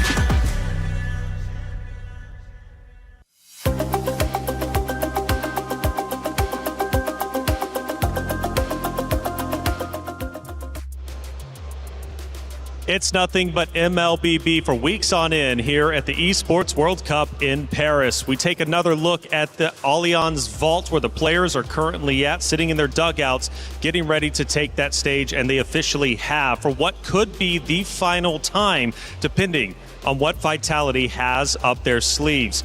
After that win, I feel like this is where Vitality becomes at their strongest. They've already won grand finals. They've already been champions. And now that they're one map away, you can't argue that they know how to close out series. Yeah, especially when they have a huge lead, because in that previous game, it's at the second turtle. That is relatively fast for you to have a lot of wins whenever you go for a fight. I thought it was going to go bad when Vival died early, but then they just keep on continuing to fight. That Minotaur really paid dividends because able to get that Flash of the Oasis quite early and made it so that they can basically fight forever. Eterna, Navi's going to have to dig deep. This is where they truly become a champion by forcing a Game 7. But look at that smile. Like I said, Vitality is feeling confident. They're feeling comfortable. Can Navi pull off another win to stay alive and force a Game 7? I know they can do it. I know they can come back to this. And it starts with the drafts. If you're talking about digging deep, I feel like they kind of did. Kalea debut pick in the grand finals, that was definitely something that I did not expect. And I feel like that last pick really killed them in the end. Yeah, I feel like for Vitality, as long as you have a draft that you can just keep on fighting nonstop, I think that fits their style. Okay, so you're thinking Navi should go back to where they started, at least in that last pick and ban. Go with the aggressive play style, get in the face of Vitality. But they did try that, LaFell, and it didn't work out. In fact, we had our quickest game in map number 5. So if they go back to it, how can they execute better? Honestly, like Vitality go for the heal, and Navi, I think... Personally, for me, I think Mirai just does not have enough practice on that Kalea because she was honestly invisible throughout the entire game. So I feel like it's quite a risk. It's a good pick. Don't get me wrong. It is a good pick. But if the player is not ready to execute on that, I think don't take the risk because Kalea does require some skill to play. And when the stakes is this high, I don't know. I think that's too much to hope from the player. I agree. And again, even though that the Gatot Kacha wasn't on the side of Vitality, the fact that the Minotaur was able to counter engage, even if, let's say, she does get a final slam down, it also kind of hinders that point. And plus, Team Vitality had a lot of purifies, so it wasn't as straightforward for Mirai either. And remember, I really wanted to talk about curses, and this is what I was talking about. Navi are now on red side. Again, the team that gets red side is the team that wins the game. So you're saying we're going all 7 games? Oh, yeah. Ooh, yeah, carry his first pick. So I think that's already a pretty good start because they know that Navi wants to go tanky. They already have answers with the first pick. Exactly. So I don't know if Navi wants to go for a pick like the Claude or not. But I gotta say, Vitality taking out that Eve, pretty smart. Making sure that Navi does not have a range advantage is step number 1 on winning it out. For sure. Carrie gets completely isolated when she falls into the real world manipulation, so that will definitely benefit her. And even if, let's say, Navi pick a Granger, okay, this is very risky. Now, Granger requires a little bit of snowballing to happen in the lane. And if they don't get that snowball, if they don't get those Sky Piercer stacks, it's really hard for Grangers to stay relevant mid to late game. Honestly, with that pick, I think Rayanne better hope that she doesn't see a Yuzong, an Alice, a Lapu, a Benedetta, a Paquito, a Freya. Honestly, there's quite a lot of EXP laners that deal very, very well with the Granger. One of the reasons why we don't see it get picked But I'm assuming because it's picked up quite early, they're trying to potentially counter whatever the next pick is. And now the Cho as well as the Ling. Looks like Vitality, they want to build a draft that they can fight again and again and again and again. Also, can Granger go Purify? Granger can go Purify, but is not the best. So that's it, right? You don't get to be aggressive in lane, and you can't be aggressive during turtle fights, lord fights, and etc. So among all the other things, with all the picks on the board that can definitely counter the Granger, the fact that the Granger, it's not as great to go for Purify, yeah, makes it so that the mother of tanks on her signature Cho pick will definitely have a good time. The TLDR is you pick up the Granger here. If you have the Purify, you're gonna be good against the Cho, but bad against everyone else. So take your pick. But now finally, the Freya gets picked up again. Eterna, I have no idea how it took this long. And that's the big thing. That's a big thing. Sure, the Granger is in the gold lane, but we do have Freya on not Ayanami once again. She did so well in her lane earlier on. And so with the Freya being here, it really is save and grace for them to carry it through from early to mid game in case the Granger lane doesn't work out. How do you protect the Freya in the gold lane is now the question. XP lane, I mean. I feel like based on what happened in game number 1, they're hoping she doesn't need help. I feel like not Ayanami on this Freya is supposed to grab everyone's attention so that hopefully the Granger gets some breathing room. So I'm thinking they're just hoping her mechanics is going to be enough, but that means Vitality just might make a draft that they just, go to the EXP lane quite a lot of times. But as long as she has that vengeance, the first gank, I think she can survive no problem. That's why they banned the Valentina. On one side, you already see the Cho being picked up by Team Vitality. Really good at early game rotations, fast clear, really aids in the mid laner. And if they had the Valentina on top of that, I think they would rotate a lot quicker. So the Yve and the Valentina are now out. If they still want to go hands into that kind of strategy, I would also think that the Lilia might be another thing that they want to take out as well. Yeah, no, honestly, at this point, with what Vitality has, they have many different options in mid, and one of them is definitely that Lilia. But interestingly enough, Vitality, they themselves ban out the Lilia here, so I wonder if they want to go for the Selena. I don't think you necessarily need that. The Phoveas get banned out, which honestly is not a bad pick here because, Phoveas is one of the counters for the Freya. So now for Na'Vi, in terms of their mid pick as well, they need something that can protect themselves so that, doesn't get attacked by the Cho, doesn't get attacked by the Ling. I'm drawing a blank. Are they going to try to force like a Kimmy and then hope they can just move forward all the time? I don't think that's a great idea. You know what's a hero that we haven't seen this entire series? What, Valir? Jushin. I feel like if anyone uses Jushin, it might be Vitality.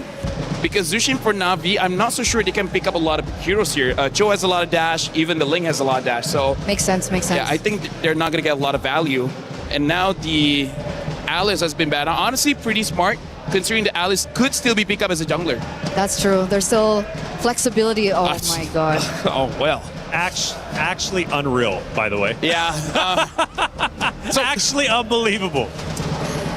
The Jushin gets picked up for Na'Vi. It's kind of like we called it, but also we're like warned against it. Yeah. Well, because it's the only hero that she's picked up that hasn't been used, and I think the Kimmy is a little bit too risky here. But the thing is now Vitality can pick up the Kimmy because Kimmy does quite well against the Zushin. They can pick up the Gord as well. They pick up the Terizla. We haven't seen Terizla for a while here. Going up against the Frey, you're not going to be winning the lane. You're just going to survive. Yeah. So what does Cine pick? Selena is still open. You mentioned the Kimmy already. Kagura is another hero that she's utilized in MWI. And it's going to be a Valir. I mean, you did say one hero we haven't seen is Valir, and Well, it works. It makes sense, It right? makes sense. Atlas, anti-CC as well for the ult, so it doesn't necessarily have to bring Purify. Up against the Freya, it also makes sense. And you know that this is going to be a tank, right? You know that Na'Vi is going to be bringing a tank, so that Valir is going to be helping out a lot. Especially you have the carry as well as the Ling. You don't need more damage. You just need some kind of disruption. And now the Akai gets picked up. I feel like this is going to be the final game. Oh, that's a heavy statement because the reality is for Na'Vi, they are knocking on the door of a second place finish. For Vitality, however, one map away, one win away from securing the 2026 MWI Championship. Can they do it? Can they get the job done? Or will we get one more map? Mirko, get in, let's find out. The world holds their breath as they see this next game. Already at the door, our defending title champions are so close to getting that trophy and getting real revenge from what happened in 2024. Na'Vi, they've got what it takes to bring it all the way to the end. But the truth is, if they don't muster up the courage now, if they don't be brave to make the play, I don't know how they will overcome this mountain of a hive mind. And the Golden Hornets look strong. The Golden Hornets look very convincing. They're coming off of an 11-minute end just earlier for match point. Na'Vi has gone back to their roots, playing utility jungle and having a carry on Ayanami.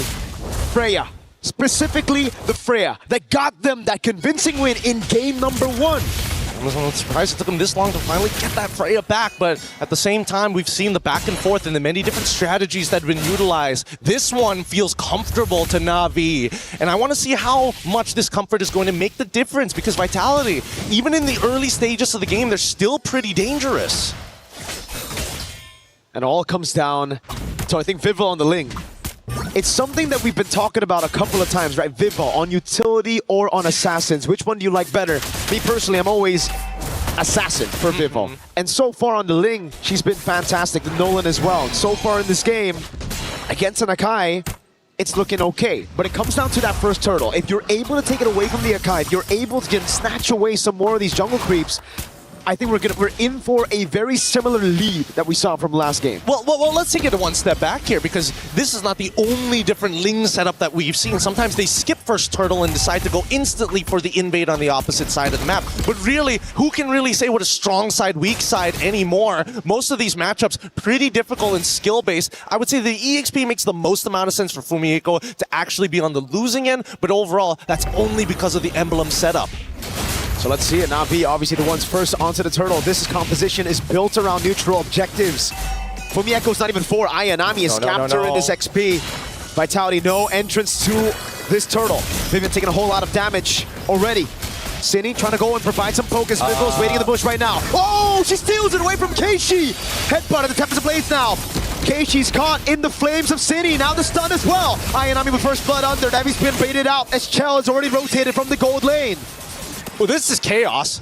Let's go down to the bottom side. Hey, not Ayanami, casually 2v1ing two people at once in the middle of that fight and even finding that first blood. But now, with no means out, honestly, it might have cost her the entire laning phase now. And it's just as we said, just as we assumed. If Vivo can somehow get a lead at the start of the game, this is going to be very dangerous, because it seems like Na'Vi, yes, they have Ayanami, but the main guy who they're looking to snowball in this game is Rihanna the Granger, and she's brought Purify. So that means the Ling's going to have a plenty of good space to dash around and outmaneuver the Granger. We'll see how long they're going to be able to do that here. I think Na'Vi, they're not completely out of this just yet, but Chell has consistently beaten Rian in lane. It's outside of the lane where things get a little dicey, and because of that, Vitality walk into enemy territory and they have an amazing read on the jungle path that Na'Vi have. Now it's oppression from this point onwards. And that's the clear speed diff. Something that we brought up a couple of times after the patch for the utility jungles, the Fredge and the Bakshas and the Akai, but in the group stage, even through the knockout stage, we've seen the Akai still get their hands on neutral objectives. That's the thing. Now that it's taken away from him, you can really see that gap for the Assassin in terms of clear, in terms of mobility. She's able to get into the purple buff, getting out of there as well, without using ultimate, without using any of that. I mean, Ling is just one of those heroes that's really hard to kind of like, to balance out because of how much is in that kit. It's just universally good. And now as they contest for the space at this stage of the game, for Vival, it's a pretty straightforward answer. All I gotta do is keep on stealing these camps and cleaning up bad trades across the map, and this game should be in the bag before I know it. Na'Vi hold control over it, but Vivel has a 2-level lead, so it comes down to the red tree battle again. Vivian gonna provide some poke right now. It's from the Echoes trying to zone Ayanami. It's Keishi holding on to the neutral objective. Vivian goes for the kick, but baits on the heavy spin. Now it's Vivel looking for the opening, goes in again, and the rinse out the red tree. Morale with the play to links over on Vivel. She's gonna be able to dive in with the fine blade. Tempest Ablaze now knocking him off, and oh, it's all the Blaze picked up by Vivel. They have to kite together, unfortunately. Not Ayanami can only do so much now that the rest of her backline is already out. Rain as the anchor again. They have to understand who is the anchor of the composition. If you're not playing around your anchor and you're splitting away from them, I get it if it's a Tempest of Blades. I get it if it's a Fatal Links. But if not, why not? And I think that Ayanami at this point needs to communicate to the rest of the team. Look, I'm the only one who has the lead right now. If you want Rian to get these kills, we have to play traditional front to back. Good escape for Ayanami. They will have to do that, but it's so scattered. The way Na'Vi want this fight to be is pure front to back. Vitality are attacking from angles that Na'Vi are just not expecting. And it's really difficult for Rian to land those shots. I mean, I think what's worse is that now that they don't have to worry about their mid laner not having, well, inbuilt Purify, they have access to Flicker. It becomes that much more difficult, right? And not only do I have to get rid of your battle spell, but I also have to get rid of your ult on top of that. It's just a consistent level of problems that Na'Vi can't force out all at once, but over a period of time. In terms of the gold so far, Ling coming up big at 1,000 gold so far, and that's already pretty good. Again, you can see that even Vivian just man-to-man defense, making sure that they have plenty of information on what's going on. Giving up the waves, and Rian should die here, but doesn't get that last auto attack down. We see that Mirai, they want to, but they back away. I can't believe it. That amount of damage at 6 minutes for a carry with just 1 assist. I was questioning it as well. I mean, I was thinking that maybe the Rian would be able to get out or at least create enough distance, but I think just too many procs, right? Too many triggers, that passive. And you have to take a look at Vivel. She's been having a nasty game of Farm Simulator right now. I mean, she's taking away the bot wave, the mid wave as well. It's double-lating, but on the jungle. She's gonna go to the bottom lane now. Na'Vi set their sights on the turtle, and it seems like Vitality don't care. Can they drag this out? I mean, Sydney still hasn't used the Searing Torrent just yet. They don't mind. Have the second one. We're gonna walk away from this. We want to make sure that at least Vivel's in a disgustingly good position. 2-level advantage. Purple buff about to come back up here. On the other side for Na'Vi, it is finally their first neutral objective of the game. And in the bottom lane, it's just Vivel clearing out, trying to get those items, trying to get enough gold to assassinate these backliners, mainly Rian on the Granger.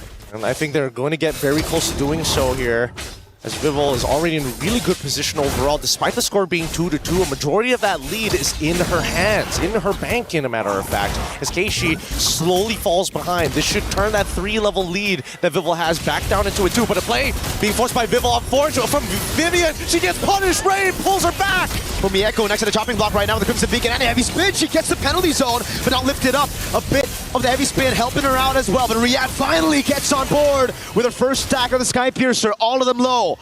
Vivel nowhere to be seen, just going to go for the safe turret down below. Definitely think she could have picked up the kills there, but again, don't want to risk the shutdown overall. Let's look at the gold distribution overall, and it looks like, yeah, a lot of it not only half of them coming from the minions, a large chunk coming in from the jungle creeps itself. The passive goal is going to be dedicated to be the same, but I mean, with 2 kills already, 400 gold in the bank, it's going to be pretty difficult for Keishi to actually catch back up because he does not want, she does not want the kills. Oh wait, play, flicker coming out of rain, no way of the dragon now. Oh my god, that damage, Vivel knows. There's no way for Rian to escape even with the Purify. That's the killing spree for Vivel. Rian unable to escape. I mean, there's nothing that she can do about it, right? If you have Flicker, you die anyways. You have that Purify despite the way of the dragon. You can reposition, I suppose, but not when 2 people are attacking you. At least not Ayanami was able to get the tier 1 down bottom side before this Lord spawn actually occurs. If you notice, you see that Shell is actually hovering around that top side. She doesn't see anybody. She's going to steal away the orange buff and maybe even farm another wave up top side. Oh my god, it just built up frustration. First it was the purple buff taken by Vivel, now it's the orange buff taken by Chelsea. Deals with the wave up top, trying to build that slow push. And at the end of the day right now, Na'Vi are still going to have to play that front to back. They're going to have to play for Mrs. President, who's Rian right now, like Vivian. Opening up, wave up top, already shoved in by Vitality. I think you mean Madam President at that point, but Madame. I think at this stage, yeah, they don't really need this Lord. They can start taking away turrets kind of for free. Freya shows topside, and I think it's pretty free for Vitality. Whatever you want, you can take. That's the Lord secured by Vitality. Penalty zone by Fumieko. Now it's Vivo just waiting for the heavy spin. She's such a patient killer. Yeah, they haven't lost too much composure. At now, 9 minutes? Yeah, endless battle. Wait, Zipper, pull up the item list real quick. Is that second item or third item? I'm pretty sure it's third. It's third. Dang, that is fast. That is so fast. And now, usually you would expect at least towards, like, 10 minutes of the game, a couple of components, a Haskell on top of the Berserker's Fury, but now that he's got both, and triple items for Chell as well, like, this game is starting to look pretty good for Vitality if they want to hold up that trophy. 3,000 gold lead. Now add a bit more spice. It's an Ice Queen 1 against Navi's composition. It was already... I mean, this Valir is already a big problem for them. Now you add that slow. It's going to be difficult for Mirai or not Ayanami. I think the only way is if not Ayanami and Mirai come in from two separate angles. Worst comes to worst, you got to at least sacrifice the heavy spin. Now, they're just dealing with the waves. One by one, they're going to cut it down. Even Rain getting Ice Queen 1 for herself at this stage, but they can't walk out of their base comfortably. And the oppression from Vitality is going to make sure that, hey, this lead, this simple 3K lead is slowly going to develop into roughly, I would give 7 to 8K, depending on whether or not they find another fight. Shoutouts to chat, pointed it out. I just read it out, but Vivo got level 15 at 950 on the dot. Massive gold advantage, an even bigger XP advantage. Keishi's 3 whole levels down. This is a dangerous game to be around here. And Navi, they haven't been too proactive on the map. They've been waiting for the protocols, and worse yet, they have no real answer to Vival because they can't force anything out of her. They have to attack other members and force Vival to come to them, and even then, might not be enough resources. That big snowball we were hoping for Rian on that Sky Piercer has not come into fruition. And yet, we are still hoping that not Ayanami can somehow clutch a fight somewhere, somehow get him low, and let Rian finish them off. I'm just worried whether or not Keishi will be able to withstand the raw damage, not only from just Cine, but Chell, because she is clutching these fights. And the fact that Rian, the only Sky Piercer stack she got, it was instantly cut down by Vival. I mean, Vival's having a fantastic series. Another fantastic game here on Ling. Really seems like she wants that finals MVP as well. She's able to close it out. Last time she got it was MWI 2022, the very first one. There's one hell of an argument to be made here, honestly. But considering the team lineups, it makes so much sense. And even then, when we look at the item list so far, it's only going to get worse. Nearly done with the BOD as well. If this game could not be more brutal to show how undisputedly good Vitality is, Na'Vi, we need to hear that answer sooner or later because this Lord could be a make it or break it already.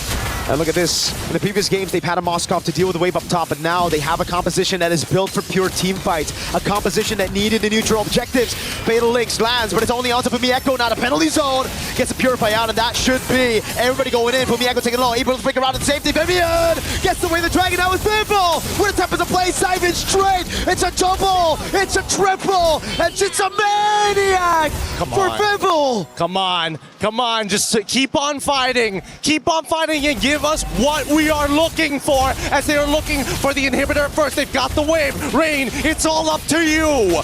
11-minute game for match point. Now in 13 minutes with no Crimson Peak, and Rain's gonna be shredded to pieces. We're better to defend a kingdom than upon its own sacred ground. Paris belongs to the Golden Hornets tonight. The nightmare of 2024 has finally been laid to rest. Empires rise, rivals return, but Team Vitality are your undisputed back-to-back champions! What an amazing game! What an amazing experience! MWI, the storylines that we were all hoping for has built up to this very moment. Once again, congratulations to Team Vitality, but the heartbreak the heartbreak for Na'Vi, a grueling series. There's so much to be earned. We're throwing it over to our stage host to wrap it up. Thank you so much. It's me and Miracle on the desk signing out.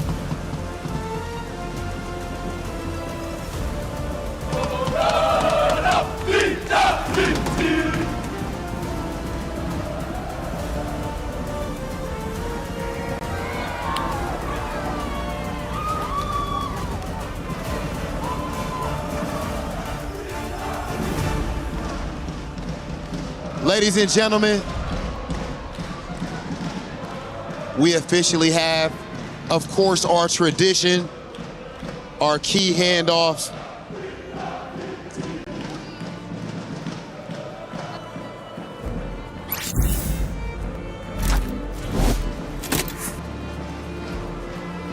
Here comes our champions, Team Vitality, of course, showing amazing sportsmanship.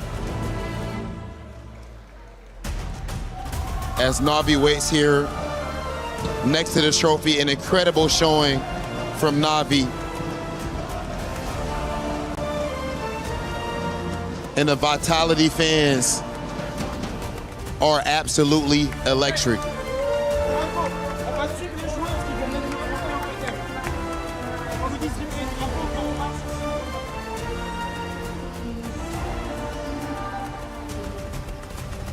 Philippines, you fought valiantly, but your journey ends here. Yo, great performance. Great job. Ladies and gentlemen, we are going to take things over to the Key Crusher. Team Vitality, your back-to-back MWI champions. And now, of course, they have to complete their tradition, which is, of course, what we do right here at EWC as they crush their foes, Key. And, of course, right their wrongs from 2024. That's absolutely right. And of course, in the midst of the hive, who is currently buzzing right now, the foes that has taken them down in 2024, and their keys now crushed on the home turf right here in France. This is the perfect ending to Team Vitality's reign. Congratulations. Oh my goodness. You actually could join us up there on the stage so that you can grab your trophy with the rest of your team. Team Vitality, dominant, inevitable, unstoppable. Team Vitality, claim what is rightfully yours. Let's go, our champions of MWI 2026, Team Vitality.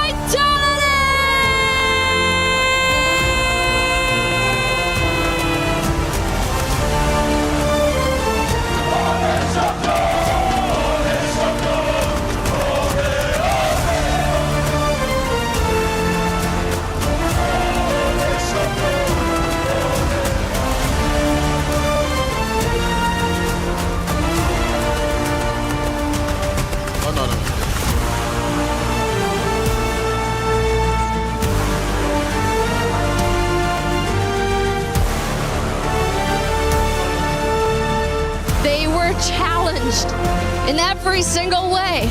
16 teams landed here in France with a target so huge on their backs, having to defend their throne here on the home ground of France.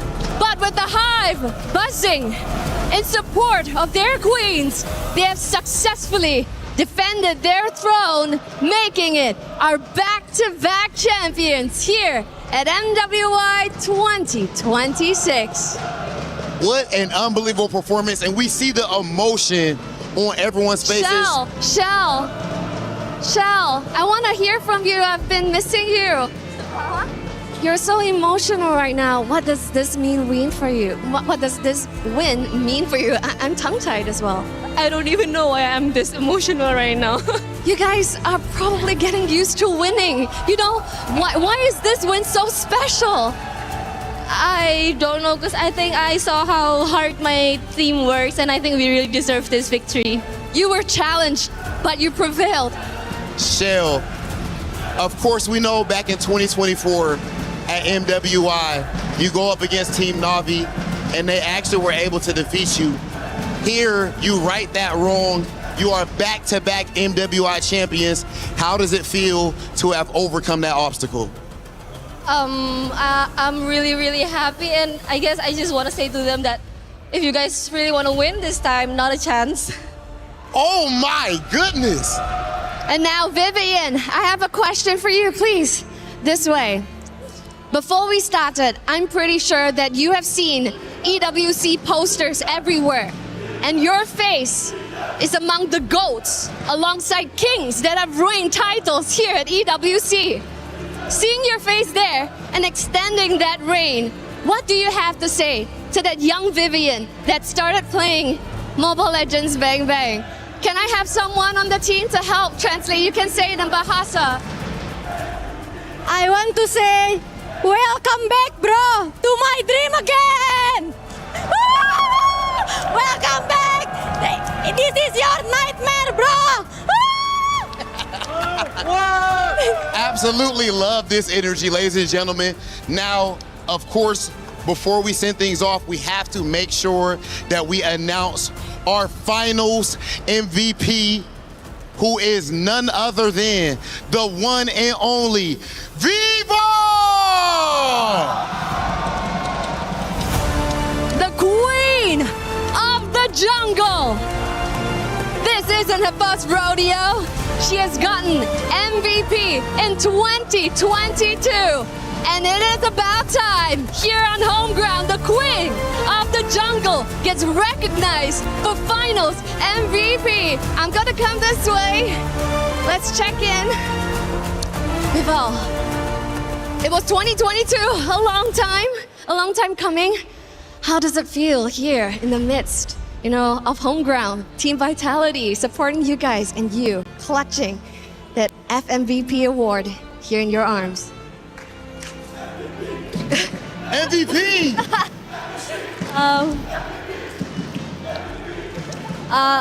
I'm really happy with this award and the result of this year's MWI together with my team, and especially this year's MWI is held in Paris, which is the home ground of Team Vitality. And we dedicate this win to everyone, to our fans as well, and yeah, it was a blast.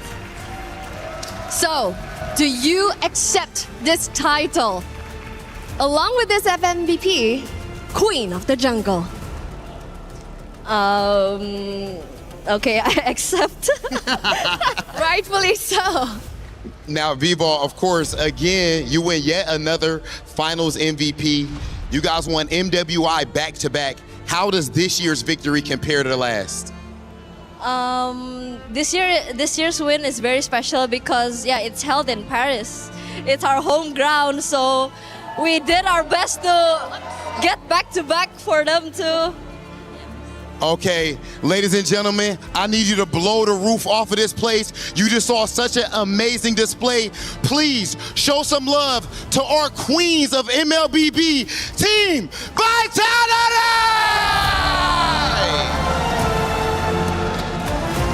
Team Vitality, please go ahead and etch your names in history. Walk on over to the totem. Take your walk of victory now as the official queens of MWI 2026.